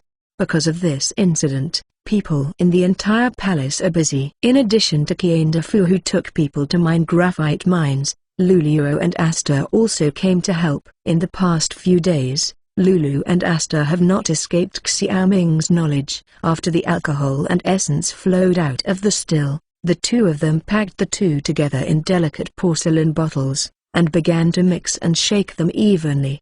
In Xiaoming's head, there are no fewer than tens of thousands of different types of perfume-making methods. Generally speaking, the composition of perfume is composed of fragrance, fixative and alcohol. Essence is naturally the essential oils purified from various plants, while fixatives refer to things like balsam, which contain more oil, similar to things in facial cleansers, and can also be used as foundations. Xiaoming is very clear about the 3 kinds of ratios, because the first perfume creation didn't require trials at all and it went smoothly. The final job is to mix the 3 things together. 2 sets of stills, 1 set for distilling rice wine and 1 set for distilling flavor, operate at the same time, and the rest are shaking the porcelain bottles. Xiaoming also took a porcelain bottle and shook it. "The weather is too cold. It's better to exercise while standing still. His Royal Highness, when is this going to be shaken?" After half an hour passed, Luluo was panting, breathing white mist, and a small face flushed. Xiaoming said, "You open the cork and smell it. If the smell becomes even, it will be almost done." Luluo nodded her head, pulled out the cork and smelled it. She was startled. "Your Highness, this smells delicious." Asta also leaned in and sniffed it, showing a look of surprise. "This spice is very fragrant, but there is no difference in the smell. But Your Highness, how do you use this thing?" In the country of Dau, spices are basically made into fragrant cakes, and the usage is basically divided into 2 types, compress and smoke. "His perfume is unique," he said. "It's very simple. Just take out a little and sprinkle on your body." As a woman, she is not uninterested in spices. Luluo poured a little perfume and wiped it on her face. The scent wafted out immediately, which was the fragrance of jasmine. The comfortable smell made Asta envy for a while, and she poured a little on her body. "How about it? It's more comfortable than Xiangbing," and the fragrance can last for a day," Xiaoming said. Luluo laughed happily, smelling herself and Asta again, like a child who had not grown up. Asta has a smile on his face. This kind of thing called perfume by the King of Qi is indeed extraordinary. After all, this fragrant cake has to be applied to the body and it is easy to fall off. It is far less practical than perfume. His Royal Highness, if this perfume is given to the Queen Empress, the Empress will be happy," Asta said. Xiaoming feels relieved now. Luluo and Asta are both from the palace and naturally have a say. In this case, this king can rest assured that this time there will be no less than 100 bottles of perfume, and the perfume in your hands will be given to you. "You guys." "Thank you, your lord." Luluo smiled and bowed to Xiaoming. The baby Asta held the porcelain bottle in her arms for fear that Xiaoming would regret it. This time, the amount of rice wine is much larger than the spices. After the essence is used up, there is still a lot of rice wine left. In line with the shame of waste and the thought that it is difficult to swallow after drinking, Xiaoming turned this inferior rice wine into modern white wine. "Li San." Xiaoming still doesn't know much about the servants in the mansion. The only one who is impressed is this Li San. Because this Li San can speak well, and his work efficiency is also good, Asta has a good evaluation of him. Qiandefu is very busy now, and Xiaoming can't always mix with the green Asta. After all, some occasions are not suitable for girls to follow. "His Royal Highness, the little slave is here." Li San ran to Xiaoming. "His Royal Highness, what's your order?" Looking at Li San, who looks the same as Santoku, "You reading www.uukanzu.com." Xiaoming said, "Go and prepare a few wine jars and distill the remaining rice wine." "Go, Your Highness." Li San immediately ordered the other families to go to the warehouse of the palace to get the wine jar, and continue to distill the rice wine here. When making perfume just now, this rice wine was distilled repeatedly to get a high concentration of alcohol. This time it was different. It was distilled directly at one time, and the green rice wine turned into pure rice wine in a flash. This time the rice wine is still mixed with the sweetness of rice wine, but the alcohol content has been greatly improved. The ancients are not drunk in 1,000 cups. Originally it is a low-grade rice wine, but when you encounter his distilled rice wine, you will not be drunk in 1,000 cups.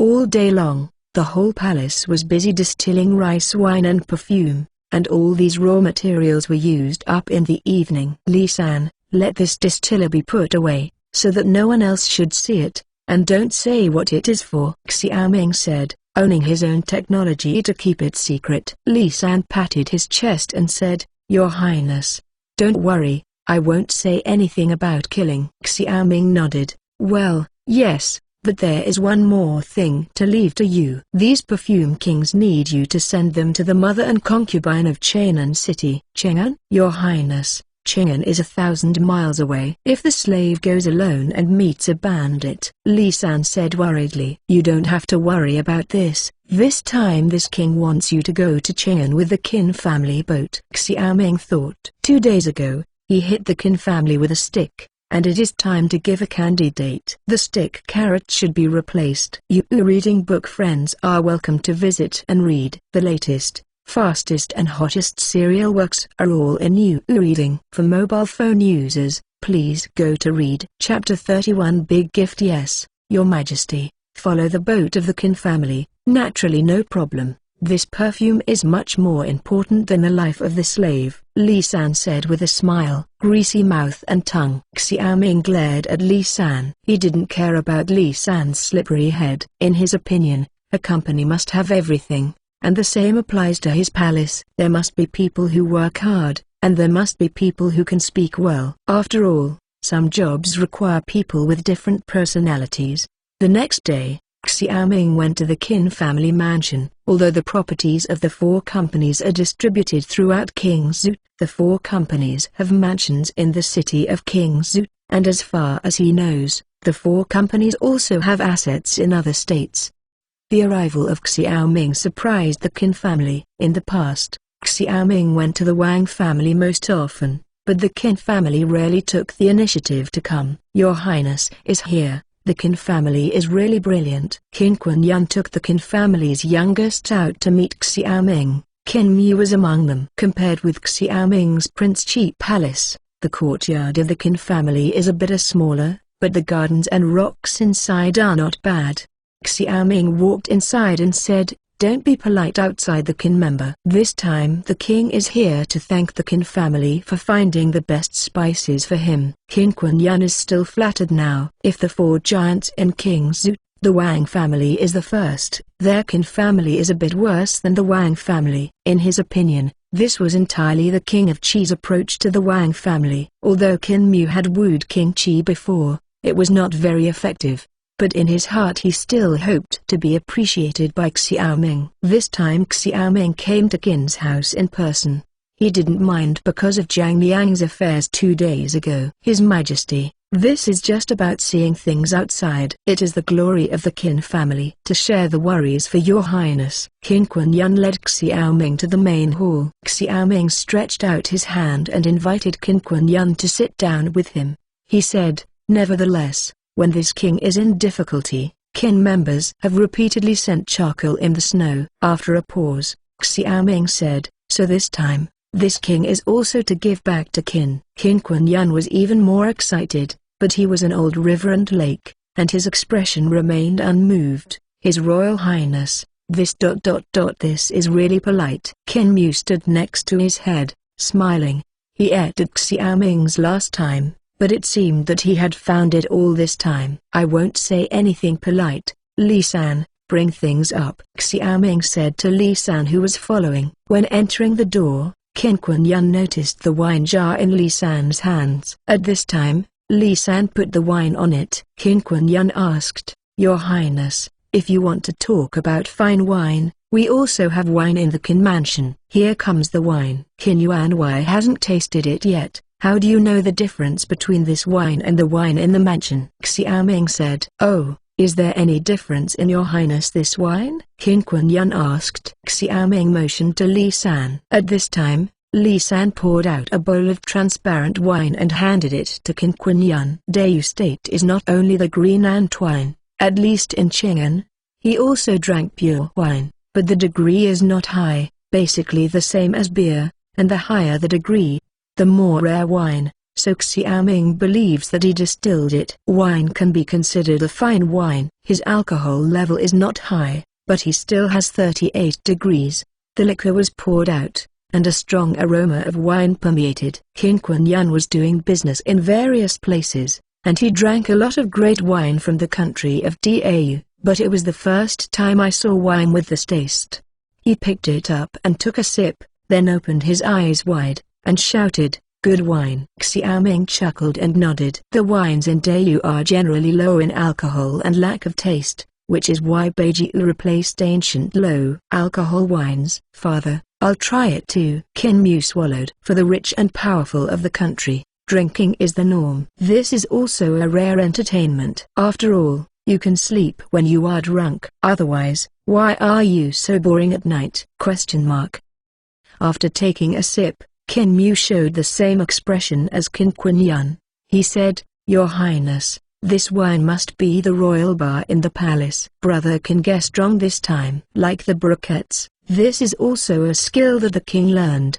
Today, I asked the family to brew it and sent it to the Qin member. Qin Quanyan and Qin Mu glanced at each other, their faces full of stunned. "Such a good wine, is also what your highness did?" Xiaoming nodded. "Exactly. So like the briquettes, this king still thinks of your Qin family." "Do you think that if this wine is sold to Chang'an, how profitable?" Qin Quanyan and Qin Mu were in ecstasy. It turned out that King Qi said this in return. He said, "Chang'an is rich in power, and this wine will definitely sell well." "You are still satisfied with this gift from this king?" Xiaoming said with a smile. "Satisfied, satisfied." Qin Quanyan couldn't help himself. "It's just that, your Royal Highness, what is this wine called?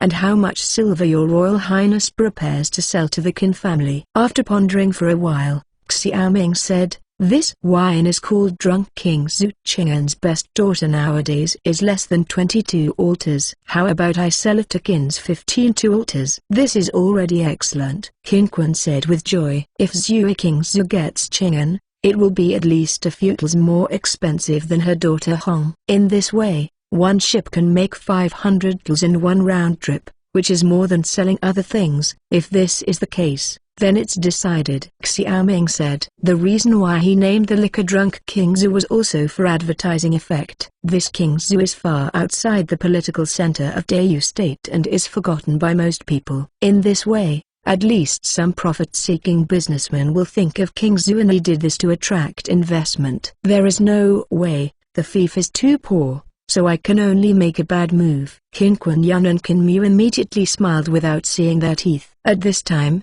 Li San squeezed his eyes at Xiaoming. Xiaoming remembered Li San's affairs and said, by the way, this time this king wants Li San to follow your merchant ship to Qing'an to pick up something for the mother concubine. Don't know if it's inconvenient? Qin Quan Yun was on his head. His Royal Highness, this is a trivial matter. As long as your highness can bring a boat of fine wine, I can send a merchant ship to Qing'an now. I'm afraid I won't be able to do this for the time being. My palace only has 10 Drunk King Zhu, but if a member of Qin can buy all the rice wine from King Zhu and send it to the palace, I can make up 100 altars in 3 days. Xiaoming said. Buying rice wine is a big expense, and Xiaoming is naturally unwilling to pay for it. Qin Quan Yun rolled his eyes and patted the table. His Royal Highness, this is also a small matter. I will send the dog to the rice wine tomorrow. Xiaoming nodded. Chapter 32 Teasing Wang Shiji. The first snow in King Zhu only took 7 days, and then another heavy snow-covered King Zhu is just different from the tranquility in the first snow. This time King Zhu City is a bit lively. The Qin family bought all the rice wine in King Zhu City and sent it to the Chi Prince's mansion. People who can't drink the wine naturally scolded the Qin family and King Chi. But some people saw the strangeness, and stayed up all night to find out the news. His Royal Highness said, no one will see and no outsiders are allowed to enter the palace. At the gate of the Chi Palace, Wang Shiji was blocked by Asta. But he still didn't give up and couldn't help but look inside. Asta pinched her waist, with a solemn face, and reprimanded, Hey, why are you looking inside? Believe it or not, I will let Zhao Long and Zhao Hu throw you into the snow. If it was normal, Wang Shiji would laugh and apologize, and look at the Asta with his eyes full before returning, but today is a little different. The King Chi went to the Qin family himself. The next day, the Qin family bought wine all over King Zhu, and someone from the Qin family reported that King Chi was brewing a fine wine and handed it to the Qin family for sale. As soon as the news came out, the Wang family was naturally not calm. Ever since the King of Qi arrived in King Zhu, the trust of the King of Qi of the Wang family has overwhelmed the Qin family year after year. But the current behavior of the King of Qi is quite unusual and seems to support the Qin family. Wang Chengchu felt bad at once. This was a sign that the Wang family was about to fall out of favor. He stayed up all night, so he scolded Wang Shiji the next day, blamed him for alienating Xiaoming, and asked him to go to the Qi Palace and Xiaoming to get close to him about this fine wine. And he went directly to the Qin's house to taste whether the wine was worthy of its name. You girl, your majesty treats me with courtesy for 3 points. How dare you play sideways in front of me? Wang Shiji was anxious and couldn't help but say nothing. Asta is the girl brought out by the concubine Zen. The imperial power thought is deeply ingrained. The 4 giants of King Zhu can only be said in King Zhu. It is a joke to get outside. At most it is a merchant and his like. In Qing'an, which family clan was not a triumphant family for many years, and occupied a place in the court. She looked down on the Wang family in her heart. When she was said that, the Asta Willow her eyebrows were upside down, and she said angrily, Bold, you dare to be wild here without looking at this place. Our Highness is kind. Who do you think is this Qi Palace? Are all bullies? Wang Shiji cocked in his heart. Only then did he remember that Asta and Luluo were the people around Zenf, and he was just friends with Xiaoming. If he gets serious, he must be unlucky. He immediately smiled. I hope there are a lot of Lady Aster. I was reckless just now. I also asked the Lady Aster to tell your highness that Wang Shiiji is waiting outside the door. Talking, Wang Shiiji took out an ingot of silver from his sleeve cage and offered it with both hands. HMPH, you are still acquainted. Aster stared at Wang Shiiji, picked up the silver and turned back into the palace. Wang Shiiji followed a few steps and wanted to look inside. Zhao Long and Zhao Hu immediately blocked him, glaring at him. He had to retreat and stand in the snow. In the palace of Aster carried the silver all the way to the side hall of the palace, where the servants lived, and the distiller was also installed here. Seeing Xiaoming, who was guarding the stove and painting things again, Zixuan stepped forward and said, His Royal Highness is a magical calculation. This Wang Shiiji has indeed come. According to His Highness's instructions, I let him wait outside. That's right.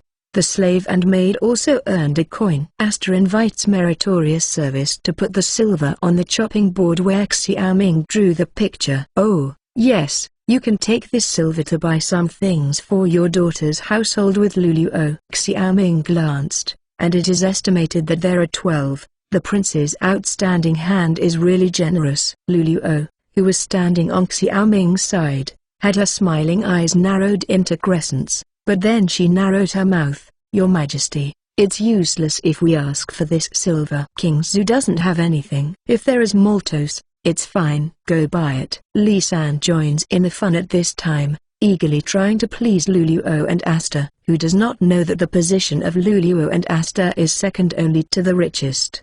He said, 2 girls, this matter is easy to handle. I will go to Chang'an next day. I can bring 2 girls back to buy it. Well, yes, there is Li San. Give this silver to Li San. Tell him what you want. Xiaoming pointed to Li San. In fact, Xiaoming knows how to make maltose, but now he obviously doesn't have time to make maltose, because it doesn't create much economic value and can only grind his teeth.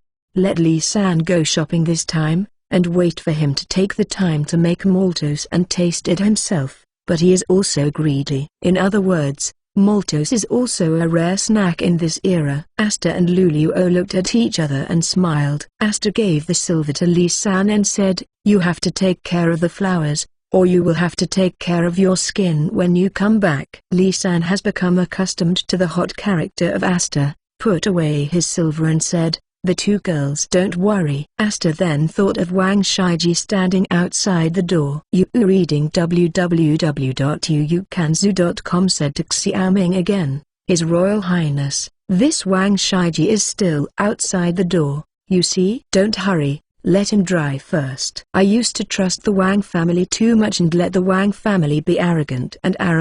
Pang Qingzi mentioned to me many times about the Wang family's occupation of good land and bullying men and women. Let him know that who has the final say in the fief of this king. Xiaoming sneered. No wonder your Royal Highness personally went to the Qin's house. It turned out to be a check and balance. Aster nodded. Yes, although the Qin family is not a good generation, but it has always been in harmony with the Wang family. If it is separated and transformed, these 4 families can be used for me, instead of being led by their noses. Only they fight each other. This king can benefit. Xiaoming is in a good mood now, and said his original intention. Aster looked at Xiaoming's eyes more and more differently. I am afraid that the other princes and princesses of Qi Wang would not have thought of it.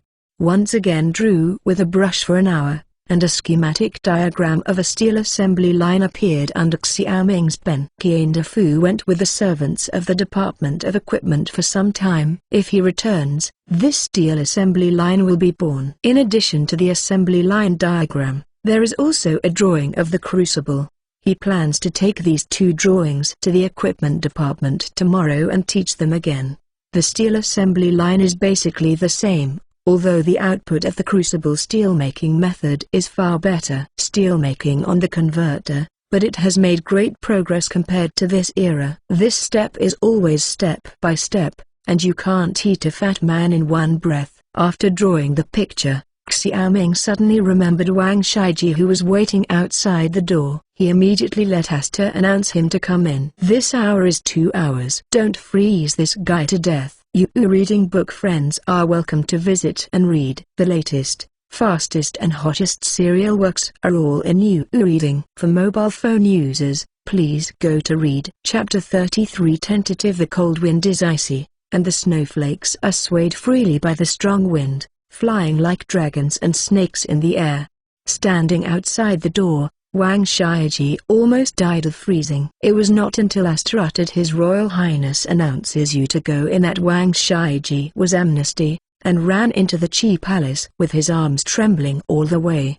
Xiaoming had already moved from the Piandian to the study, and he could not see the secret of the Piandian. "Your Majesty, you are trying to freeze Brother Fool to death." Wang Shiiji sneezed and looked extremely aggrieved. "I don't know how Fool's poor hospitality these days has angered your highness." Xiaoming stretched out his hand and gestured for Wang Shiiji to sit down on the opposite chair, and said with a smile, "Brother Wang is worried. There are some important things that need to be dealt with just now, so let Brother Wang wait for a while." "But Brother Wang is not riding in a carriage in such a cold day." "Are you here? Why is this all snow?" "His Royal Highness, I came to you in a hurry this morning, and I didn't have time to prepare this carriage." Wang Shiiji squeezed toward the briquette stove and started the fire. Xiaoming asked knowingly, "It's freezing cold, and Brother Wang came to this king in such a hurry. There must be something big." "This?"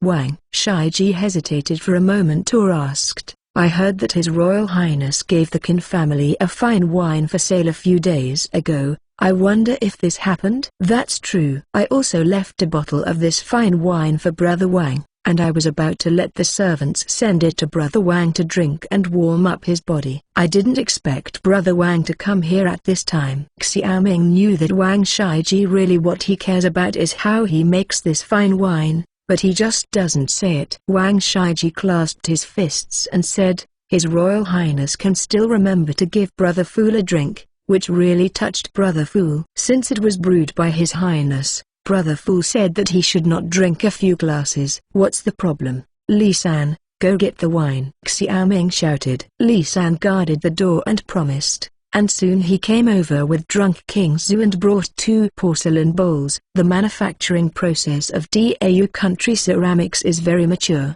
but only the powerful can afford the exquisite ceramics. Most people still use ordinary ceramics.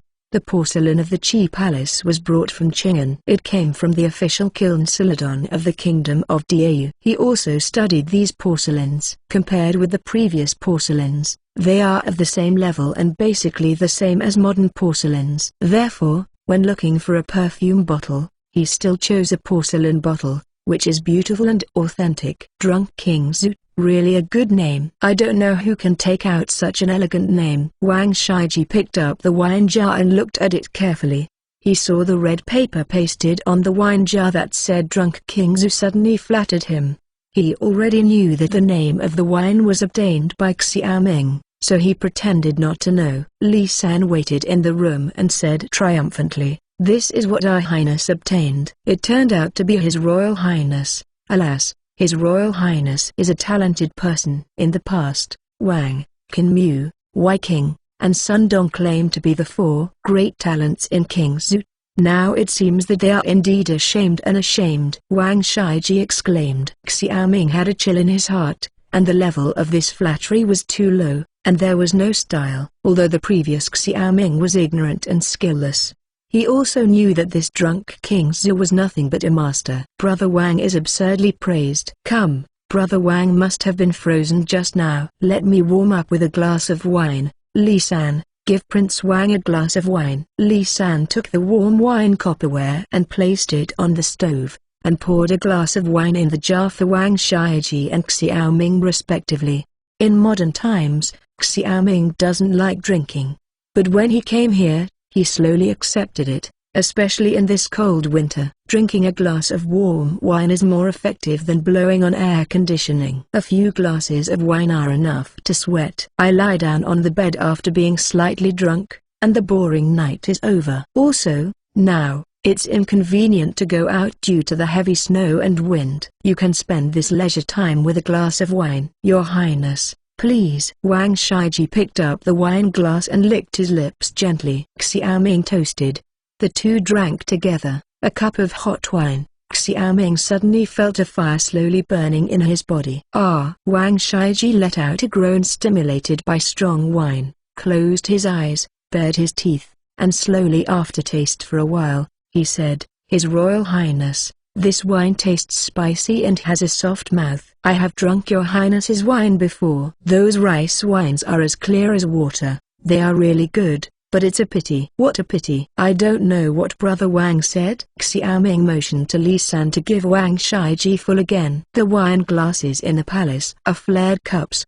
The top is wide and the bottom is narrow. A glass of wine is less than 2 or 2. Just now, Wang Shaiji drank it as usual. Wang Shaiji always pretended what his father had confessed in his heart, and mentioned it after looking for a narrative. "It's a pity that this wine is not sold in our Wang family." "Brother Wang, this wine makes sense for the Qin family king. Although the Wang family has a cavalry team, after all, this cavalry team is not as good as Qian. It is also given to the Qin family king to earn more money." Xiaoming said. He gave wine to the Qin family partly to support the Qin family, and partly what he meant. In this backward era, road transportation is not as good as water transportation. Although the speed of water transportation is not very fast, the volume is large and relatively speaking still very safe. "So that's the case." Wang Shaiji was a little relieved, but he asked tentatively, "When did your Highness learn how to make wine again?" "Is that also the book?" "You know and I know." Xiaoming evasive,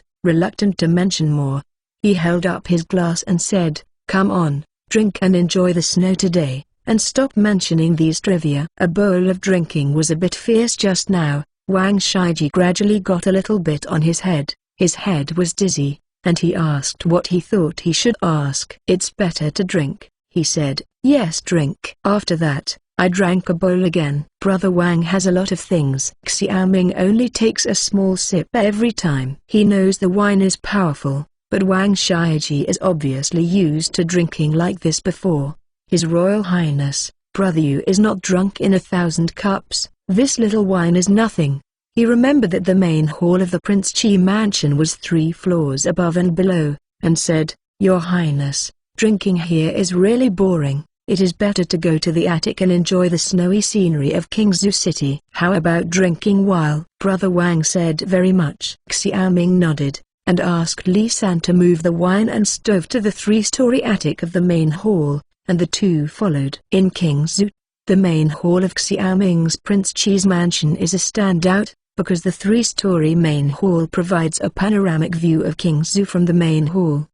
The two sat down by the fence of the attic and drank again. Suddenly, Wang Shaiji drank 2 more glasses. "Your Highness, this wine is really good. Come. Come, and fill it up again." Wang Shaiji was already like a dizzy duck, and his speech was knotted. Xiaoming shook his head. Wang Shaiji still drank his wine as ordinary rice wine. He said, "Brother Wang is drunk. Why don't I let my servants send Brother Wang back?" Wang Shaiji patted his chest and looked very angry. "His Royal Highness, can't you look at Wang's drinking capacity? I can still drink this wine." It's not that Wang Shaiji drank himself to death. At the Prince Chi's mansion, Xiaoming didn't bother to care about him. He said, "Brother Wang, drink 2 more bowls." "Pour the wine." Wang Shaiji stood up, swayed left and right, and flicked his sleeves. "Your Royal Highness, taking advantage of this wine, heavy snow, today I write a poem by Brother Yu, to relieve your boringness. Welcome to the book. Come and read it. The latest, fastest and hottest serial works are all at for mobile users. Please go to read. Chapter 24. Wine and Poetry. In ancient times, drinking and writing poetry was a common problem among literati. Wang Shaiji and others belonged to the third-rate scholars who were not inferior, and naturally belonged to the literati. Moreover, Wang Shaiji and others called themselves the 4 great talents. In the past, Wang Shaiji wanted to include Xiaoming among these talents, tied for the top 5 talents, and made Xiaoming the top of the group. It's just that the former Xiaoming didn't read poetry and books, and devoted himself to bowing horses and hunting, and sneered at some talented person, so he didn't put on this false name. Therefore, since he is a genius, Drinking and composing poetry is also customary. When he is away, the four of them often fight poetry. At a family dinner, one is to show off their talents, and the other is to learn guitar like modern young people, purely for spring. It's the season of heat again.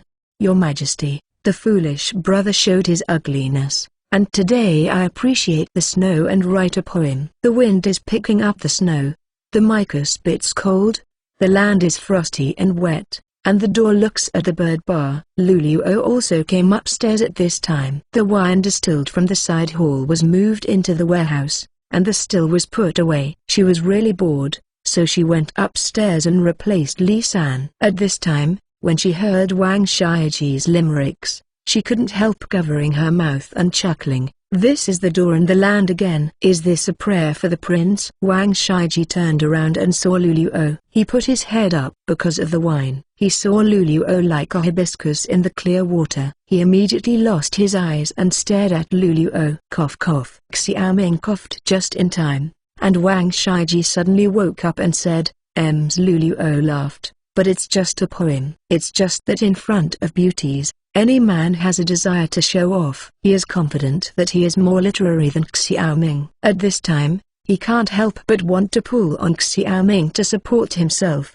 so he said, His Royal Highness, the poem of Fool's Brother made Luluo girl laugh. How about a poem written by your highness and let the foolish brother pay his respects? Xiaoming took a sip of his wine. What Wang Shiji thought was clear in his heart. How could he have been in the office for 5 or 6 years in modern times, and he was well versed in office struggles? It's just a wet poem, so he can't compare to these people who study for imperial examinations. He returned the rhyme to the teacher long ago.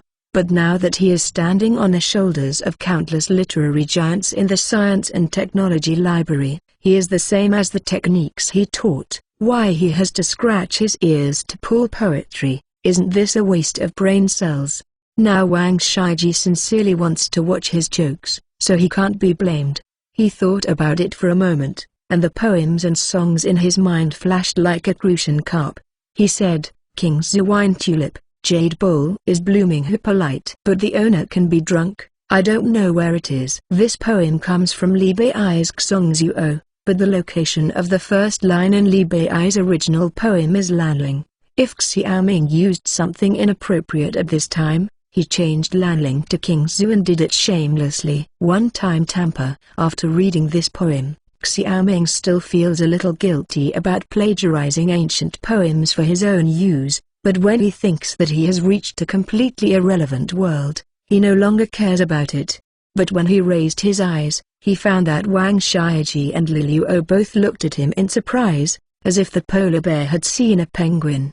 Wang Shiji swallowed with difficulty. Even though he was drunk, he still distinguished the gap between his limericks and Xiaoming's good lines. After a while, he shouted, Eternal quatrains, His Royal Highness Shina Wang Xing Xingfen. Brother, you can't make it to shoot a horse. Brother Wang has gone too far, but it's just a little poem. Come on, Brother Wang, continue to drink. Xiaoming poured another glass of wine for Wang Shiji. Luluo knew a lot of poetry in places like Chang'an where literati gathered. The poem that Xiaoming read out this time is indeed excellent. He said, Your Majesty, you are too modest. If your poem isn't Chang'an, those poems waiting for a literati may not be comparable. Luluo is right. This poem is indeed extraordinary. Brother, you thought it was exactly the mood of His Highness at this time. His Highness drank fine wine from Qingzhou.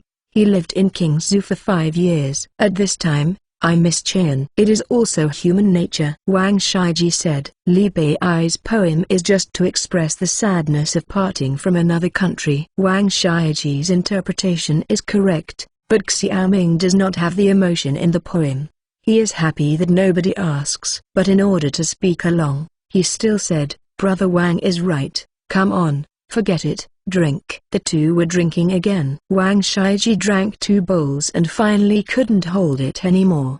He lay down on the table, unconscious, and Xiaoming only drank 3 bowls, a little bit mad, and seeing Wang Shiji lying down, he said to Luluo, Let Li San send Prince Wang back. Luluo responded and went downstairs. After a while, Li San came up and helped Wang Shaiji down. At this time, Asta said from downstairs, "His Royal Highness has also drunk a lot of wine. Do you need a rest?" Xiaoming waved his hand. "No, come, the scenery here is pretty good. Let's take a look at the snow scene of Kingzhou City." Luluo said at this time, "Sister, Your Royal Highness improvised a poem just now. It's really amazing." "What nonsense. Your Royal Highness will chant poetry." Zixuan pulled Luluo's sleeve. Unexpectedly Luluo was joking with her. Luluo pouted, "And you?" Reading www.uukanshu.com. Read, Kingzhou's fine wine tulip.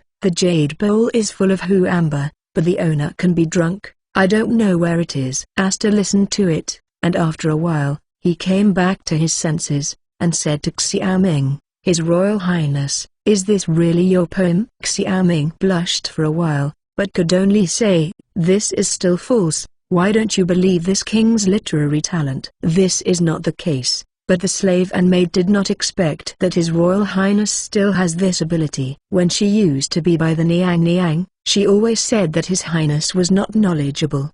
But now it seems that His Highness must have been studying poetry and books for several years in Kingzhou. Asta said, and then she said, "But naturally I thought this poem could be changed a bit." "Oh, let's hear it," Xiaoming said in surprise. "I don't know where I am from. I think it can be changed to I don't know where I am from my hometown, so that I can add my thoughts to Chen in the poem." Asta said in thought. Xiaoming's eyes lit up. "Well, it's okay, but it may not be better than the original sentence." While talking about Xiaoming while looking at Asta, generally speaking, there is a difference between inferiority and inferiority. Asta does not dare to change Xiaoming. "Poetry, this is disrespectful." Asta naturally brought it up and naturally had her thoughts. Zixuan explained, "It's not the slave-made self-reliant literary talent, but the poem by His Royal Highness. The slave-maid finds it very suitable for Zhou Kingzhou. If the poem of His Royal Highness is put on Zhou Kingzhou,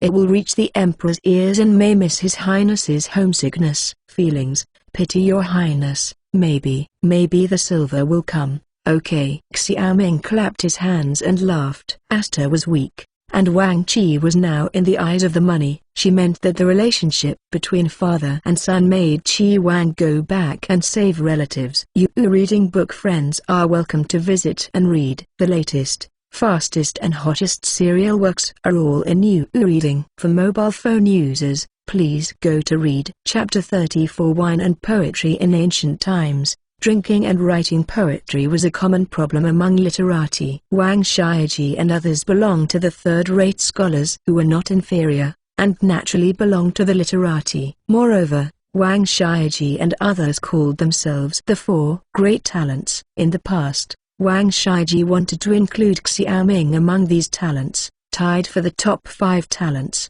and made Xiaoming the top of the group. It's just that the former Xiaoming didn't read poetry and books, and devoted himself to bowing horses and hunting, and sneered at some talented person, so he didn't put on this false name.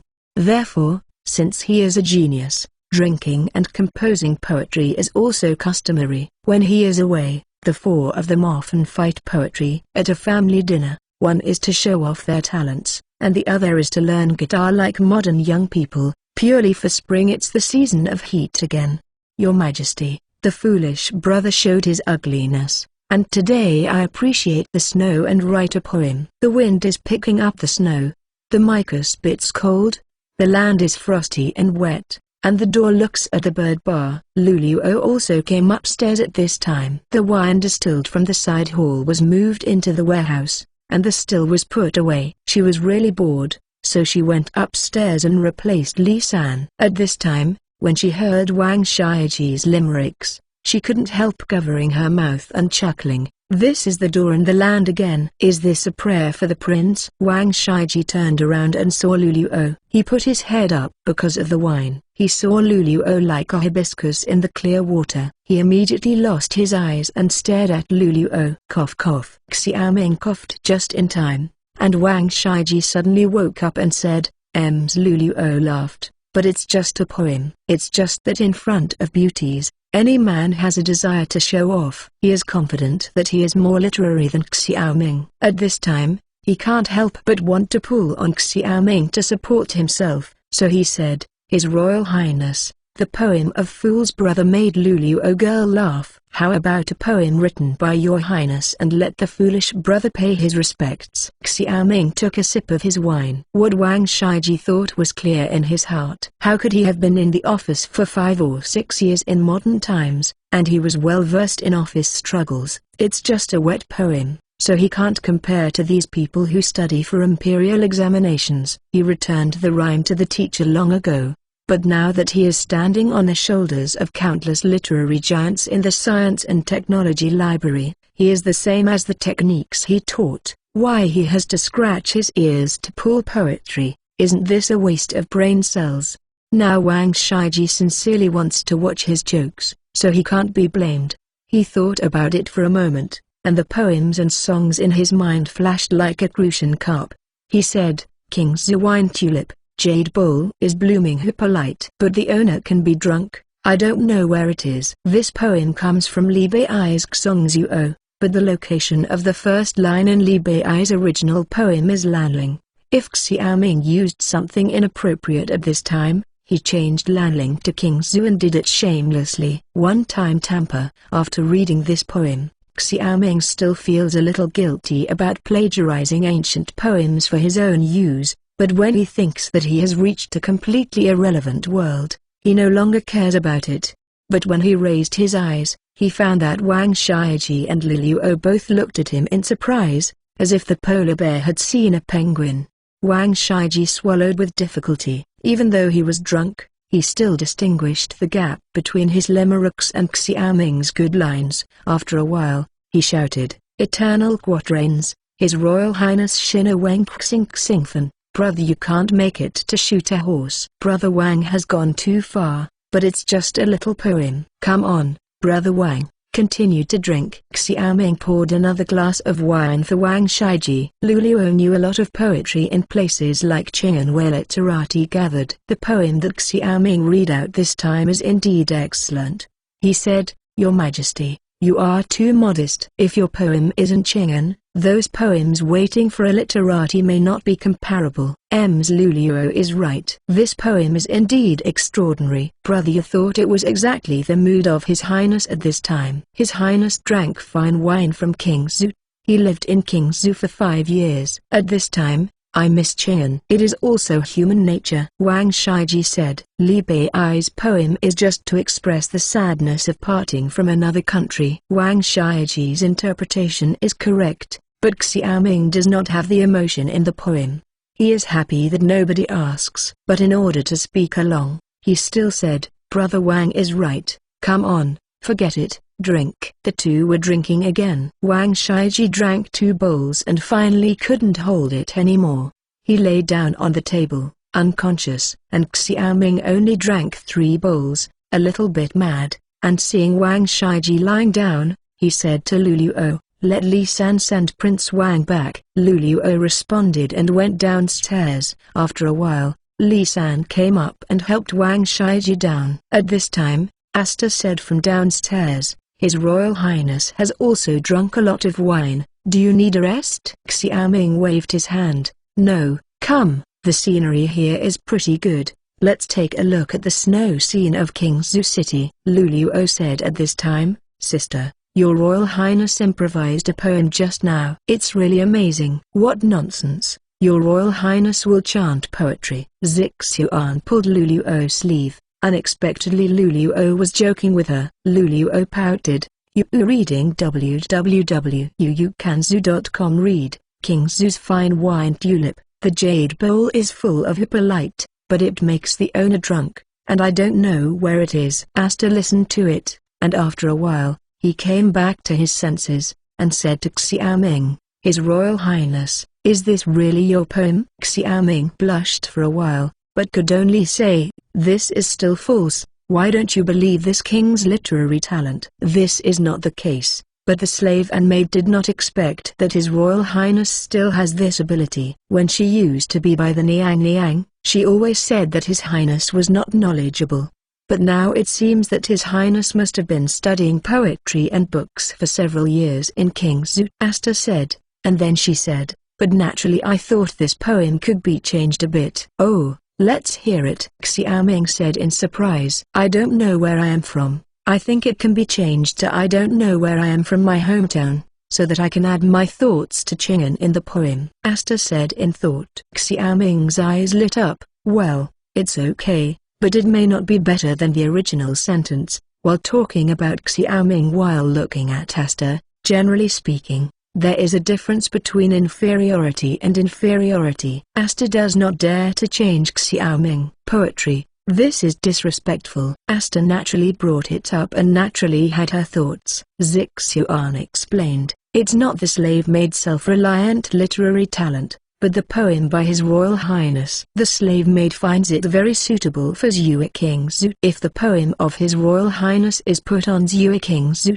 it will reach the Emperor's ears and may miss His Highness's homesickness, feelings, pity your Highness, maybe the silver will come, okay. Xiaoming clapped his hands and laughed. Asta was weak, and Wang Qi was now in the eyes of the money. She meant that the relationship between father and son made Qi Wang go back and save relatives. You reading book friends are welcome to visit and read. The latest, fastest and hottest serial works are all in You Reading. For mobile phone users, please go to read Chapter 35 Chain and Line. His Royal Highness, I think you are also drunk. Asta touched Luluo. Let your Highness go back to rest. Luluo nodded, and went forward to help Xiaoming. Xiaoming was not very drunk just now, but he never thought that the stamina of the wine was quite big. After talking for a while, he was really dizzy, so he had to go back to the bedroom with Luluo's support. Zixuan also went downstairs. Seeing that Luluo helped Xiaoming back, she called the servant who was in charge of transporting the drunk king's wine over and said, this time it is distilled and the drunk king's who was sent to the Qin family last time. Don't rush to let the Qin family go. Good thing, now this drunk king's must mention His Royal Highness's poems. Yes, girl Asta. The servant responded. Zixuan turned around and went to prepare pen, ink, paper and inkstone. Luluo came back at this time. She said, this Qin family is going to Chang'an tomorrow. Your Highness is drunk again. It seems that only you and I can copy this poem one by one on the wine jar. Hee. In that case, my sister's writing is so beautiful. If you write, I just posted. Luluo laughed. Asta gave Lulu a white look. You are the most lazy. After that, she handed a piece of Chengxintang paper to Luluo, and said, this Chengxintang paper was brought by my lady from Chang'an. It is very precious. Please be careful when you cut it. Your Highness said, this Chengxintang paper. It also has a style when paired with Drunken King Zhu. Luluo took it carefully. This Chengxintang paper is the most prestigious paper in the country of Dau. It is known as the skin of eggs, like a membrane, as clean as jade, and thin and smooth. Literati and ink artists often leave calligraphy on this paper. With a distressed look, Luluo said, the same is true of your Highness. How can such a precious paper be pasted on the wine jar? And it is the business to copy the poem on it and mount it, and what is this style? I don't know, maybe it's his nonsense again, and I also advise him not to waste it. But your Royal Highness said that we will have more paper to wait for a while. Asta shook his head. Yes, my Highness now has a lot of ideas. The two looked at each other and smiled. One pasted on colored paper, and the other copied it. At noon, they will post all Zhuge King's Zoo, and let Li San sends Zhuge King's Zoo to Qin's house, and Xiaoming also woke up at this time. He wasn't very drunk, but after a short nap, he was relieved. Asked about drunk King Zhu, and learned that all had been delivered to Qin's house, he relaxed, and Li San could leave for Chang'an tomorrow. In the afternoon, he discussed with Asta Luluo for Li San to buy something from Chang'an. Vegetable oil. Xiaoming is listed first. These days, he sometimes eats meat oil, sometimes because of shortage of supplies and there is a break. Now he really can't stand it. After buying vegetable oil, he can still stir fry. Then there are some bacon, maltose, pastries and other snacks. It is not as modern here. In winter, There is no green vegetables to eat. At this time, the radish has not been introduced to the country. Chinese cabbage is a native product. In this midwinter season, Qingzhou also sells cabbage. You can buy it in both the east and west markets of Qingzhou. Thinking of a home-cooked cabbage and pork-stewed vermicelli in modern winter, Xiaoming's saliva was like the flooding of the Yellow River. But when he thought of vermicelli, he suddenly wilted again. The sweet potatoes that made the vermicelli seemed to be foreign objects, and there was no such thing in Great Yu. It's really a place where supplies are scarce. Xiaoming flicked his sleeves for the last time, and he didn't even think about what to buy. Anyway, there were only a few things, but for him, this is also an opportunity. Potatoes, sweet potatoes, tomatoes, peppers and other common things on the modern table are not available in the country. If you can bring these things to plant in the fief, is just relying on a high yield of potatoes and sweet potatoes, does he still worry that the people in his fief will not be able to eat?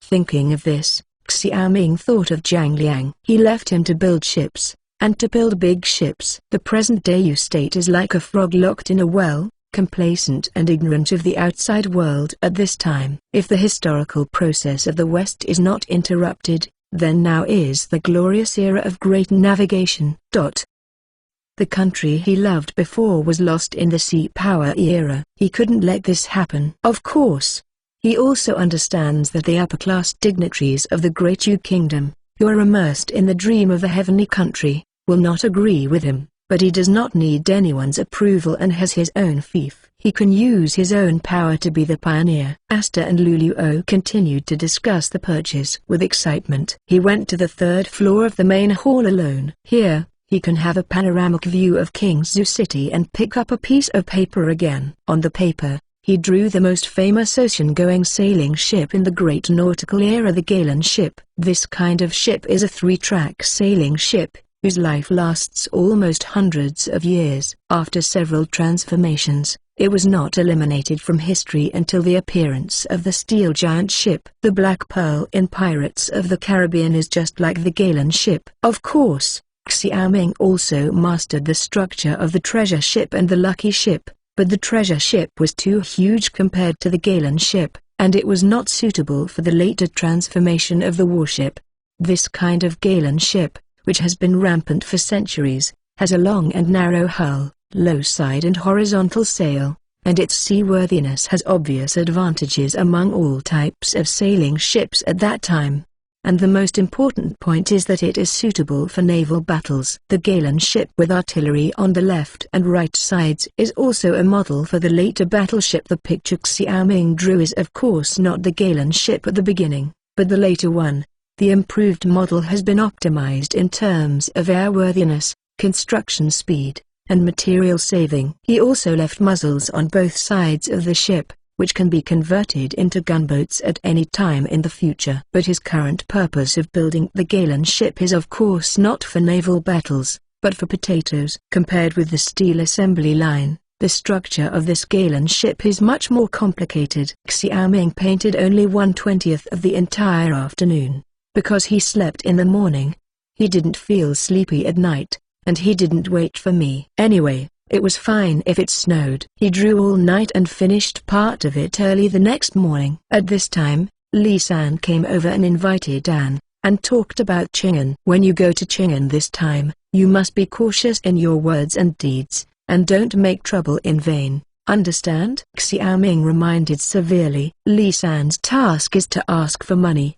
He doesn't want to go wrong. Yes, Your Highness. Li San was taken aback and nodded quickly. Took Li San and Xiaoming to the pier deliberately. This time he paid more attention to the matter. Your Highness, this time I will go to Qing'an with Li San. Your Highness can rest assured, Qin Mu said to Xiaoming while standing on the merchant ship. Xiaoming nodded. Qin Quan Yun is still a bit old and slippery. Qin Mu followed. He was a little relieved. Then I will ask Brother Qin this time. Qin Mu nodded, ordered the boatman to row, and said goodbye to Xiaoming. Xiaoming also held his fists to face each other, watching the grey merchant ship slowly leave. Book friends are welcome to visit and read. The latest, fastest and hottest serial works are all at mobile phone users. Please go to read.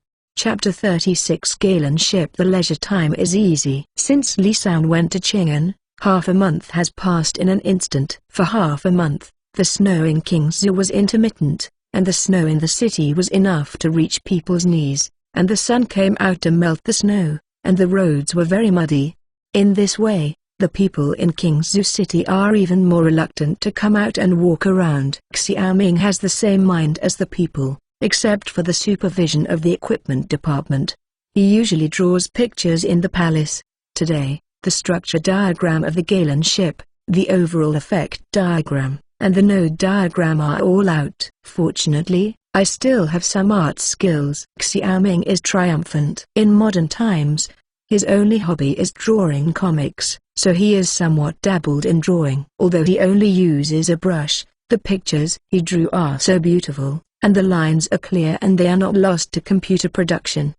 His Royal Highness is so happy. Luluo brought her breakfast at this time. After the winter, the food is more monotonous. Breakfast is just 2 pieces of noodles, lump soup and the like, but there are many hunters at this time, because there are some venison and wild birds on the market. Now that Prince Qi's mansion has silver, he can still eat meat every few times. The boat drawn by this king is finally finished. Xiaoming happily took the noodles and slipped his fingers on Luluo's little hand. Luluo glanced at Xiaoming and got used to Xiaoming's character. Looking at the 10 pictures on the cutting board, Luluo stuck out her tongue. His Royal Highness is really amazing. If this is Luluo, I don't know how many years and months can I draw so many. Xiaoming is on his head. The drawings are out, and Zhang Liang should be moved. He believes that in terms of shipbuilding technology, Dayu State is still not behind at this stage, only solid thinking and technology are behind. What's so difficult? Nothing happens at night. Come here, and my king will give me some advice and promise to make rapid progress. Xiaoming said as he ate the cake. Luluo blushed and said, His Royal Highness is going to tease Luluo again, so the servants will not be fooled. After speaking, Luluo pouted out of Xiaoming's bedroom. Xiaoming smirked and watched Luluo go back. After a quick breakfast, he took the drawings to the Department of Equipment. In this cold winter, I can't go to other places, and I can only travel between the Department of Equipment and the palace, and taking advantage of the winter slack season. He also wants to set up some simple workshops so that they can be used after the beginning of spring. Your Highness, Chen Qi bowed and said. When Xiaoming came over, different from other places. At this time, the equipment department was still a hot scene. The craftsmen and servants were in a hurry. In the equipment department's backyard, 2 blast furnaces more than 3 meters high rose from the ground. On both sides of the blast furnace are steps of tamped earth to be able to load materials. At the bottom, each blast furnace is connected to a huge wind box for blowing air. In front of the blast furnace, piled up some dark things, not coal, but coke that Xiaoming asked Chen Qi to burn. How is it? How is this blast furnace iron-making test? Xiaoming asked. The mature technology taught by Xiaoming made Chen Qi avoid many detours, but the specific process still requires down-to-earth experiments. Back to Your Highness, this coke was not successful in burning paper at the beginning, and the iron dross out was too much. Later, we adjusted the temperature and made the carbon tighter to get qualified coke. We adjusted it again when making iron. It took many winds to produce qualified wrought iron with the amount of coke, Chen Qi said. Since Xiaoming asked him to use blast furnace iron to make iron, he has been on it, and now he was finally succeeded in making wrought iron. Xiaoming nodded. Yes, once the crucible is produced, these wrought iron can be made into qualified steel, and the strength of our machine tools can be strengthened. Are we waiting for Steward Qian to come back? It stands to reason that Steward Qian has been out for 20 days. Why didn't he come back? Chen Qi is almost obsessed with craftsmanship, and can't help but feel a little anxious at this time. Xiaoming frowned, and he was also a little worried. This is another road closure by heavy snow and thieves, so don't make any more accidents. Glanced at the cooked discus he made, and Xiaoming said, No hurry, the equipment department has a lot of work, you can do other things first. By the way, How did Zhang Liang and others perform during this time? Chen Qi seems to have forgotten Zhang Liang and the others. Xiaoming said, Your Highness, these people have been responsible for some hard work, but they are diligent. What is Your Highness looking for? Xiaoming brightened the drawing in his hand. For this, I am afraid that the equipment department will have to help produce some parts at that time. His Royal Highness, can you let me see? Chen Qi immediately scratched his head. The disposition of Chen Qi and Xiaoming's heart did not tease him, and handed him the drawing. This is a boat? Chen Qi glanced briefly, and exclaimed, but I have never seen this kind of boat. This kind of ship was originally called the Galen ship. After many improvements by this king, now this king calls him King Zhu ship. Xiaoming said. Chen Qi probably turned it over and gave it back to Chen Qi, scratching his head and said, His Royal Highness, I'm afraid I can't do anything about shipbuilding. I have never studied it before. I'm not asking you to build ships, I just ask you to cooperate in the production of some parts. Xiaoming smiled. Chen Qi breathed a sigh of relief, and then remembered. I said, why did Your Highness look for Zhang Liang? Isn't his house used to run a shipbuilding shop? I'll call him here. After a while, Chen Qi brought Zhang Liang over, and Zhang Liang bowed and said, the old slave has seen His Highness. Free gift. Xiaoming helped Zhang Liang up and said, let you come over this time. You reading www.yuukanzu.com. This king has something to do with you. It is really a waste of your Zhang family to be coolies. Come, take a look at this and determine if it can be made. Zhang Liang was taken aback, and took the drawing of Xiaoming. After looking at it, he was like a wooden chicken. It took a long time to go crazy and quickly flipped through every page of the drawing. At the end, Zhang Liang's hands could not stop shaking. Stand up, His Royal Highness. How did Your Highness get this drawing? This kind of ship old slave is unheard of, but with the old slave's experience, this ship is very suitable for sea navigation. Zhang Liang said. Xiaoming nodded. And this sentence shows that Zhang Liang still has some skills and can see the technical content. He said, don't ask about this. This king only asks you if you are willing to make this for the king. Ferry? Yes, Zhang Liang said without hesitation. It's better than staying here with Orcinder all day. Well, in that case, this king will restore your shipbuilding workshop, but from now on, your shipbuilding workshop is an official business, and you have no contact with you. Would you like to? Zhang Liang sighed and said, the old slave now wears the body of sin and is also a slave, just to live up to his lifelong learning. Well, in those few days, you and your people will go back to the shipyard. I will take care of the Qin family's affairs, Xiaoming said. Zhang Liang's previous shipyard had been held by the Qin family, and Xiaoming had to ask for it back. This matter was decided, and the equipment department had nothing else to do, so he returned to the palace. At this moment, the merchant ship of the Qin family slowly docked on the dock of Qing'an, a country in the country of Great Chongqing.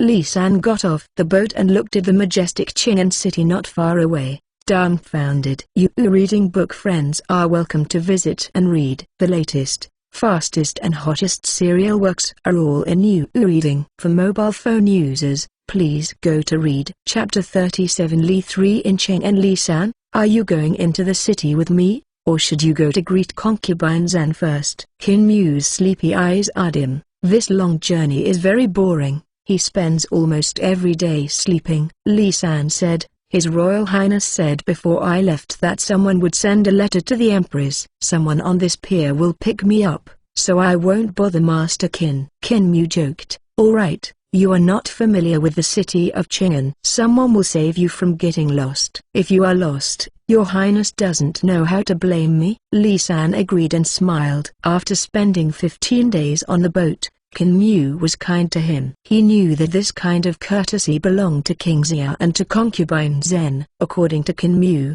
the Qin family also has a shop in this city of Qing'an. King Xia is thousands of miles away, and the king of Qi naturally cannot take care of it. Sometimes the Qin family needs to be named Zhenfei. The two were talking. A girl in a pink palace dress walked towards them and asked, is this a merchant ship from the Qin family in Kingzhou? Exactly. Qin Mu respectfully said. The girl's attire looked like a person in the palace, and he did not dare to neglect. The girl glanced at Qin Mu, and then at Li San, who was dressed up as Jia Ding. Ever since Zenf received a letter from King Qi, she ordered her to pick up at this pier every day.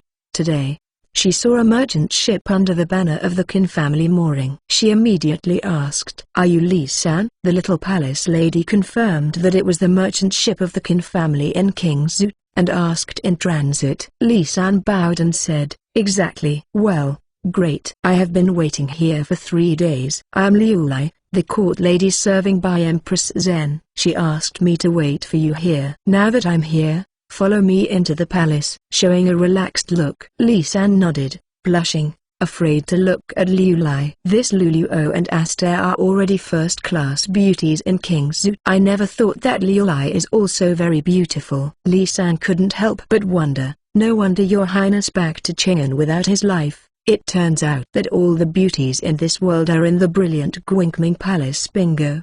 Then I will trouble my sister to lead the way. Li Sangai said, "But this time, your Royal Highness asked the slave to bring a lot of things." "It's simple. I'll bring someone here and help you get on the carriage." Liu Lai chuckled and led Li San to walk towards Qing'an City. "It depends on how old you are than me." "How come you call me my sister?" "My elder sister is the person next to the concubine Zhen, who is much more noble than the little slave, and elder sister should be called." Li San flattered. Liu Lai had a peach-faced face. At this time, she smiled as bright as a flower blooming. She said, "It is true that your highness said that your mouth is slippery in the letter, but in the palace you have to restrain yourself. Don't talk nonsense, otherwise be careful of your tongue being cut." "Ah!" Li San trembled with fright. "This Guangming Palace is the residence of the emperor. Let him grow courageous, but he will be nervous just thinking about it." As Liu Lai said, Li San was even more nervous about peeing. Seeing Li San's appearance,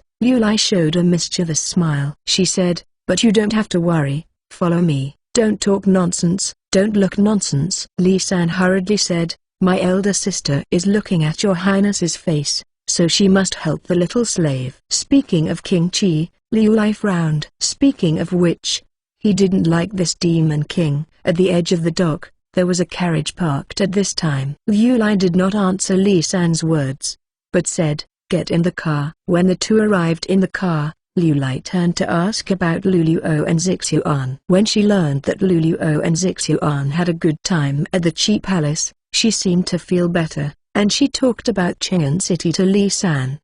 The carriage left the dock and arrived at the city gate in about half an hour. The guards at Zhengdman checked Li San's slave status and let them go into Qing'an City. Sitting in the carriage, hearing the noise outside the carriage, Li San couldn't help but open the curtains. There are so many people in this city of Qing'an. Li San looked over, and the crowds on the avenue directly opposite Zhengdman were one after another. Liu Lai said, "This is not the time when there are most people. By noon, the carriage probably won't be able to move." Li San was shocked, and he continued to look. Except for his carriage, on this 50-meter wide bluestone avenue, there were luxurious carriages inlaid with gold and jade, and the carriages were dressed in purple, red, and blue court clothes of different colors. Some of the officials, or merchants wearing silk satin, and some car windows with beaded curtains, you can see an extremely beautiful female face, looked back at the blue coarse cloth on his body.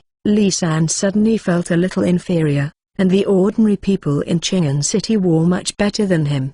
No wonder His Highness said that Qing'an is the most prosperous place in the world. Li San said with emotion. "That's natural, but when you come to Qing'an this time, why didn't your Highness prepare a decent dress for you?" This Liu Lai can easily recognize Li San because of his crude cloth. Li San scratched his ears. His Royal Highness said, "You have to wear it like this, otherwise, why cry poor?" "Cry poor?" Liu Lai showed a puzzled look. "Means too poor, so crying," Li San explained. "Is this the dialect of King Zhu?" "It's interesting." Liu Lai smiled, and Li San blushed again with her beautiful appearance. He is only the same age as Xiaoming, when he was thinking of spring. "You too, say something." "Let me say something." The carriage walked for another hour before it reached the gate of the Guangming Palace. "When it is here, you must walk in for the first-rank masters and the common people." Getting out of the carriage, Li San looked at the splendid palace in the Guangming Palace, marveling in his heart. Liu Lai said that the Qing'an city is 60 miles long from north to south, and there are 360 private squares in the city, which is 3 times the size of Qingzhou city, enough to see the prosperity of Qing'an, and this gorgeous Guangming Palace is the finishing touch of Qing'an city. Entering from the side door, Liu Lai led Li San into the Palace of Light. In the main gate is the Promise Hall. It is the place where the emperor and the ministers discuss affairs. We can't go. Liu Lai on the road told Li San the rules of the palace. The trail from the side door you can directly enter the harem. Entering the palace, Li San was obviously nervous a lot. Many court ladies and eunuchs kept looking at him, making him quite nervous, and he couldn't help but nod. Now the two of them are walking through a roadway between 2 walls. At the end of the roadway is an archway, and entering the archway is a redwood of million lacquered corridor. There are huge lotus ponds on both sides of the corridor. At this time, the lotus in the lotus pond is dry, but there are many carps swimming in it. Li San didn't have time to appreciate it. After passing the 100-meter-long corridor, there was another promenade turning westward. He looked up and saw that such promenades were turning around, and some palaces were distributed along the promenade. There is a golden plaque written on the palace, but he can't read or know what it is. The more you walked in, the more palace ladies came and went on the promenade. Some of them were carrying exquisite pastries, or carrying fragrant cakes and hot water. The maiden's bedroom is in front. Don't look inside, Liu Lai ordered. Li San responded again, and the end of the promenade suddenly widened. It was a large garden. On one side of the garden was the lotus pond that I saw just now. A stone bridge lay across the water like a crescent moon. At the other end of the bridge, there are many pavilions, terraces, and pavilions. In front of each courtyard is an arch. This is what Liu Lai said, bringing Li San across the stone bridge. Liu Lai stopped in front of a courtyard where Bishuij was written, and said, "This is the residence of concubine Zen. Come in with me. Welcome to visit and read." The latest, fastest and hottest serial works are all at mobile phone users. Please go to read. Chapter 38. Zenf Niang. The servant girl brought Li San outside the Bishui pavilion. Liu Lai asked Li San to wait outside and went into the hall to report. In the sleeping hall, in front of a screen depicting lighting landscape paintings, a woman in a luxurious violet palace dress is half lying on the couch, reading a Buddhist scripture. Hearing the words, she got up and said, "Let him come in." Minga is mysterious in the letter this time. "I want to know what perfume," he said. After that, concubine Zen got up and, under the attendance of the 2 maids, went out of the sleeping hall to the main hall and sat down on a mahogany chair. At this time, Liu Lai summoned Li San to come in. The little slave of Prince Chi's mansion has seen concubine Zen. Li San didn't even dare to glance at concubine Zen, and said hurriedly. Seeing Li San dressed in coarse cloth and very ragged, Zen frowned and said, "Since you are from Minga, you don't have to be so restrained. This time Minga asks you to send you some perfume?" Li San dared to raise his head at this time, and at the front of the meeting sat a very graceful woman, with dancing eyes, willow eyebrows, her face like pink, lips like vermilion. Although she did not look like a country, she also looked like a charming city. It is rumored that Zenfai's real name is Yan Xina, from a family of Suzu people in the country of Dau. His father Yan Shangnai was the county magistrate of Kaiping, Tping County, Suzu. 20 years ago, the Queen Mother elected Xiao Wenxian as a concubine, and there was a woman in the official family of the country must participate in the draft. It was at that time that Yan Xina was favored by Xiao Wenxian in the draft. Within 10 years, she had the title of concubine Zen. It was only in the backyard of the palace. The new generation replaced the old. Today's concubine Zen is everywhere, but it's not as good as before. Recovered, Li San said. Back to Niang. Xiao's slave strip was dragged by His Highness to send perfume and drunk King Zhu to Niang. What about things? Zen asked. Liu Lai said, "Mani, there are a lot of things sent by Your Highness this time. I asked Xiaoguozi from the palace to move over. It's estimated by now." Was talking. Suddenly there was a silver bell-like laughter outside the door. and a concubine in a red palace dress walked in, followed by a few people dressed as eunuchs, carrying Xiao Ming's perfume and wine. "Sister, King Qi is really filial. I sent so many things over this morning."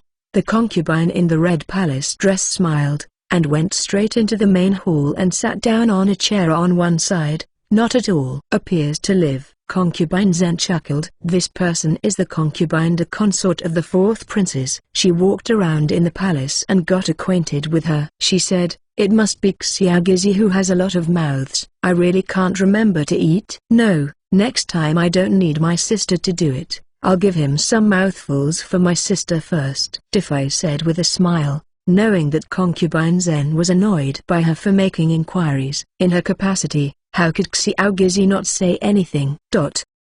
Zenfei smiled and said, "I have taken my sister's wishes, and this time my sister has also come by coincidence. Since my sister also knows that this is Minga's thing, why not let us see what it is?" The life in the palace is light, and Def is also curious to inquire about it for a while. At this time, she can't help but she is interested, but she still politely said, "Sister, if it is inconvenient, I will go back." In this letter, Xiao Ming said very clearly that it was to let the concubine know about this perfume, so Zenfei was not annoyed by Defai this time. On the contrary, this concubine was a well-known person in the palace. She could pass it from her mouth when she saw it. "Sister, I'll see you off now, so you might as well. Liu Lai will open the box." Zenf said. Liu Lai answered yes, but before Liu Lai acted, Li San eagerly went forward to take apart the wooden box, and said softly to Liu Lai, "There are nails on this wooden box. I will come to avoid hurting the girl." Liu Lai smiled and nodded. 4 wooden boxes were opened, 3 boxes were perfume in small porcelain bottles, and 1 box was wine. At this time, Li San took out a small porcelain bottle and handed it to Liu Lai, and said, "This is the perfume that His Highness personally refined." Liu Lai took it, and stepped forward to give it to concubine Zhen. In the letter, Xiao Ming had a basic description of the perfume, so Zhen was not ignorant. After taking the perfume, she pulled the cork off the bottle. Then Liu Lai found a feather and dipped it from the bottle on his body. "Sister, what is this, and why is it so scented and pleasant?" The concubine kept watching Zen concubine's movements until Zen concubine put the perfume on her body, and a charming fragrance immediately filled the room. "This perfume is very comfortable, not at all like the mixed smell of fragrant cake." Zenf didn't have any hope of what Xiao Ming sent, thinking it was Xiao Ming's messing around again, but the smell of the perfume was in his nose, and he immediately understood that what Xiao Ming sent this time was extraordinary. Seeing Def staring at the perfume in her hand, Zenf explained, "Sister, this thing is called perfume. It is a special fragrance Mingja learned in King's Zoo. It is said to be more practical than fragrant cakes." "Perfume? This is unheard of. Can my sister let me try?" Def said. Concubines are also women, and the concubines in the palace are always the objects of folk imitation. In other words, in modern terms, these concubines are at the forefront of fashion. And in order to fight for favor, the concubines in the palace are full of tricks, and concubinda is also a person who knows this way. Naturally, she understands that something new is enough to keep the emperor in his bedroom for a few days. Taking the perfume, Def nodded to herself in a learning manner, and her body was full of fragrance. "Oh, sister, this is such a good thing. It tastes so fragrant, and it's easy to use." Def's eyes lit up suddenly. She looked at the 3 boxes of perfume, and turned her eyes. This time the King of Qi delivered it. "There are a lot of perfumes. My sister is really blessed." Zen concubine has never heard the meaning of this concubine Def. She said, "These perfumes were originally sent by Minga to honor your sisters. My sister likes it. Just take a few bottles back and use it." Defai joyfully said, "Returning my sister is good to me." After the conversation, she got up to get the perfume. At this time, Li San said, "My Majesty, when the little slave left, he told me that he forgot to say in the letter that these 3 boxes of perfumes are different in taste. They are divided into tulip, jasmine and agarwood, and the intensity of the perfume is also different." "Different? You can choose according to your own preferences. Oh? Duff was even more surprised when she heard it, and said, quick, quick, bring the other two. Lee San bowed, and took out the other two perfumes to Zenf. Zenf and Duff smelled again,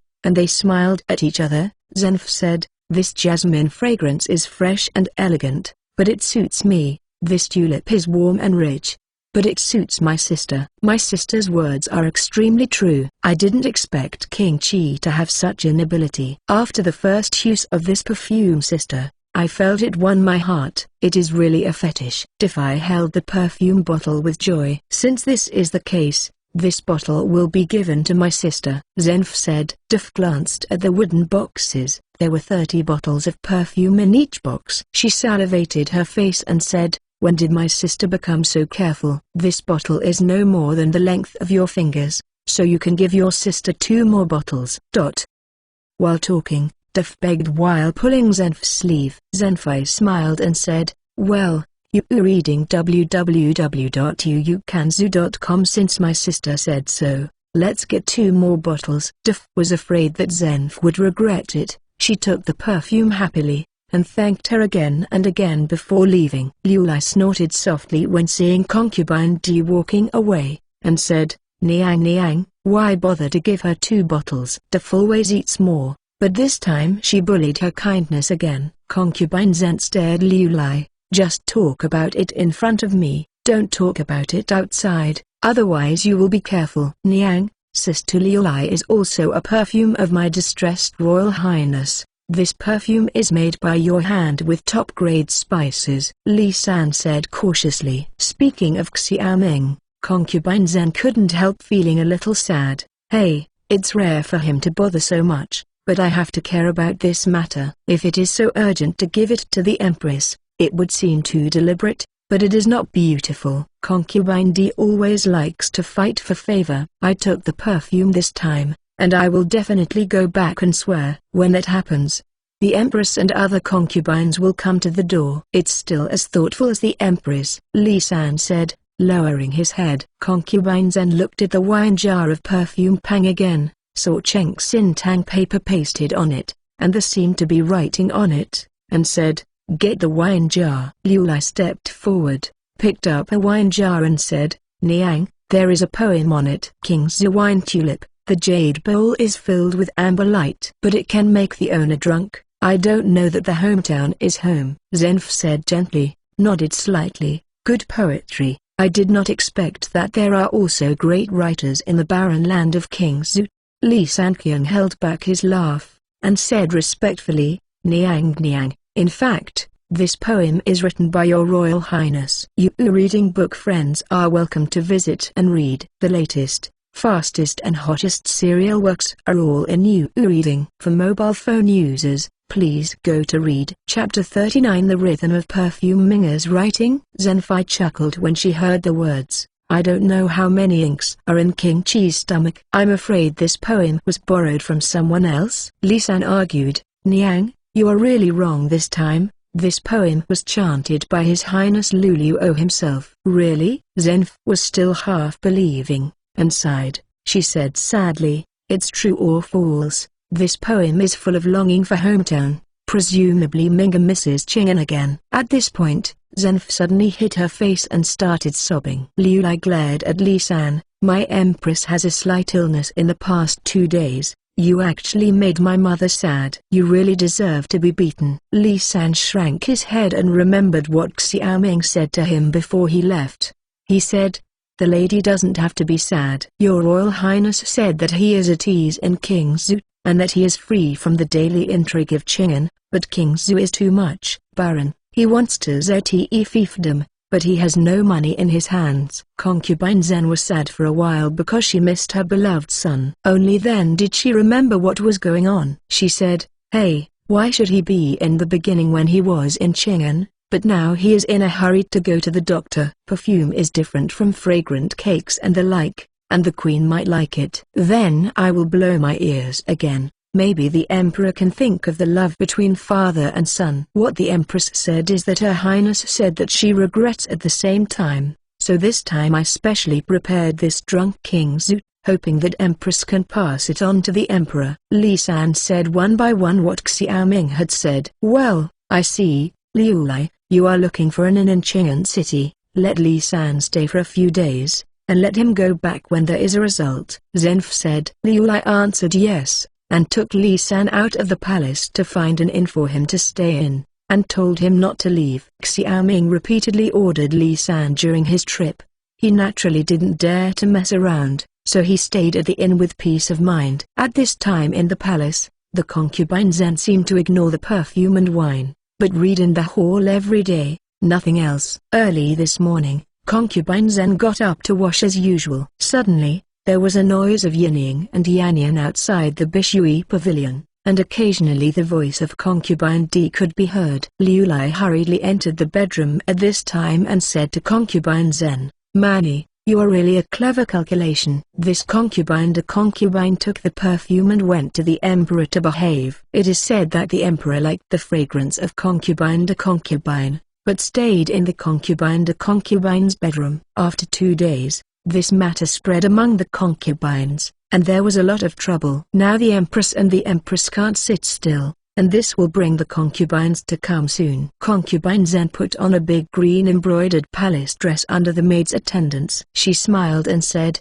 "Yes, I'm counting on the day. This matter should also reach the queen's ears. Let's go. I'm afraid I'll be busy this morning." It's been a while. She left the bedroom, and a woman dressed in phoenix yellow palace costumes outside the door entered the Bishui pavilion surrounded by everyone. She had a square face, star eyes, sword eyebrows, and a majestic appearance. It was Zhao Shuyao, the queen of the Great Yu Kingdom. "Please peace to the Queen Empress." When Zenf saw Queen Zhao, she walked a short distance to meet her. The Emperor Zhao smiled and helped Zen concubine before giving her a salute, and said, "Sister, don't be polite. Bringing the sisters here today is going to be annoying." Niang's words will give birth. "Sisters can come to Bishui Pavilion. I am too happy. Niang please." Zenfei gave Queen Zhao to the main hall. Empress Zhao sat down in the main seat, and the other concubines sat down. During this time, concubine De, concubine Shu of the second prince, and concubine Li, the concubine of the third prince came. "Sister Zen, if it wasn't for Sister Defy to tell me, I didn't know that King Qi gave my sister something called perfume. I heard that this kind of thing is very magical, so this time I want to come over and see what happened." Queen Zhao asked with a smile. Other concubines also showed curiosity. The fact that Defy was favored by the emperor because of the perfume spread from the harem overnight, and now their hearts are the same as cat's claw. The smile on concubine Da's face was somewhat reluctant. She had just been spoiled for 2 days, and these people were busy fighting her for favor. For this, she severely taught the little yellow door who had spread the matter out. At this time, the time has come. Concubine Zen no longer hid her and said, "It turns out that the Empress is talking about this. It is true that this perfume is a spice refined by the King of Qi. I am worried that it will be given to the Empress." He was crazy, so he didn't dare to send it to Niang right away, but tried it for 2 days to see the effect. "Since Niang learned about this, I won't take it." After all, she asked Liu Lai to move all the perfume in the house. 3 wooden boxes were placed on the ground, and Empress Zhao was looking forward to her face immediately. She loves spices most. The more rare, the more she likes. Liu Li. Zenf gave another order. Liu Li understood that she would take out the 3 perfume bottles and open them all, and the house was filled with fragrance. After learning about the perfume, Empress Zhao looked for concubine Def the first time, but concubine Def claimed that the perfume had been used up, so she had to come to Zen concubine to find out. It's just this smell now, and she knows in her heart that this perfume and those spices are in judgment. Seeing Empress Zhao's joy, Zenf said, Niang, these are just 3 of the flavors." Mingja said, "If the Queen Niang likes other scents, you can write down what kind of scent. He can make this flavor specially for Niang perfume." Empress Zhao smelled the 3 fragrances, each of which she liked. Reading www.yuukanzu.com heard that concubine Zen said that she could also make the flavor she likes, and she was immediately surprised. The king of Qi is heartened. Simple smelling can no longer satisfy Queen Zhao's curiosity. She asked again, "How does this work?" Concubine Zhen stepped forward at this time, picked up the feather herself, put the perfume in the bottle, flicked it, and the perfume was sprayed on Empress Zhao's body immediately. She said, "This is how the perfume is used. It is very simple and the fragrance enough for one day. If it is gone, just repeat it." "Well, it's convenient." Empress Zhao sniffed the clothes. The fragrance was pleasant and intoxicating. The other concubines commented, "Manny, this smells really fragrant. I can smell it when I sit so far away." "No wonder the emperor has to follow Sister Defy and smell it for 2 days." Def smiled awkwardly. "I just used it from Sister Zenf for fun, and never wanted to meet the emperor." The other concubines knew well, but they just laughed secretly. As the saying goes, smelling fragrances know women. This is also the reason why concubines like all kinds of spices. The unique fragrance products like perfume made Empress Zhao immediately like it. She said, "Sister, is King Qi really going to give me perfume?" "Niang, this is still false," Minga said. "If the Niang likes it, even if you tell him the fragrance you like, he will refine it for the Niang." Zenfei said, "The Empress Zhao comes from the Zhao family, who is known as the #1 noble family in Dayu, and has been proficient in poetry and books since childhood. The king of Qi is thousands of miles away. At this time, it is natural to ask for perfume to give her, but this perfume really hit her weakness." You reading book friends are welcome to visit and read. The latest, fastest and hottest serial works are all in You reading. For mobile phone users, please go to read Chapter 40. Xiao Wenxian Hei, the king of Qi is a filial empress and concubine Zhen. Like we can only look at the superb spice-like perfume without using it. Concubine Zhen and Empress Zhao answered each question. The other concubines were very enthusiastic about the perfume. However, there was no time to interrupt. Seeing that the perfume seemed to be lost, Concubine Shu said. Although the words praised King Qi for his filial piety, everyone could hear the sourness. Empress Zhao smiled gently. She was able to manage the harem with peace, relying on the thoughts of all the concubines she took care of. She said, "Sister Shu, Concubine Shu is wrong, and Sister Zhen also said it. This perfume was given to me by the king of Qi, but I didn't say that my sisters don't have a share. There are so many perfumes here that one person in this palace can't finish it." The empress said, "Sisters, the king of Qi sent so many perfumes, but it is for the big guy, but it will inevitably be a little improper to let me distribute it, so this is all to the empress," Zenfei said with a smile. The other concubines suddenly smiled, and Leaf said, "The king of Qi has become more sensible." Empress Zhao and concubine Zhen looked at each other. Among the concubines, Qi and concubine Zhen had a good relationship, because they were both harmonious and kind people, and neither wanted to offend. Especially concubine Zhen, who has no background in her family, but she can be safe in the harem because of her intelligence and character. Seeing the other concubines was quite eager to try, Empress Zhao said, "If this is the case, everyone should stop sitting. Come and have a look. What you like, each one takes a bottle." I came to Zenfei this time, and here are the concubines who are more respected in the harem, and the concubines with low status naturally dare not come over to make trouble. Empress Zhao agreed, and the other concubines could no longer hold back. They hurried forward one by one as if snatching, and only 6 bottles of perfume were left in the box. These 6 bottles, 2 bottles of each, are naturally Empress Zhao's, and concubines all know how to score, so you can't be too greedy at this time. The concubines in a room rushed to try the perfume. Empress Zhao beckoned to the concubine Zhen at this time and motioned to the concubine Zhen to speak alone. Concubine Zhen knew, and led Empress Zhao to the side of the main hall. At this time Empress Zhao said, "These perfumes are so unique and they must be expensive. King Qi's fief is barren and it must have cost a lot of money to come out with so many perfumes."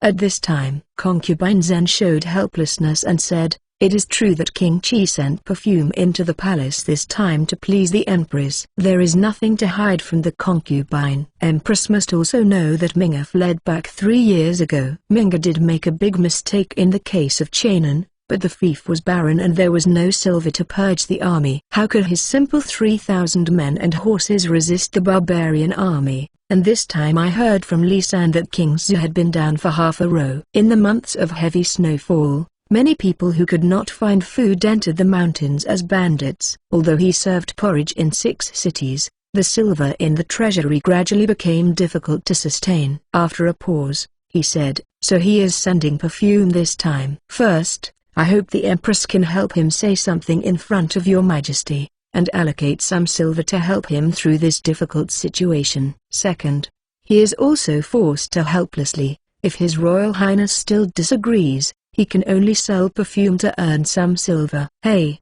I didn't expect the situation of King Qi to be so difficult. 3 years ago, King Qi escaped from the fief without permission. He will still get angry when he mentions the Emperor. Since he has worked hard this time, I will try it. Empress Zhao said. Concubine Zhen gave a blessing and said, "Thank you, Empress. You don't need to say thank you. Let me talk about it when I explore the Emperor's tone." After that, Empress Zhao suddenly said with interest, "You said King Qi can really refine the fragrance needed for this palace?" Concubine Zhen was taken aback, and said with a smile, "In the letter, King Qi did say so." Well, in fact, these 3 flavors are good, but now many concubines are using them. Empress Zhao sighed. Concubine Zhen is such a clever person. She instantly understood Empress Zhao's intentions. She was the mother of the world. Since other concubines used the same thing, she seemed cliched if she used it again. She meant to let Xiao Ming specialize, make him a unique perfume. Niang, this matter is not difficult. The Empress only needs to tell King Qi the perfume she wants, and the king promises that he will only make this perfume for the Empress, and other concubines will definitely not have it. Zenf said with a chuckle. Empress Zhao nodded in satisfaction, still talking to smart people easily, unlike that Defy, pretending to be crazy. Then King Qi will bother. I will talk to the Emperor about King Qi tonight. Empress Zhao said. Zenf remembered the drunk King Zhu, and said, "By the way, King Qi also sent some fine wine. The Empress will not have a drink with the Emperor tonight." King Qi said that this fine wine promises that the Emperor will not want to leave after drinking it. Really? Empress Zhao said in surprise. Like other concubines, she hopes that the Emperor can stay in her palace. Concubine Zen nodded. My sister can guarantee that I have tasted a little of this wine. It is a great wine. In this case, the palace took it back and asked the Emperor to comment on it. Empress Zhao got what she wanted, went back to her seat, said a few words to the concubines, and left.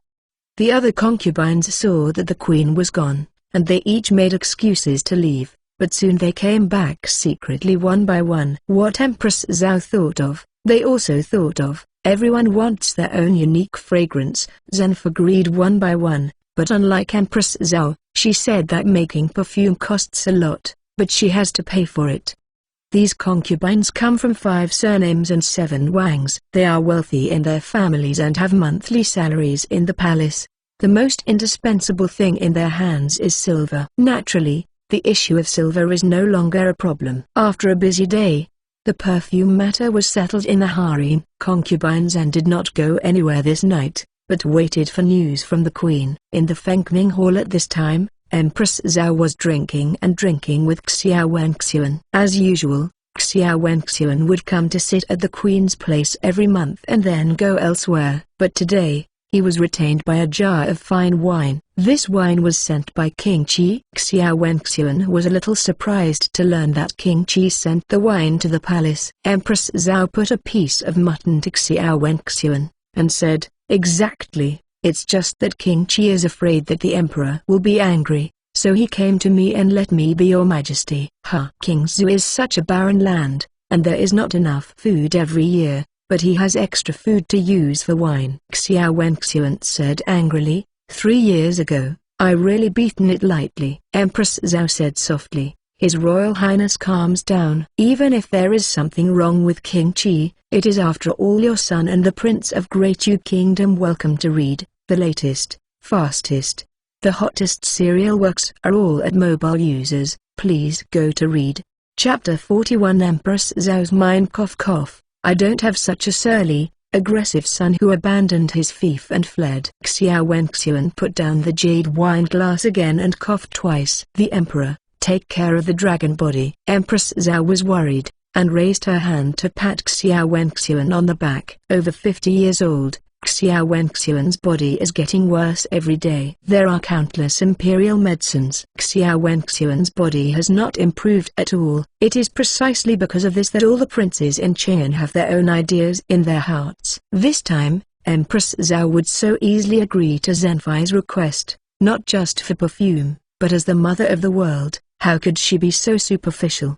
Her real intention is to help the prince out there. After all, the prince is gradually falling behind in the throne dispute. Today, among the 9 princes of the country, the 3 princes and the 5 princes are from the same mother, and they naturally support each other. The 2nd prince, the 6th prince, and the 9 princes form a group. The 4th prince is a very smart person, except for the 8th prince. Walking very close, the 7th prince Xiaoming was drawing in, but because of the remoteness of Xiaoming's fief, the 4th prince was quite detached from Xiaoming. She had seen this clearly, and wanted to use this opportunity to find a prince outside to support her. She knew that she wanted the prince to ascend to the throne, but the support of the Zhao family was not enough. When Xiao Wenxian was able to ascend to the throne, in addition to being a prince, he also received the support of most of the princes. Even so, there was still the prince was dissatisfied with the rebellion. After first ascended to the throne, Xiao Wenxian personally put on his armor and drove him personally. It took 5 years to defeat the strongest king of the feudal clan at the time. It is precisely because of this that Xiao Wenxian is extremely suspicious of his brother. This is also the reason for the unjust case of King Ning. But no one dared to say a word before him in this case. The princes did not let me worry. Sooner or later, I will have to give them anger. How to take care, just say the prince, a man in his 30s, all day long, stunned, unlearned, and not a prince at all.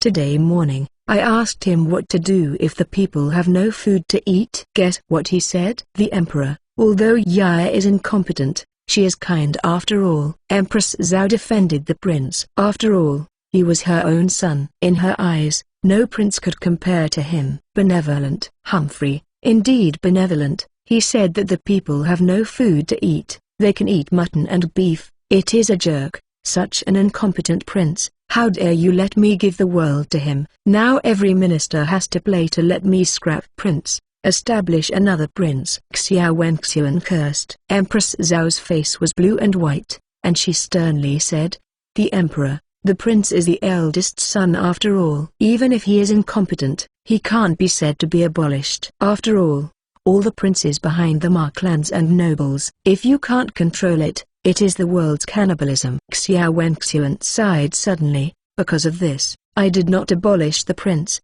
and I received a secret report from Pan Yukun. The other day, King Qi was assassinated. Assassination! Empress Zhao exclaimed. Why Sister Zhenfei didn't reveal a word to me? It is estimated that King Qi did not talk to concubine Zhen about this matter.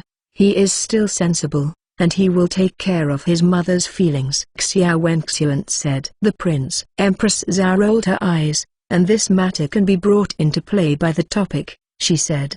The emperor. This prince has not been abolished, and the other princes cannot help but kill each other. If the prince is really abolished, the consequences will be disastrous. Xiao Wenxian was on the throne only after experiencing brothers' cannibalism.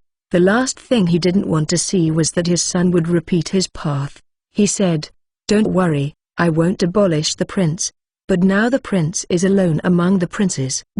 If he wants to sit firmly in this position, he can't have a support. This was talking about Empress Zhao's heart. She said, "The emperor, isn't King Qi the most suitable candidate? Among the princes today, he doesn't have a clear choice of who to support, and there is nothing behind Qi and Zhen. The gentry support, and the threat to the prince is very small. I have been thinking about this during this period of time." Pang Yukun's letter said that King Qi has changed a lot now, and it seems that he has begun to manage the fief with his heart. Pang Yukun will not lie to me. If this is the case, he can support King Qi to restrain other princes. Now, Xiao Wenxuan said. Empress Zhao was overjoyed. Xiao Wenxuan's ideas coincided with her. The prince didn't know how to win over other princes, so she could only help the prince. In this case, why didn't the emperor allocate silver to the king like she? What? Xiao Wenxuan had always hesitated before coming here. If Xiao Ming was incompetent, no matter how much silver was allocated to him, he would just squander it. He was suspicious by nature, and Pang Yukun didn't believe it all. Until today, he sent his confidant to King Zubak to report, but he confirmed what Pang Yukun said. But even so, he never thought about supporting Xiao Ming. Those powerful princes were enough to cause him trouble, and the reminder of Empress Zhao made him completely understand. Now that the prince dispute has taken shape, he can only balance each other among the princes. Now the prince is the weakest. Although he is not sure that the king of Qi can turn back the prodigal son, he can only try it. He said, I also understand King Qi's temperament. I don't want to be a pretender. I will allocate a part of the silver to him for the time being. If he uses the silver in the right way, I will seriously consider supporting him. If he is still the same as before, don't expect King Qi to help the prince, because he himself can't support the war with mud. Yes, Your Majesty. Empress Zhao breathed a sigh of relief. For the prince, she said that she could not help Xiao Ming. Xiao Wenxuan sighed, drank the wine in the glass, and suddenly smiled. I have to say that the wine sent by the King of Qi is quite to my appetite, and I hope he will not disappoint me. The Emperor likes it. King Qi will definitely be very happy. Empress Zhao filled Xiao Wenxuan with another glass. Because of the fine wine, Xiao Wenxuan stayed overnight in Fengming Hall. The next day, Empress Zhao personally went to Bishui Pavilion and told concubine Zhen about the transfer of silver from the Emperor's association to King Qi. However, she didn't tell Zhen Fengming about the plan in her heart. But she believed that with Zhen's cleverness, she would naturally not fail to see why she was so dedicated to helping Xiao Ming. The influence of perfume and fine wine spread in the palace. Xiao Wenxuan agreed to allocate silver, and the two things Xiao Ming hoped would be achieved smoothly. When Li San waited for the good news and purchased some things, he joined Qin Mu and couldn't wait to head to King's Welcome to read the latest, fastest and hottest serial works. Mobile phone users, please go to read Chapter 42. Slave Trader King Zhu. The winter snow lasted for 20 days intermittently, and it was not until this morning that a hint of crystal-like blue appeared in the grey clouds. The golden sunlight broke free from the shackles of the clouds and fell, coating the white snow with a layer of bright gold. His Royal Highness, it's been 20 days since Li San has been here. Do you think this perfume and drunken King Zhu have tempted the Empress and the Emperor? Luluo stretched out her small hand, and while roasting on the briquettes, she supervised the people distilling rice wine in the yard. Total days. It's time to come back. Xiao Ming was wrapped in thick felt, and the deeper the winter, the more the cold weather in the north became intolerable. Especially when sitting still, the cold is like invisible hands walking around the body. HMPH, I don't know if the things he bought have been left behind. Luluo was still thinking about her maltose. Xiao Ming knocked Luluo on the head. I like to eat. He. Luluo squinted and laughed, as if expecting Li San's return. Her saliva came out. Xiao Ming tightened the felt tightly on his body and looked in the direction of Qing'an, which was the political and economic center of Dayu State. Thinking with his butt, he also understood that few people who can live in Qing'an are good people. He only hopes that Li San can bring good news and try to minimize the number of moths. Although I don't know about Li San's news, Qin Mu's news came quickly. Drunk King Zhu was very popular in Qing'an. Literati, inexperienced men, pawns, and nobles all rushed to buy after tasting. The price of Zhui King Zhu surpassed the price of 22 tals of daughter red within a short period of time, and also doubled directly. Now a jar of Zhui King Zhu can sell 40 tals of silver. Even so, Zhui King Zhu is seriously out of stock. After all, Xiao Ming only distilled 100 altars. For this reason, Qin Mu couldn't wait, so he sent Qi Ma directly and brought the news back in 5 days. Qin Quanyan learned of the news and personally went to the door to request Xiao Ming to increase the supply of drunk King Zhu. and promised Zhu Qingzu's cost price increased to 32 per altar. An altar of tentals of profits made Qin Quinyan, an old fox, deeply appreciate the benefits of cooperating with Xiaoming. This piece of Liang's shipbuilding work was also handed over to Xiaoming, which was also in exchange of interests. The fief was a waste of money, and what Xiaoming lacked was silver. He would naturally not refuse this proposal. At the moment, he asked Chen Qi to make 9 more sets of stills for him, and directly transformed the palace's partial hall into a small factory. Zhu Qingzu's production capacity rose from 10 altars a day to 100 altars a day. At this scale, Xiaoming did not dare to continue to expand, because Xiaoming needed grain and wine in Qingzu City. This grain was purchased in large quantities for wine making. The price of staple food rose a lot at a time. If the scale is expanded, the days became more and more sad. This winter, the ordinary people's life is sad. As the king of the feudal clan, he must consider the lives of the people as the parents of the 6 states. Therefore, he thought about building a whole wine-making measure by himself and setting up a government-run wine shop, but the food was no longer purchased from his fief, but from a rich place.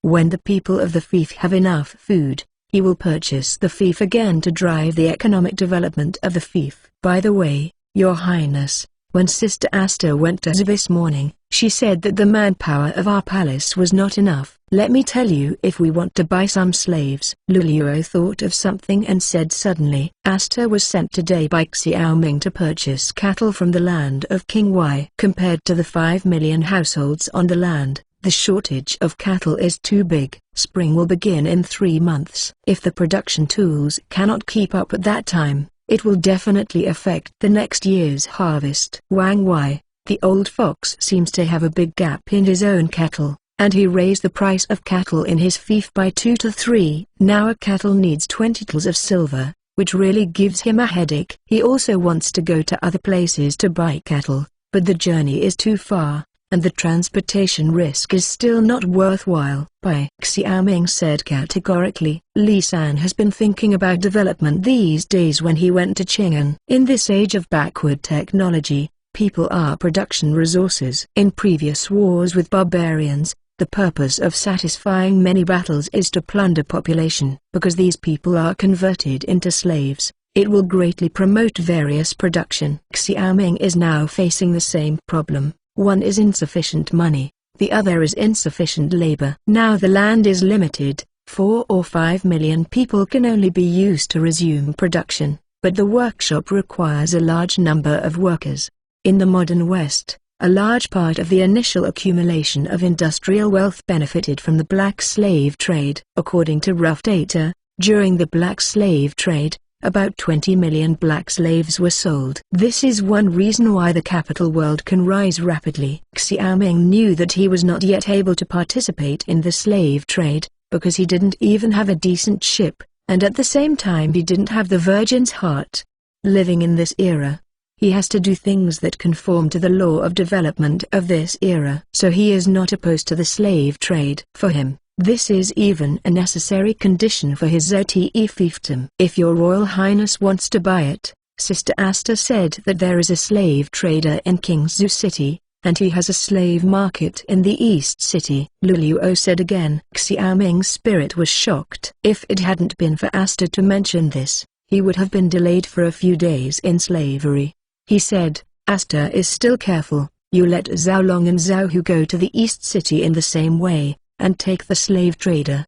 Come. Now Xiaoming has gradually adapted to his identity, and he is also aware of his supremacy in the fief. In order to develop as quickly as possible, he said that he should not use his vassal rights flexibly. Luluo responded and went to find Zhao Long and Zhao Hu. In half an hour, a man with thieves and eyes was taken to the Qi Palace. Komen Liang Dahai has seen His Royal Highness Qi Wang. Liang Dahai bowed his head, not daring to breathe. When Zhao Long and Zhao Hu appeared, he was so frightened that he thought it was the government who wanted to take him. After all, no one in the slave trade was clean. No gift. You are Liang Dahai. Xiaoming was sitting in the middle of the main hall with his dreaded, half of his face flushed by the red flames. Exactly, Liang Dahai said with a careful glance at Xiao Ming. Xiao Ming said in a solemn voice, "This king asked you to come here, not for other reasons, but for your business." Liang Dahai's face turned pale,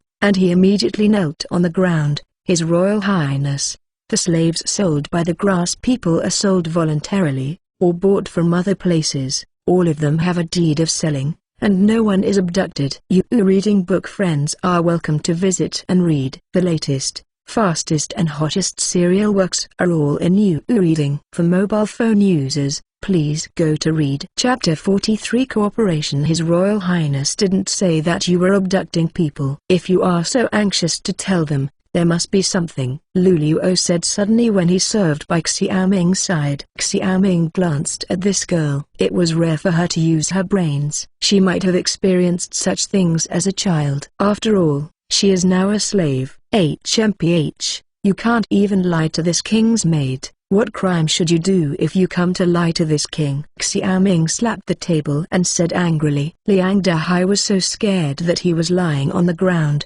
knocking his head like garlic. "Your Highness is forgiving, Your Highness is forgiving, and the Comin should die. I was indeed greedy for cheap yesterday and bought a slave from an unknown source, but the Comin really did not abduct a beloved." Although the slave trade is legal in Dau, normal people, collectively referred to as beloved people, are also protected. Anyone who abducts and sells a beloved person must be determined. This is an iron law. Xiao Ming just scared Liang Dahai, but he didn't expect to hit him by mistake. He said, "If that's the case, then don't let people go." "Yes, Your Highness, cow minutes will go back and let go," Liang Dahai said as he got up and was about to run out. "Wait." Xiao Ming stopped Liang Dahai. His purpose was not to investigate the case. He said, "This account book king is here for you. You can release the people later.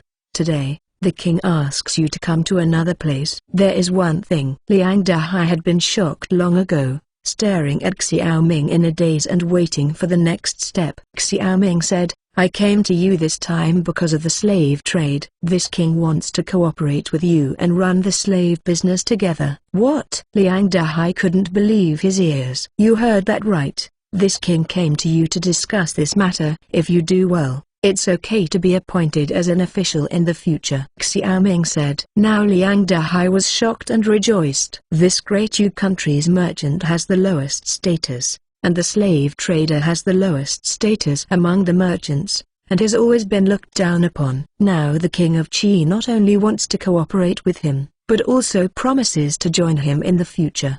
This beam of the sea is like a dream. His Royal Highness, this is serious. Liang Dahai asked again. "This king is not here for small talk," Xiao Ming said. "This is very simple, you know and I know." "In the dark, this king will support you and give you money. You need to give it to this king. Provide slaves." Liang Dahai nodded. "His Royal Highness, this is simple. As long as Your Highness needs it, I still have this slave. What I want is not only ordinary slaves. I will give a higher price to craftsmen, carpenters, blacksmiths and so on." Xiao Ming said, "Such people belong to low-ranking households, and there are many slaves, but it is not difficult." Liang Dahai analyzed. "Well, since you are proficient in the slave trade, there are naturally many ways to obtain slaves, but if you cooperate with this king, the law must not abduct and sell a beloved one and must not be violated. Otherwise, the king says you can't draw a sword to kill people, and from now on will strongly support you.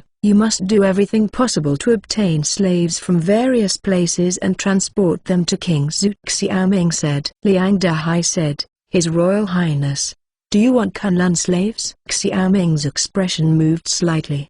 The Kunlun slaves in Liang Dahai's mouth were the black-skinned and not tall South Asia natives. However, in the past 2 years, there have been more black slaves from Africa in some Qing'an cities, but most of these black slaves passed through. Those who came from the western regions were favored by Qing'an aristocrats and were regarded as status symbols. Now that Liang Dahai took the initiative to propose Kunlun slaves, it seems that he has been exposed to the overseas slave trade. "Of course, as long as you can get it," Xiao Ming said. Liang Dahai said, "His Royal Highness, Komin understands. After talking to Liang Dahai about specific matters for a while, Xiaoming bought 20 slaves from Liang Dahai to serve as servants in the palace. These were all high-quality slaves in his hands. An average of 10 tals of silver was only half the price of a cattle. Liang Dahai left. Lu Luo was unhappy. It seemed that Xiaoming and Liang Dahai's dirty deal stung the little girl's memory. Lu Luo has always been a person who can't hide. Xiaoming said, "Don't you think that this king is mixed with the slave trader, is out of status and lacks benevolence?" Slaves. Lu Luo wanted to deny, but there was an air in her heart that seemed to want to gush out again. Xiaoming laughed and said, "This king knows what you are thinking. Although the legal slaves of the country of Diu are legal, it is not honorable after all.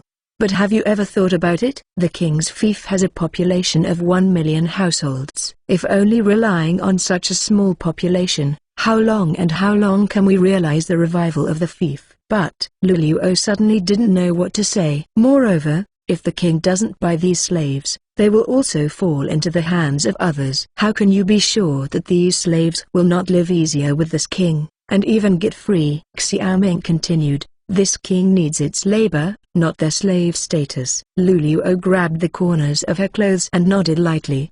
The slave maid was wrong. The slave maid thought that His Royal Highness wanted to sell slaves to earn silver. Speaking of silver, Liang, Xiaoming suddenly got a big head. Originally, he thought that there was a lot of silver for 4,000 to 5,000 liang per day, but he was buying farm cattle and slaves, adding various materials to build a workshop. These money is simply stretched. Hey, I had my heart turned to the bright moon, but the moon shines on the ditch. Xiaoming sighed bitterly and shook his head, seeming to be sad for Lu Luo's incomprehension. Lu Luo said anxiously, "His Royal Highness." Lu Luo misunderstood her. "Fine, this king forgive you." Xiaoming picked up Lu Luo's little hand and rubbed it solemnly. "Don't mention this. See if your hands are cold. Come, this king will rub it for you." Lu Luo suddenly made a big blush. At this moment, a chubby figure suddenly appeared at the entrance of the main hall. Xiaoming was taken aback and immediately stopped. "Ahem,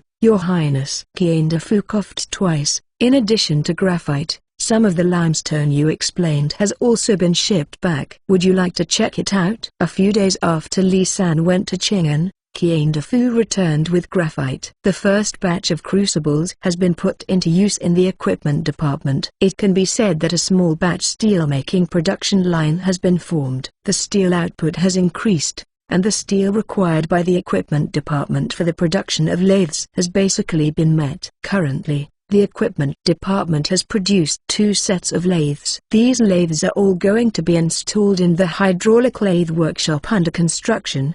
But a problem also arises at this time. In order to use these lathes, Xiaoming needs to train a group of skilled lathe workers, but the current craftsmen of the equipment department are already not enough, and it is impossible to allocate more manpower. That's why Xiaoming thought of the slave trade. In order to monopolize technology, it is imperative to cultivate a group of high-tech slaves. Book friends are welcome to visit and read the latest, fastest and hottest serial works for mobile phone users. Please go to read. Chapter 44. Steel cement. Of course, get the horse. After recovering, Xiaoming exclaimed. The graphite mine was found, and the limestone mine was also found. Although the mine has not yet been established to form a systematic production, it is still possible to mine some in advance. It's just a part of mining, and Xiaoming also costs a lot. The miners who mine and transport all need to give money. That's why Xiaoming is so eager to cooperate with Liang Dahai this time. As long as there are a large number of slaves, mines, and workshops can have enough manpower, and then he will select some young adults from the slaves to transfer various technologies and gradually build the industrial base of King Zhu. 1 master and 1 servant. The 2 went out of the Qi Palace and went to the Department of Equipment. Now, apart from going to the Dudu's mansion to supervise the implementation of various government orders, the most of this is going to the Department of Equipment. In the Equipment Department, Chen Qi is correcting the production of the crucible steelmaking assembly line. The technology is available, but there will be deviations in the specific production practice. During this period, Xiaoming has intensively trained Chen Qi, and Chen Qi has also received the most technology transmission in this technology spa.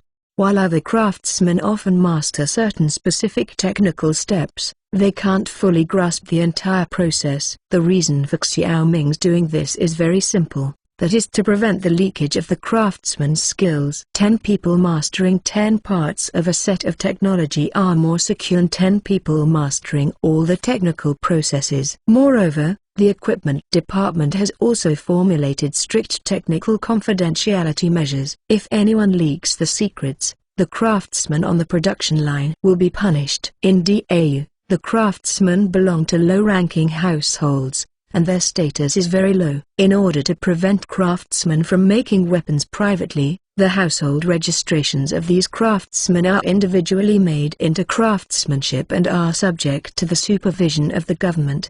It is a very simple matter to control these people in and out of King Zhu. His Royal Highness, these are limestones. In the backyard of the equipment department, there are piles of grey-white stones. These are limestones. In modern times, limestone is not only a necessity for cement production, but also a necessary solvent in blast furnace iron making. Limestone can effectively remove sulfur and silicon impurities, improve iron quality, and prevent subsequent refining of steel from becoming brittle. Xiaoming took a look and found that these limestones were piled into a 2-meter-high hill. The limestones are also relatively large and of good quality. 2 blast furnaces are working at the same time. 4 workers take turns using blowers to blow air into the blast furnace. Some craftsmen pour iron ore, coke, and limestone into the blast furnace. Red molten iron flows from one blast furnace to another blast furnace, and finally the molten iron flows into the crucibles assumed to be on a 1-meter-high shelf. When one crucible is full, the other crucible will be replaced by another crucible. This kind of efficiency is still 1,000 miles away from modern times, but compared with the previous steel filling method, this is already mass production. The formation of high-quality molten steel will be used by different craftsmen to build tillage tools, machine tool parts, and briquettes. Chen Qi is now guiding the workers to collect the slag, which Xiaoming taught him. Seeing Xiaoming observing the steel-making process, he wiped the sweat from his forehead and said, "His Royal Highness, you said I will collect this after adding limestone. Now there is a lot of this slag, but what's the use? This is a good thing. It can be used to produce a very powerful material." Xiaoming smiled. Xiaoming has not said this knowledge to Chen Qi. Chen Qi curiously said, "His Royal Highness, this is out. You can tell me, otherwise I might not be able to sleep at night." Xiaoming chuckled. In fact, besides iron making, this limestone can also be calcined into a material cement. Because it contains a large amount of cement, that can also be used to calcinate cement, so you can collect it. It's not to waste it, otherwise it would be a pity to throw away the slag. Cement. Chen Qi and Qian Fu looked at each other. Now they are quite familiar with the strange words that popped out of Xiaoming, and they don't know where the prince learned all these strange knowledge.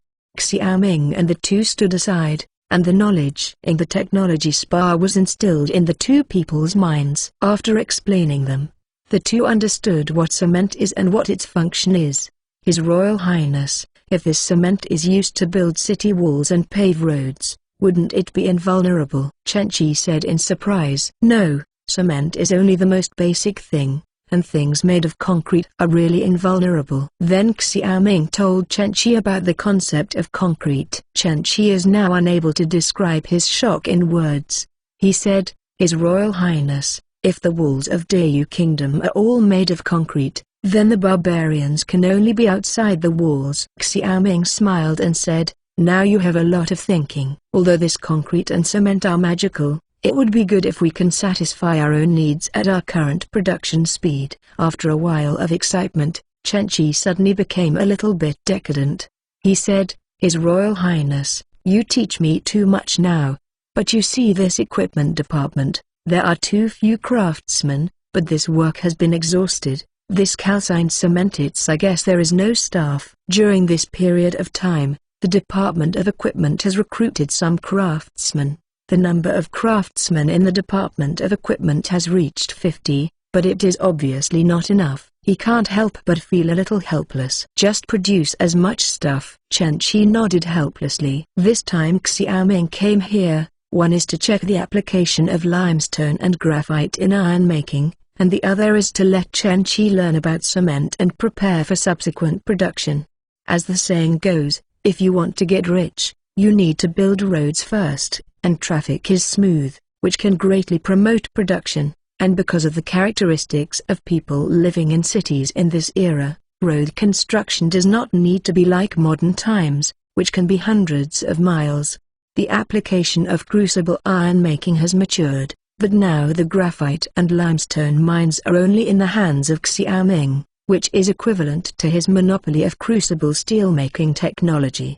However, lack of labor is still his shortcoming, and the current equipment department is generally a trivial matter. Thinking of this, he can only increase investment in Liangdahai. Every year, the barbarians will plunder many people in the country of Dau. These people have become goods traded between the barbarians and the country of Dau. The barbarians engaged in the slave trade. For slaves, his first choice is naturally the people of Dau. As for the slaves outside the territory, basically they can only do some hard work. After all, language communication is also very difficult. Stayed for a while in the equipment department, and then guided the craftsmen on the details of steelmaking before Xiaoming and Qiandafu returned. Halfway through, suddenly a man riding a horse suddenly came out from an alley and stood in front of him. But it was Wang Shiji. Welcome friends to visit and read. The latest, fastest and hottest serial works are all at mobile phone users. Please go to read. Chapter 45 Under the Control Your Highness. When Wang Shiji saw Xiaoming, he immediately arched his hands, with a flattering smile on his face. Xiaoming pretended to be surprised. Isn't this brother Wang? Why are you here? What a coincidence. Wang Shiji thought that I could be frozen in the snow for a long time in order to wait for you, but he still said, His Royal Highness, this shows that we are destined.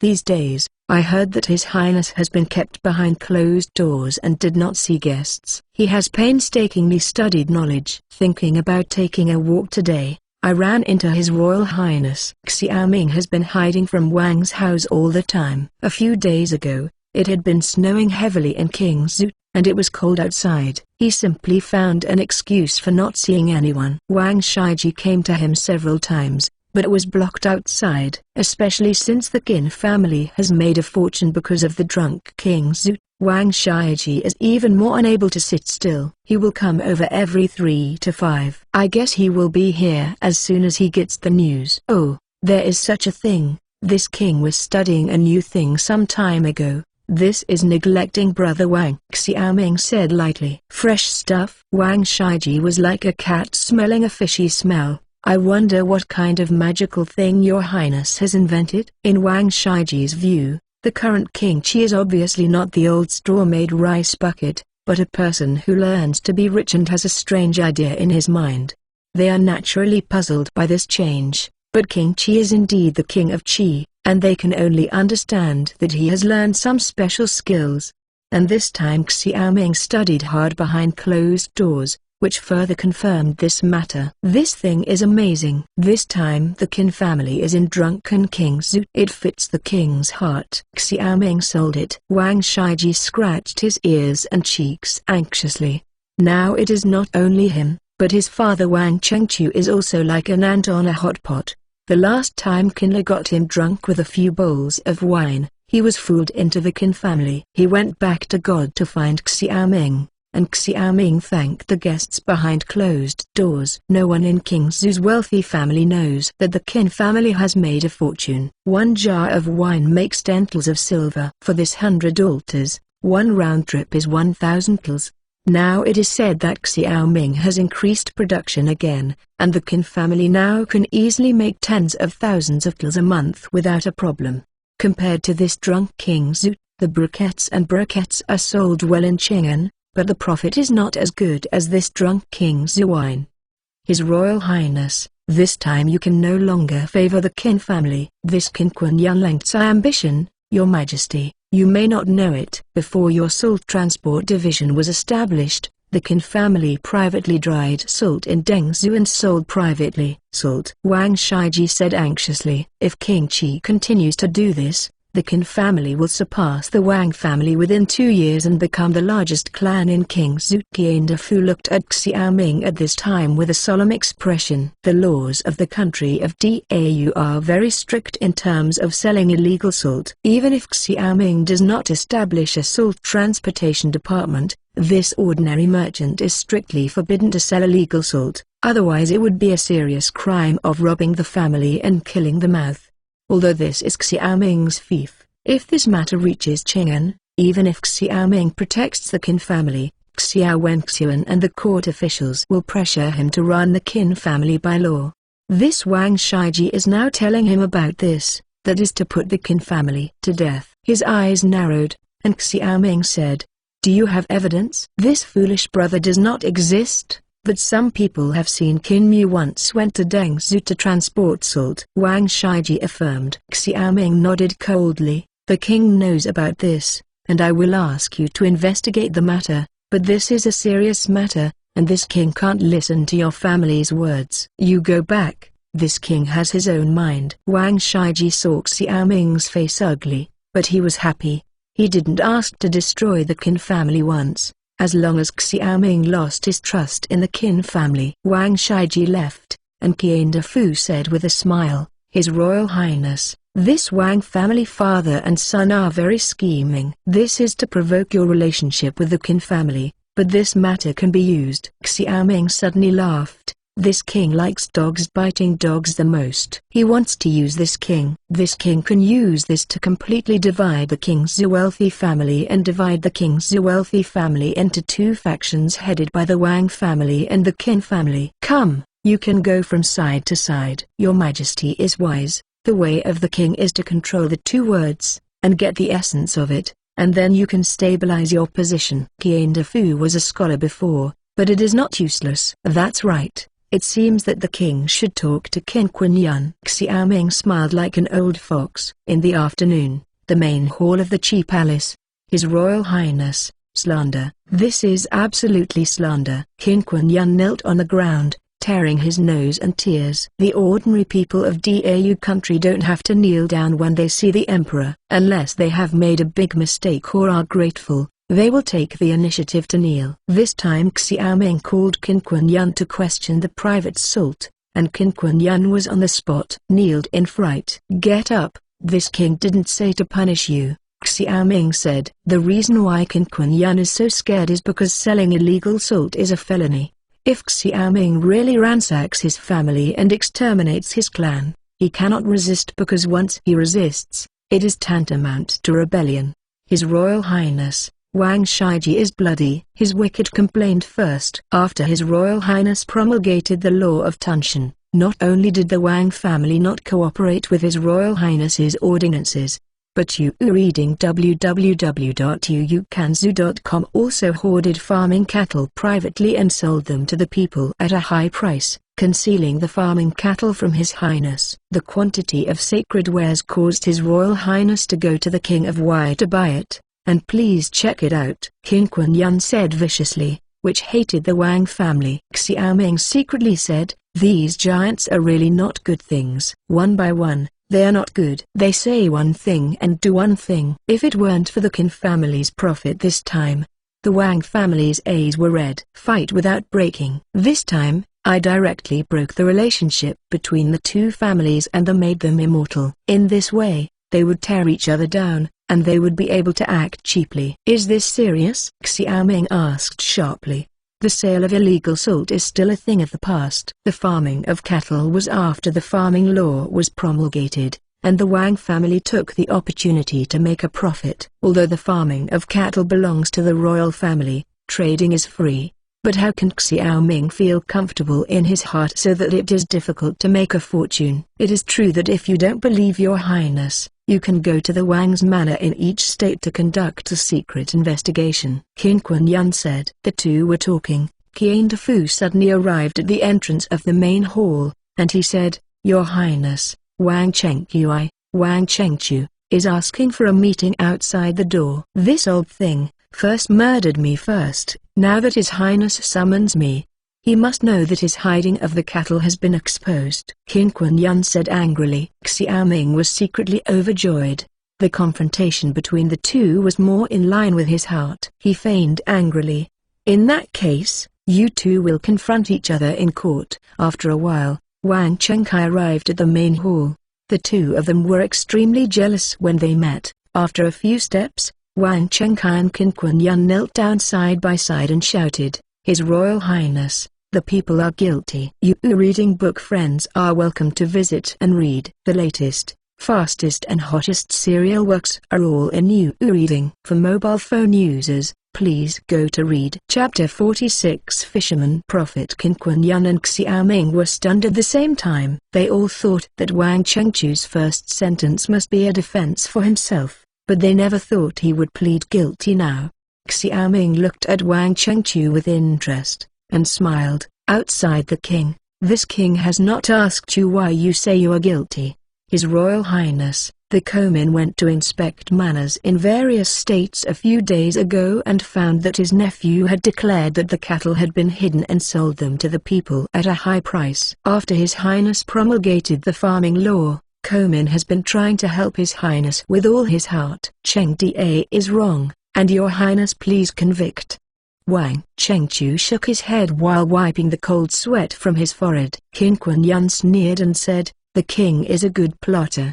But now I found a scapegoat." You have always disliked Wang Xuan, but this time you kill two birds with one stone. This has both cleared the charges and eliminated Wang Xuan. What does the kin member say? My Wang family has always been in peace with your kin family. Why is the kin member Wei so vicious that he wants to kill my Wang family? Wang Chengchu said in hatred. This time, Wang Shiji mentioned the selling of illegal salt in front of Xiaoming. It was indeed his idea. Before that, Xiaoming had always been biased towards the Wang family. He had always been able to do well in King's Zoo, and sometimes even treated Xiaoming very lightly. After all, Xiaoming at that time was really a straw bag, relying entirely on Wang's money to support his extravagant life. But today is different from the past. This Xiaoming was reborn overnight after a serious illness, and he was good at adopting Pang Yukan's strategy. He knew that Pang Yukan was not simple. Pang Yukan was probably behind Xiaoming's various actions.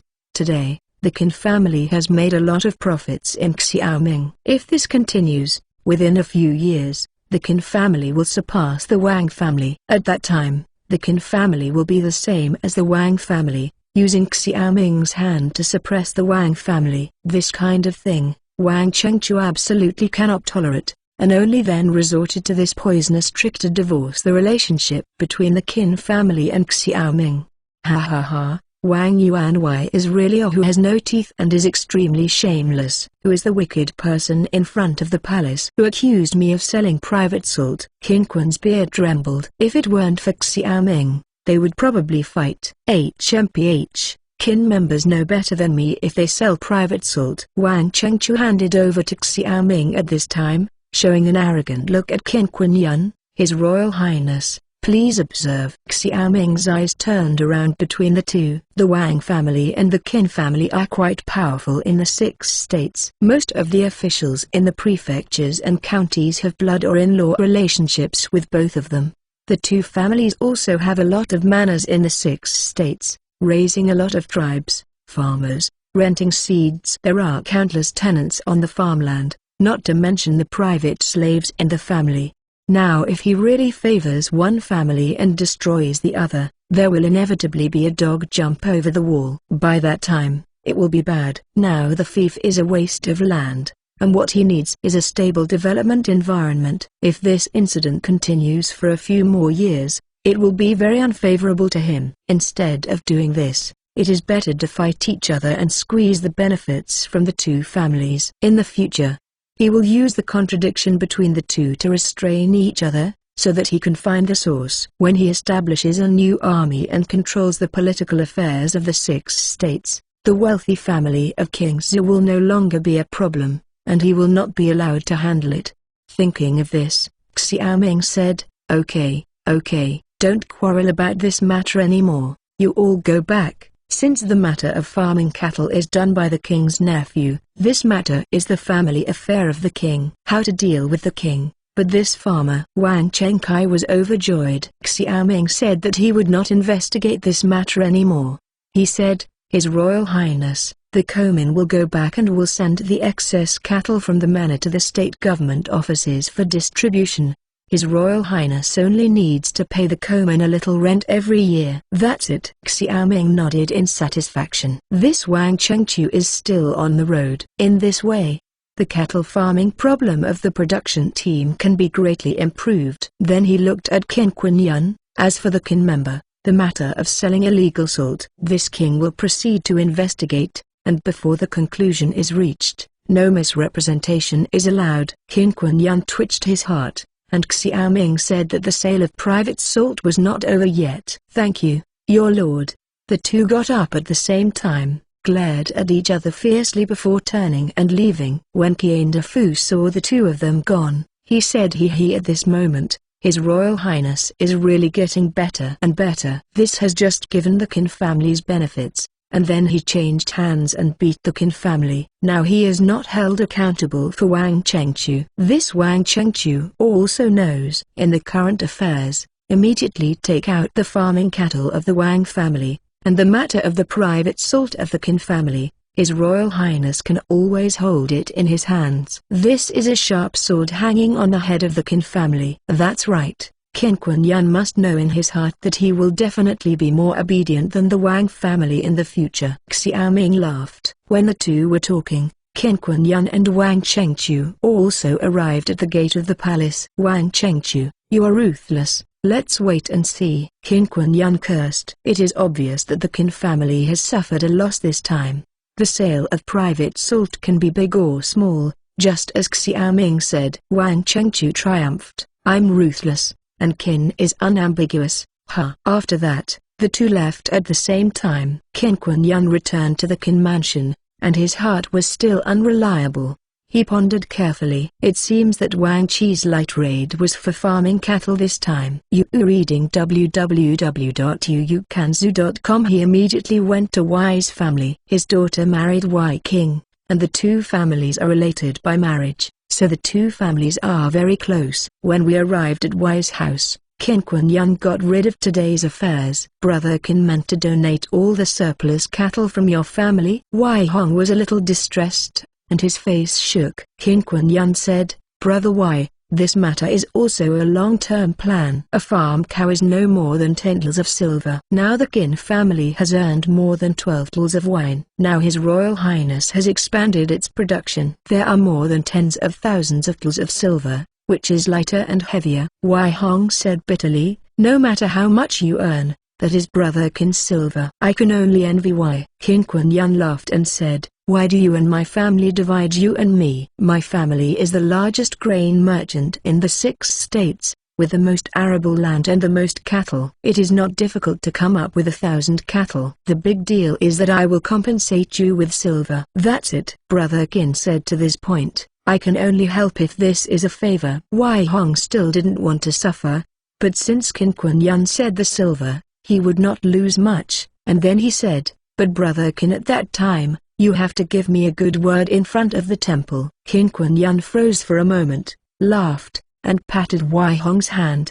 Don't worry, I will tell you Wai Hong's merits. If I can please your highness, why not worry about you and my two families will not be too yellow, let alone today, not in the past. This Wang Chengqiu used to be close to us, but now he has revealed his wolf ambition. You and I have a relatively shallow foundation, and you can only rely on your highness to be fearless of the Wang and Sun families. Wai Hong nodded. Brother Qin is right. You reading book friends are welcome to visit and read. The latest, fastest and hottest serial works are all in You reading. For mobile phone users, please go to read Chapter 47. Basic Chemistry. Qingzhou City, Wang family. Wang Chengqiu and Sun Yuanzai sat opposite each other in the main hall, and Wang Shiji sat down. Since Wang Chengkai went to the Qi Palace, this Sun Yuanzai waited for news at the Wang family. Now Wang Chengkai came back and briefly talked about what happened at the Qi Palace. He slowly said, Brother Wang, this time is really thrilling. Your Highness did not punish the Wang family. We can see that I still value the Wang family in my heart. HMPH, of course, how much money my Wang family has spent on his King Qi in the past 5 years. King Qi will always miss the old love. But I can't get the pulse of the current King Qi. This incident can only be said to be a fluke. Wang Chengkao has lingering fears. Yes, His Royal Highness Qi seems to be quite a virtuous king now. This is close to Pang Qingxi's departure. I don't know why. Just like everyone else, Sun Yuan's eye was equally confused. Wang Chengqiu frowned. The change of King Qi is so great. I guess it has something to do with the last assassination. I am afraid that King Qi deeply felt the danger of the throne struggle last time, and now he must accumulate his strength to defend himself. Well, Brother Wang is right. The King Wei in the south was just as faint as King Qi in the past. He also understood the danger he was in during the throne dispute and changed his mind. Now, the land of King Wei is rare. Rich man. Sun Yuan's eye said. That's right. So King Qi is probably the same as King Wei back then. Wang Chengqiu frowned. It's just that, King Qi can't be at our mercy. Instead, we have to look at his face. This is also impossible. Now the Qin family and the Wei family are staring at us like dogs staring at bones. They are our opponents. Sun Yuan's eye said. Wang Chengqiu nodded and sighed. Hey, nothing. Now that the situation has changed drastically, we have to change from time to time. By the way, this time Qin Kuan-Yan is going back. He will certainly please your highness because of the sale of private salt. Don't let the wind fall. What if you and my family donate 500 cattle each? Sun Yuan's eye said. It's okay to have 500 cattle, as long as you can suppress the Qin and Wei families. Father, isn't this a bit too small? I listened to his highness's tone, and it seemed that there was a profitable business in his hand. But His Highness said vaguely, this is still hesitating to give to the Qin family. Wang Shaiji interrupted. Wang Chengqiu was anxious to explain the hiding of cattle, but he didn't care about what Wang Shaiji said. He asked at this time, His Royal Highness really said that? Really, Your Highness also said that this is a very powerful thing, not worse than drunk King Zhu. Wang Shaiji affirmed. Sun Yuan's eyes rolled. Now that all the benefits from the bright side allow the Wang and Qin families to go, although he and the Wang family are in-laws, who doesn't want the benefits to fall on him, he said. Brother Wang, in that case, this time we must seize the opportunity. I am willing to raise 1,000 cattle by myself, but if the benefits are obtained, Brother Wang, don't forget our Sun family. It's easy to say. Wang Chengqiu said in surprise. Most of the cattle of the Wang family will be sent to the government. There are not many cattle left in his hand. Now that the Sun family takes out the cattle alone, he is naturally happy. The two negotiated properly and asked Wang Shaiji to take the conversation to the Qi Palace. Wang Shaiji arrived at the Prince Qi's mansion, but unfortunately saw Qin Kuan-Yan just leaving the mansion. He frowned, asked Jia Ding to inform him, and got permission. He went directly to the main hall. In the main hall, Xiaoming was holding a piece of paper with a smile on his face. Wang Shaiji arrived at the main hall and couldn't help asking, when is your highness so happy? Xiaoming shook the paper in front of Wang Shaiji and said, in order to support the king's farming method, each family gave 500 cattle to the king. They are truly loyal. Wang Shaiji said contemptuously, His Royal Highness, what is this? Brother Fool came this time to support His Highness's farming method. Our Wang family not only sent the remaining cattle to the government, but also gifted His Highness 1,500 to the Sun family. Cattle. Xiaoming pretended to be surprised. Brother Wang, take this seriously. His Royal Highness, how dare brother you dare to deceive your highness? This is a contract. Please read it. Wang Shaiji took out a piece of silk cloth and recorded the donation of 1,500 cattle. Wang member Wei I, Sun member Wei I is really a generous person, and I don't want my king to value your two families so much. Xiaoming said in surprise. He is really happy this time. There are 2,500 cattle, 10 households share one cattle, which is enough for 25,000 households. More than 1 million households in 6 states, plus the cattle purchased by Asta and rented by the wealthy and wealthy families in each state. The production model of this production team can basically achieve most of the production mode. Wang Shiji was proud that the Qin family and the Wei family were no better than the two of them after all. Thinking of the business trip, he couldn't help but ask carefully, "Yes, Your Highness, today you said that there is a new thing. I don't know if it is." "What?" Xiaoming put away the contract. He was in a good mood. He said, "This thing is called soap, which is equivalent to the pancreas, you understand." Yezi still knew it, and I was fortunate to have used it for a while. Wang Shiji recalled. Xiaoming nodded. In Dayu, some people have used pig pancreas to make pancreas for bathing, that is, a basic version of soap. But the production of pancreas is very difficult, and generally only concubines in the palace can use it too. Moreover, the pig pancreas used in the pancreas at this time are mixed with vegetation and ash, making it black and not sleek, very unsightly. The reason why Xiaoming wanted to make soap this time was because he found limestone. He could make soda ash, and only soda ash could make soap in large quantities.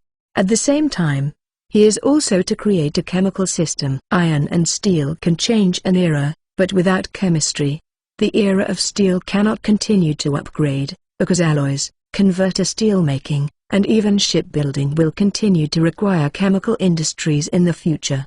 Using this soap production, he will cultivate a group of talents in chemistry and develop balanced development in all aspects. This soap is even more powerful than the pancreas. As long as it is shipped to Chang'an City, no worries, the nobles won't buy it. Xiaoming continued. Wang Shiji was agitated. The manufacture of this pancreas is a secret thing. Many merchants want to do business with pancreas, but they never produce it. Your Majesty, you can't afford the Qin family anymore this time. You see, we have 500 more cattle than them, which shows the sincerity of our Wang family. Wang Shiji said. Xiaoming nodded.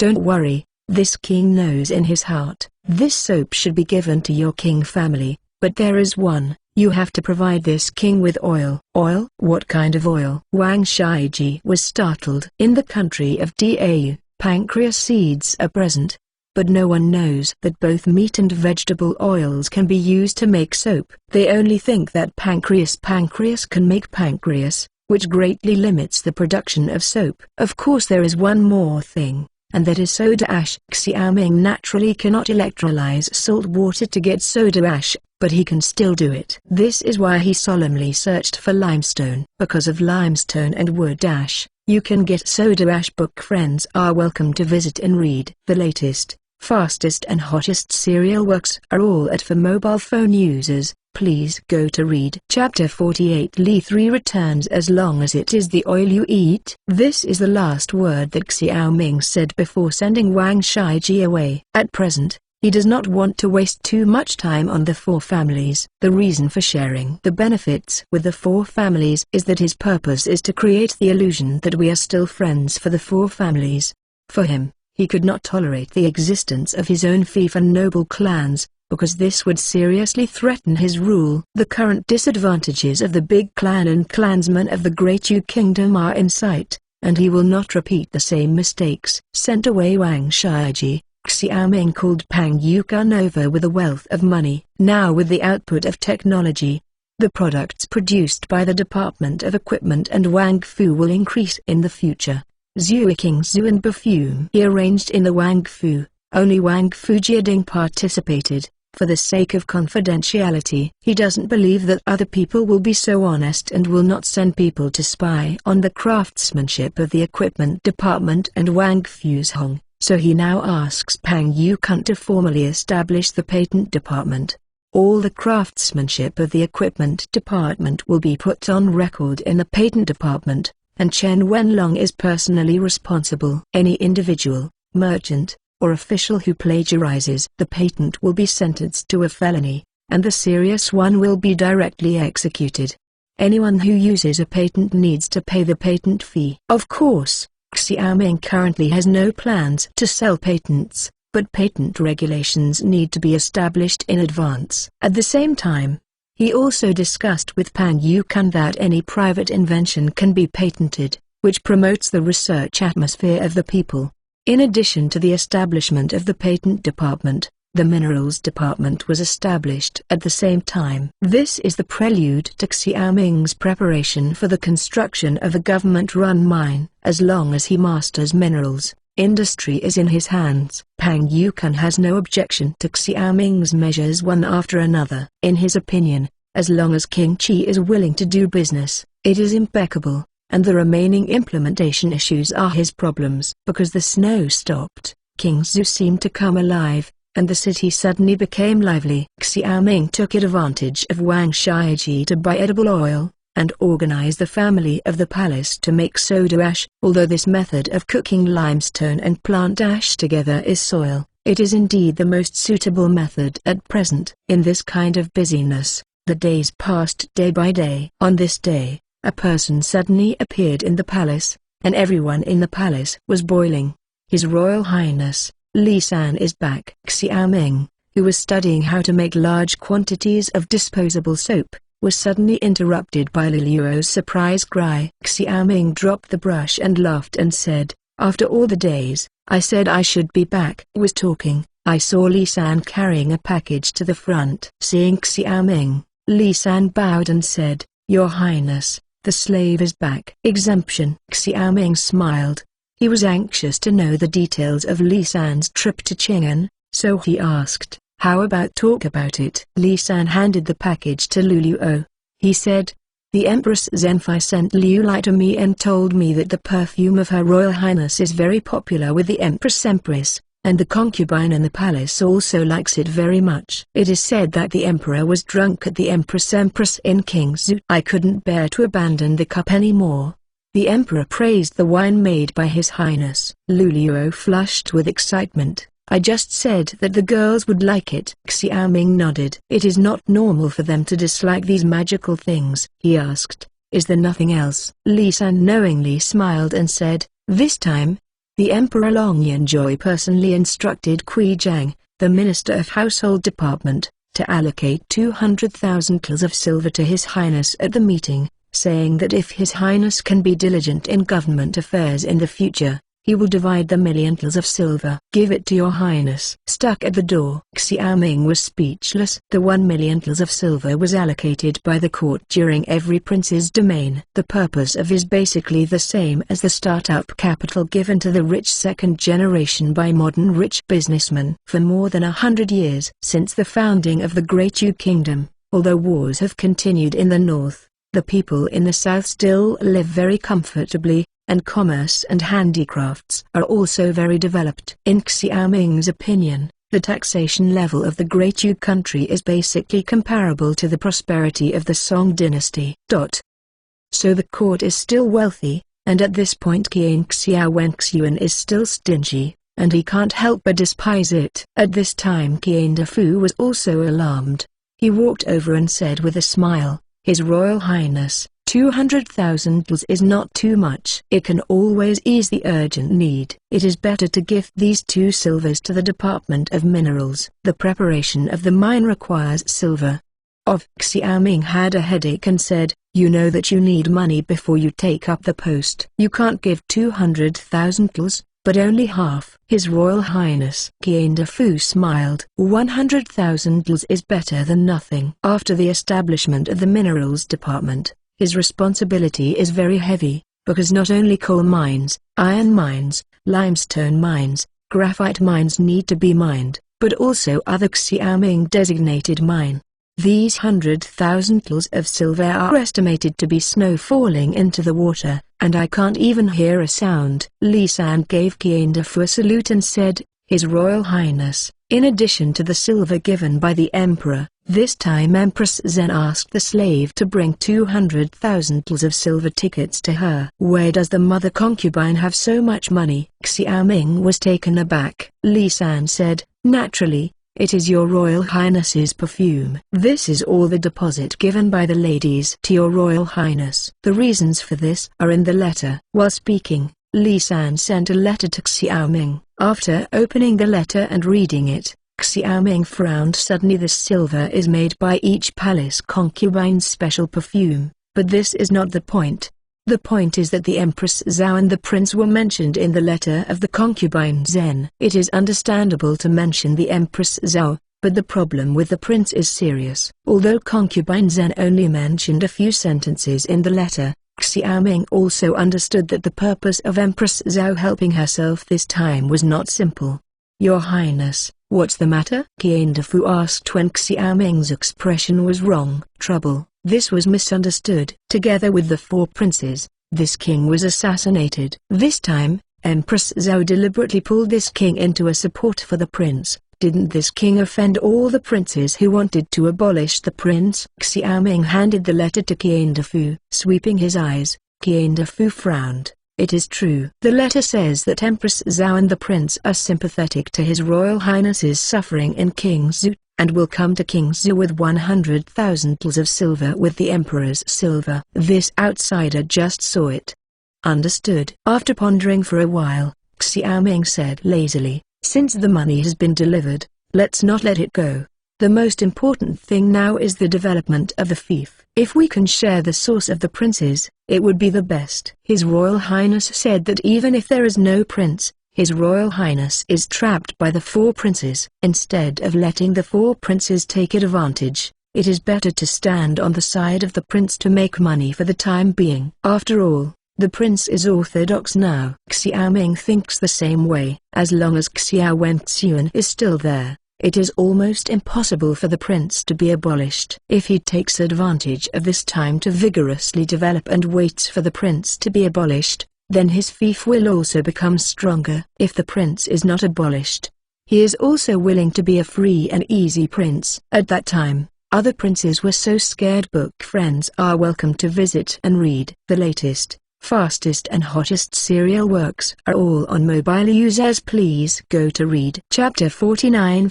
The second day after Li Sun came back, the silver taels given by the court arrived in King Zhu. With the deposit from the harem concubine, Xiaoming had 500,000 taels of silver in his hand to move. These silver can be said to be a huge sum of money in King Zhu, but for Xiaoming's development plan, it is just a drop in the bucket. And 200,000 taels are the deposits for the concubines who need perfume. He also needs to purchase perfumes to make perfumes to send to the concubines. It can be said that 200,000 taels have to be discounted. As for perfume, Xiaoming is not going to give it to others. Part of the business he has on hand is to paralyze the differentiation of the wealthy people in King Zhu, but he needs to keep some of the business himself so that he can earn more. Especially in the affluent south, where commerce is developed and trade is prosperous, the fastest way to get money is commerce relative to his own technological advantages, so he has been planning his own business. The ultimate goal of Jiang Yang's shipbuilding is trade, because countless facts have proved that only commerce can rejuvenate the country. Li Kaiyuan, lieutenant of the Guogan, had seen His Royal Highness in the main hall of the Cheap Palace. Li Kaiyuan stood under his head and bowed to Xiaoming, with the silver in his hand. Xiaoming's idea of preparing for the establishment of a trading firm became even stronger, but the person in charge of the trading firm hesitated all the time. It was only these 2 days that he decided to use Li Kaiyuan. The people that Xiaoming reuses now are Qian Defu, Chen Wenlong and his son. One is his own cronies. The other has no roots in King Zhu, and has nothing to do with the King Zhu tycoons. This Li Kaiyuan had been investigated by Qian Defu, and he had no special background. Moreover, Li Kaiyuan's personality was extroverted and very slippery. He was obviously suitable to be a businessman, not a general. He said, "Get up. This time this king is looking for you to give you a heavy responsibility. His Royal Highness, please say that the subordinates must bow down and die." Li Kaiyuan said with a smile. Xiaoming understands Li Kaiyuan's character very well, but he doesn't take it seriously, saying, "This king is going to build a business, and I want you to be the shopkeeper." "Your Highness." "Your Majesty." Li Kaiyuan's face was brushed white. He shivered and said, "Your Highness, the last time the barbarian matter happened, the next official has already introspected." Xiaoming waved his hand. This king is not guilty, and the king didn't blame you for the last time. Your position in the army will remain. You just need to bear the business affairs alone. If I didn't guess wrong, his father, Li Shengjai, was also a merchant in King Zhu. Li Kaiyuan was crying. Dayu is still a traditional country that emphasizes agriculture and suppresses business. Although the stable environment over the past century has improved the status of merchants a little, the overall merchants are still looked down upon. The reason why he was able to become a captain in the army was not because of his merits, but because his father bought it from Xiaoming with a lot of money.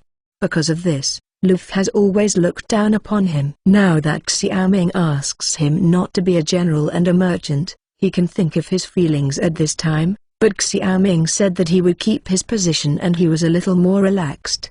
Back to your highness, it is true. Before going west, my father has been walking around various states to sell cloth, Li Kaiyuan said. Seeing that Li Kaiyuan still had some unhappy emotions on his face, Xiaoming said, this king knows that you are not happy, but you have to understand that this firm is an official business. Although it is also a merchant's business, it is actually an official for the government. If you insist on staying in the army, it's okay. This king is looking for someone else. It's just that Captain Luf came to report a few days ago. The heavy snow seems to have frozen many cattle and sheep on the grassland.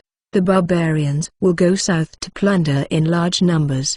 His Royal Highness, the lower officials are willing. Li Kaiyuan struck a spirit. He was the only seedling in the family. After being despised and killed in the war between the barbarians, he still chose the former. Xiaoming smirked and clicked on him. That's right. Make the best use of everything, and make the best use of your talents. You are not suitable for the army. Come on. This king will tell you how to build a business. Li Kaiyuan looked helpless and had to step forward and listen carefully. The business that Xiaoming planned to build this time bears the name of the Prince of Qi's mansion. This is also for the business to pass through all over the country and avoid blackmail from local authorities. The name of the trading firm is Wantong Trading. Xiaoming will spend 50,000 kils of silver to buy 5 small merchant ships and 10 horse teams on land. This scale is currently only a small trading firm, but everything is difficult at first. Just grow. In addition to the specific management methods of the firm, Xiaoming also instilled many advanced business ideas into Li Kaiyuan, which Li Kaiyuan quickly understood under the effect of the technology spa. His family is a businessman, and he knows a little about doing business. This can be said to have helped. The first batch of products is perfume. You only need to take the water and ship directly to the southern states, Xiaoming said at last. Li Kaiyuan was shocked by the new knowledge in his heart at this time. This knowledge made him a little ambitious. He said, Your Highness, I still have a few more trusted brothers in the military. I will take them with me. No problem. You can take anyone with you, except Luf, Xiaoming joked. Li Kaiyuan nodded, retired, turned and left the cheap palace, and set about preparing for the business. As soon as Li Kaiyuan left here, reading www.yuukanzu.com, Liang Dahai went to the main hall under the guidance of Qian Defu. Xiaoming asked, Liang Dahai, what happened to the slave that this king asked you to buy? His Royal Highness, the Kaominits spent the great Zhujiang to find all the brothers he could find. This time, he brought a total of 950 slaves to His Highness. When the snow on the roads of various states has melted, the Kaominits will go north to buy slaves for His Highness. Liang Dahai said. The 950 slaves are still too few to speak of. They are basically a drop in the bucket, but they always have to stutter. It seems that he has to focus on shipbuilding. Overseas trade is the focus of commodity exchange. Yes, continue to buy slaves. This king will not treat you badly. Xiaoming motioned to Qian Defu. At this time, Qian Defu gave Liang Defu the 20,000 banknote. His Royal Highness, this is a lot. Liang Dahai said in surprise. He had never done such a smooth business. Leave it to the next slave trade if there are too many, Xiaoming said. Where are these slaves? It's all on the dock in the north of Kingzhou City. Liang Dahai took the money joyfully. He used to wait for a long time in the East Market before there was a buyer. Now such a large transaction allows him to truly appreciate the benefits of cooperating with Xiaoming. Xiaoming said to Qian Defu, "Steward Qian, you call Lieutenant Shanglu. You will temporarily place the slaves outside the city in a military camp in the east of the city, and the King of Japan will go to see them." Qian Defu nodded, and left with Liang Dahai in response. Now that he has enough money, Xiaoming eagerly wants to use the money to take the fast lane. What he just scared Li Kaiyuan was not talking nonsense. A large number of barbarian scouts did appear outside Kangzhou City. You reading book friends are welcome to visit and read. The latest, fastest and hottest serial works are all in You Reading. For mobile phone users, please go to Read Chapter 50 Workshop Area Kingzhou Dongding. This is the barracks where the Kingzhou army is stationed. Compared with the 3,000 soldiers in the heyday, only more than 300 soldiers are stationed in the Kingzhou camp at this time. There are many vacant barracks in the big camp. In the past, these barracks were covered with cobwebs and dust on the ground, but now these barracks have been cleaned up, and the notice of conscription has been posted, and there is an endless stream of people coming to join the army during this time. In another half-month, new recruits are about to enter the camp. This recruitment will fill the barracks of the Kingzhou camp and reach the peak of the Kingzhou army. The veterans are especially excited about this, as if returning to the period before the barbarian invasion. Especially the increase in soldiers will mean that they will be promoted. But before the recruits arrived, a group of people in rags entered the barracks ahead of time. After inquiring, they realized that these were slaves purchased by King Qi from various places. For King Qi, the veterans had no good impressions before, but in the past 2 months, rumors of this King Qi's change of heart have been circulating in the shop, which gradually changed their views on King Qi. Your Highness, this group of slaves can't stay in the big camp all the time. The new recruits will be in the camp soon. I don't have any free space here. When Xiaoming arrived at Kingzhou Daying the next day, Luf immediately complained to Xiaoming. I didn't plan to let them live here all the time.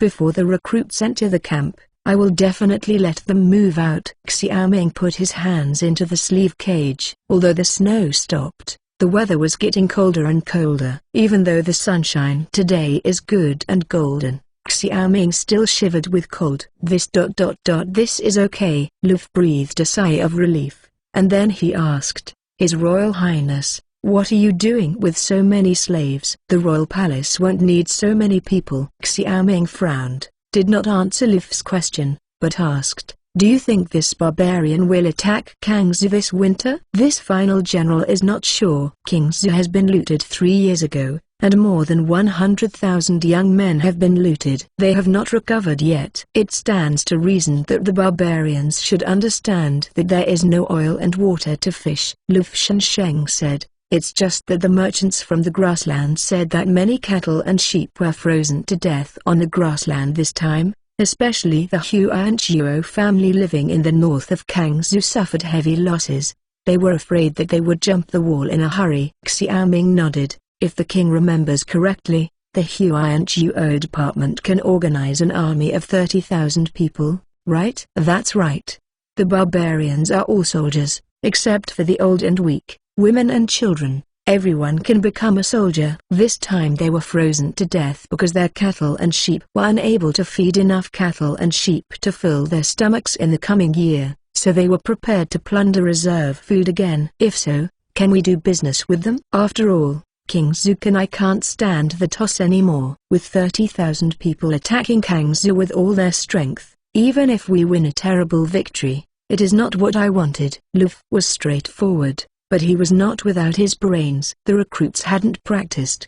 There were robbers in the 6 states from time to time. At this time, battles with the barbarians would make it worse. Merchants in Kangzhou City generally buy barbarian cattle, sheep or fur, and sell briquettes and iron ore.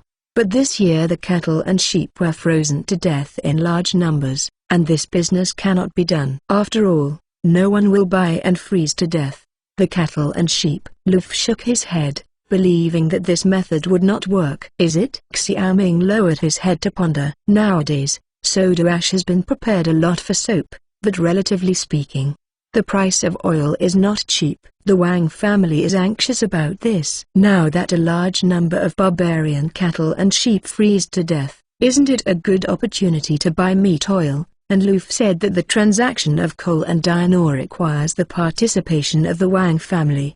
Great Yu State has always prohibited the sale of coal and iron ore to the barbarians, but there are never few smuggling merchants. Xiaoming naturally has no good feelings for the barbarians, because now the steppe empire is becoming larger and larger, which is a huge threat to him and the country of Dayu, but at this time he is helpless. Now he can't fight for sure. He can only suffer from the grievances in the snacks to keep a stable development environment. This time he wants to resolve the crisis. It is estimated that the Wang family will have to come forward, because the Wang family and the barbarians have business dealings, and they will definitely have a private relationship. There was a scrutiny in his heart, but Xiaoming didn't tell Luf that the barbarians and the Great Yu Kingdom had blood feuds for generations. This matter is not honorable after all. This time Xiaoming came here mainly for slavery. The 950 slaves said it was not too much, but it was very important to Xiaoming, because these people were enough for him to build several workshops. The equipment department is a little bigger. Nowadays, it can't accommodate so many craftsmen and equipment. He is planning to build a workshop similar to a modern industrial park. He has chosen the position just in the lower reaches of the Chuojiang River in the south of the city. These slaves will be responsible for the construction of workshops and will be assigned to various workshops. At the same time, for safety, Xiaoming will turn the workshop area into a high-walled compound. The King's army will guard the workshop area to ensure the safety of the workshop. Luf had gathered all the slaves at this time. Xiaoming glanced at the slaves who were standing scattered. Most of them were in ragged clothes and shackles, shaking in the cold wind. As Liang Dahai said, these slaves are mostly young and strong men and women. According to the standards of slaves, they belong to high-quality slaves. After confirming the quality of the slaves, Xiaoming said to Chen Wenlong who followed, "These slaves will be handed over to you. I have given you the structure of the brick kiln. More than 900 people are enough for you. This winter, the Department of Equipment will be handed over to Chen Qi. Your task is to take these slaves to burn paper out of red bricks and cement, and build the workshops in the workshop area. After the beginning of the spring, the equipment manufactured by the equipment department will be transferred to the workshop. Understand?" "Yes, Your Highness," Chen Wenlong said. Xiaoming nodded and asked Luf to cooperate with Chen Wenlong to the slaves to the workshop in the lower reaches of the Chuojiang River. The brick kiln was also in this area. This time, Xiaoming does not plan to use the old earthen walls and wooden structures, but uses modern red bricks. Burning paper red bricks is not a difficult technical job. Xiaoming briefly taught Chen Longwen the knowledge of the kiln factory. After all, the burning of red bricks and pottery have similarities, and he does not need to be able to match the quality of modern red bricks, as long as it is strong enough. Secondly, this is cement. Chen Qi has long understood how to make cement. Both of these are crude jobs, and these slaves are enough. To these slaves, Xiaoming didn't have the righteousness to talk about freedom, democracy, and human rights, because in this era of uncivilized civilization, this is no different from nonsense.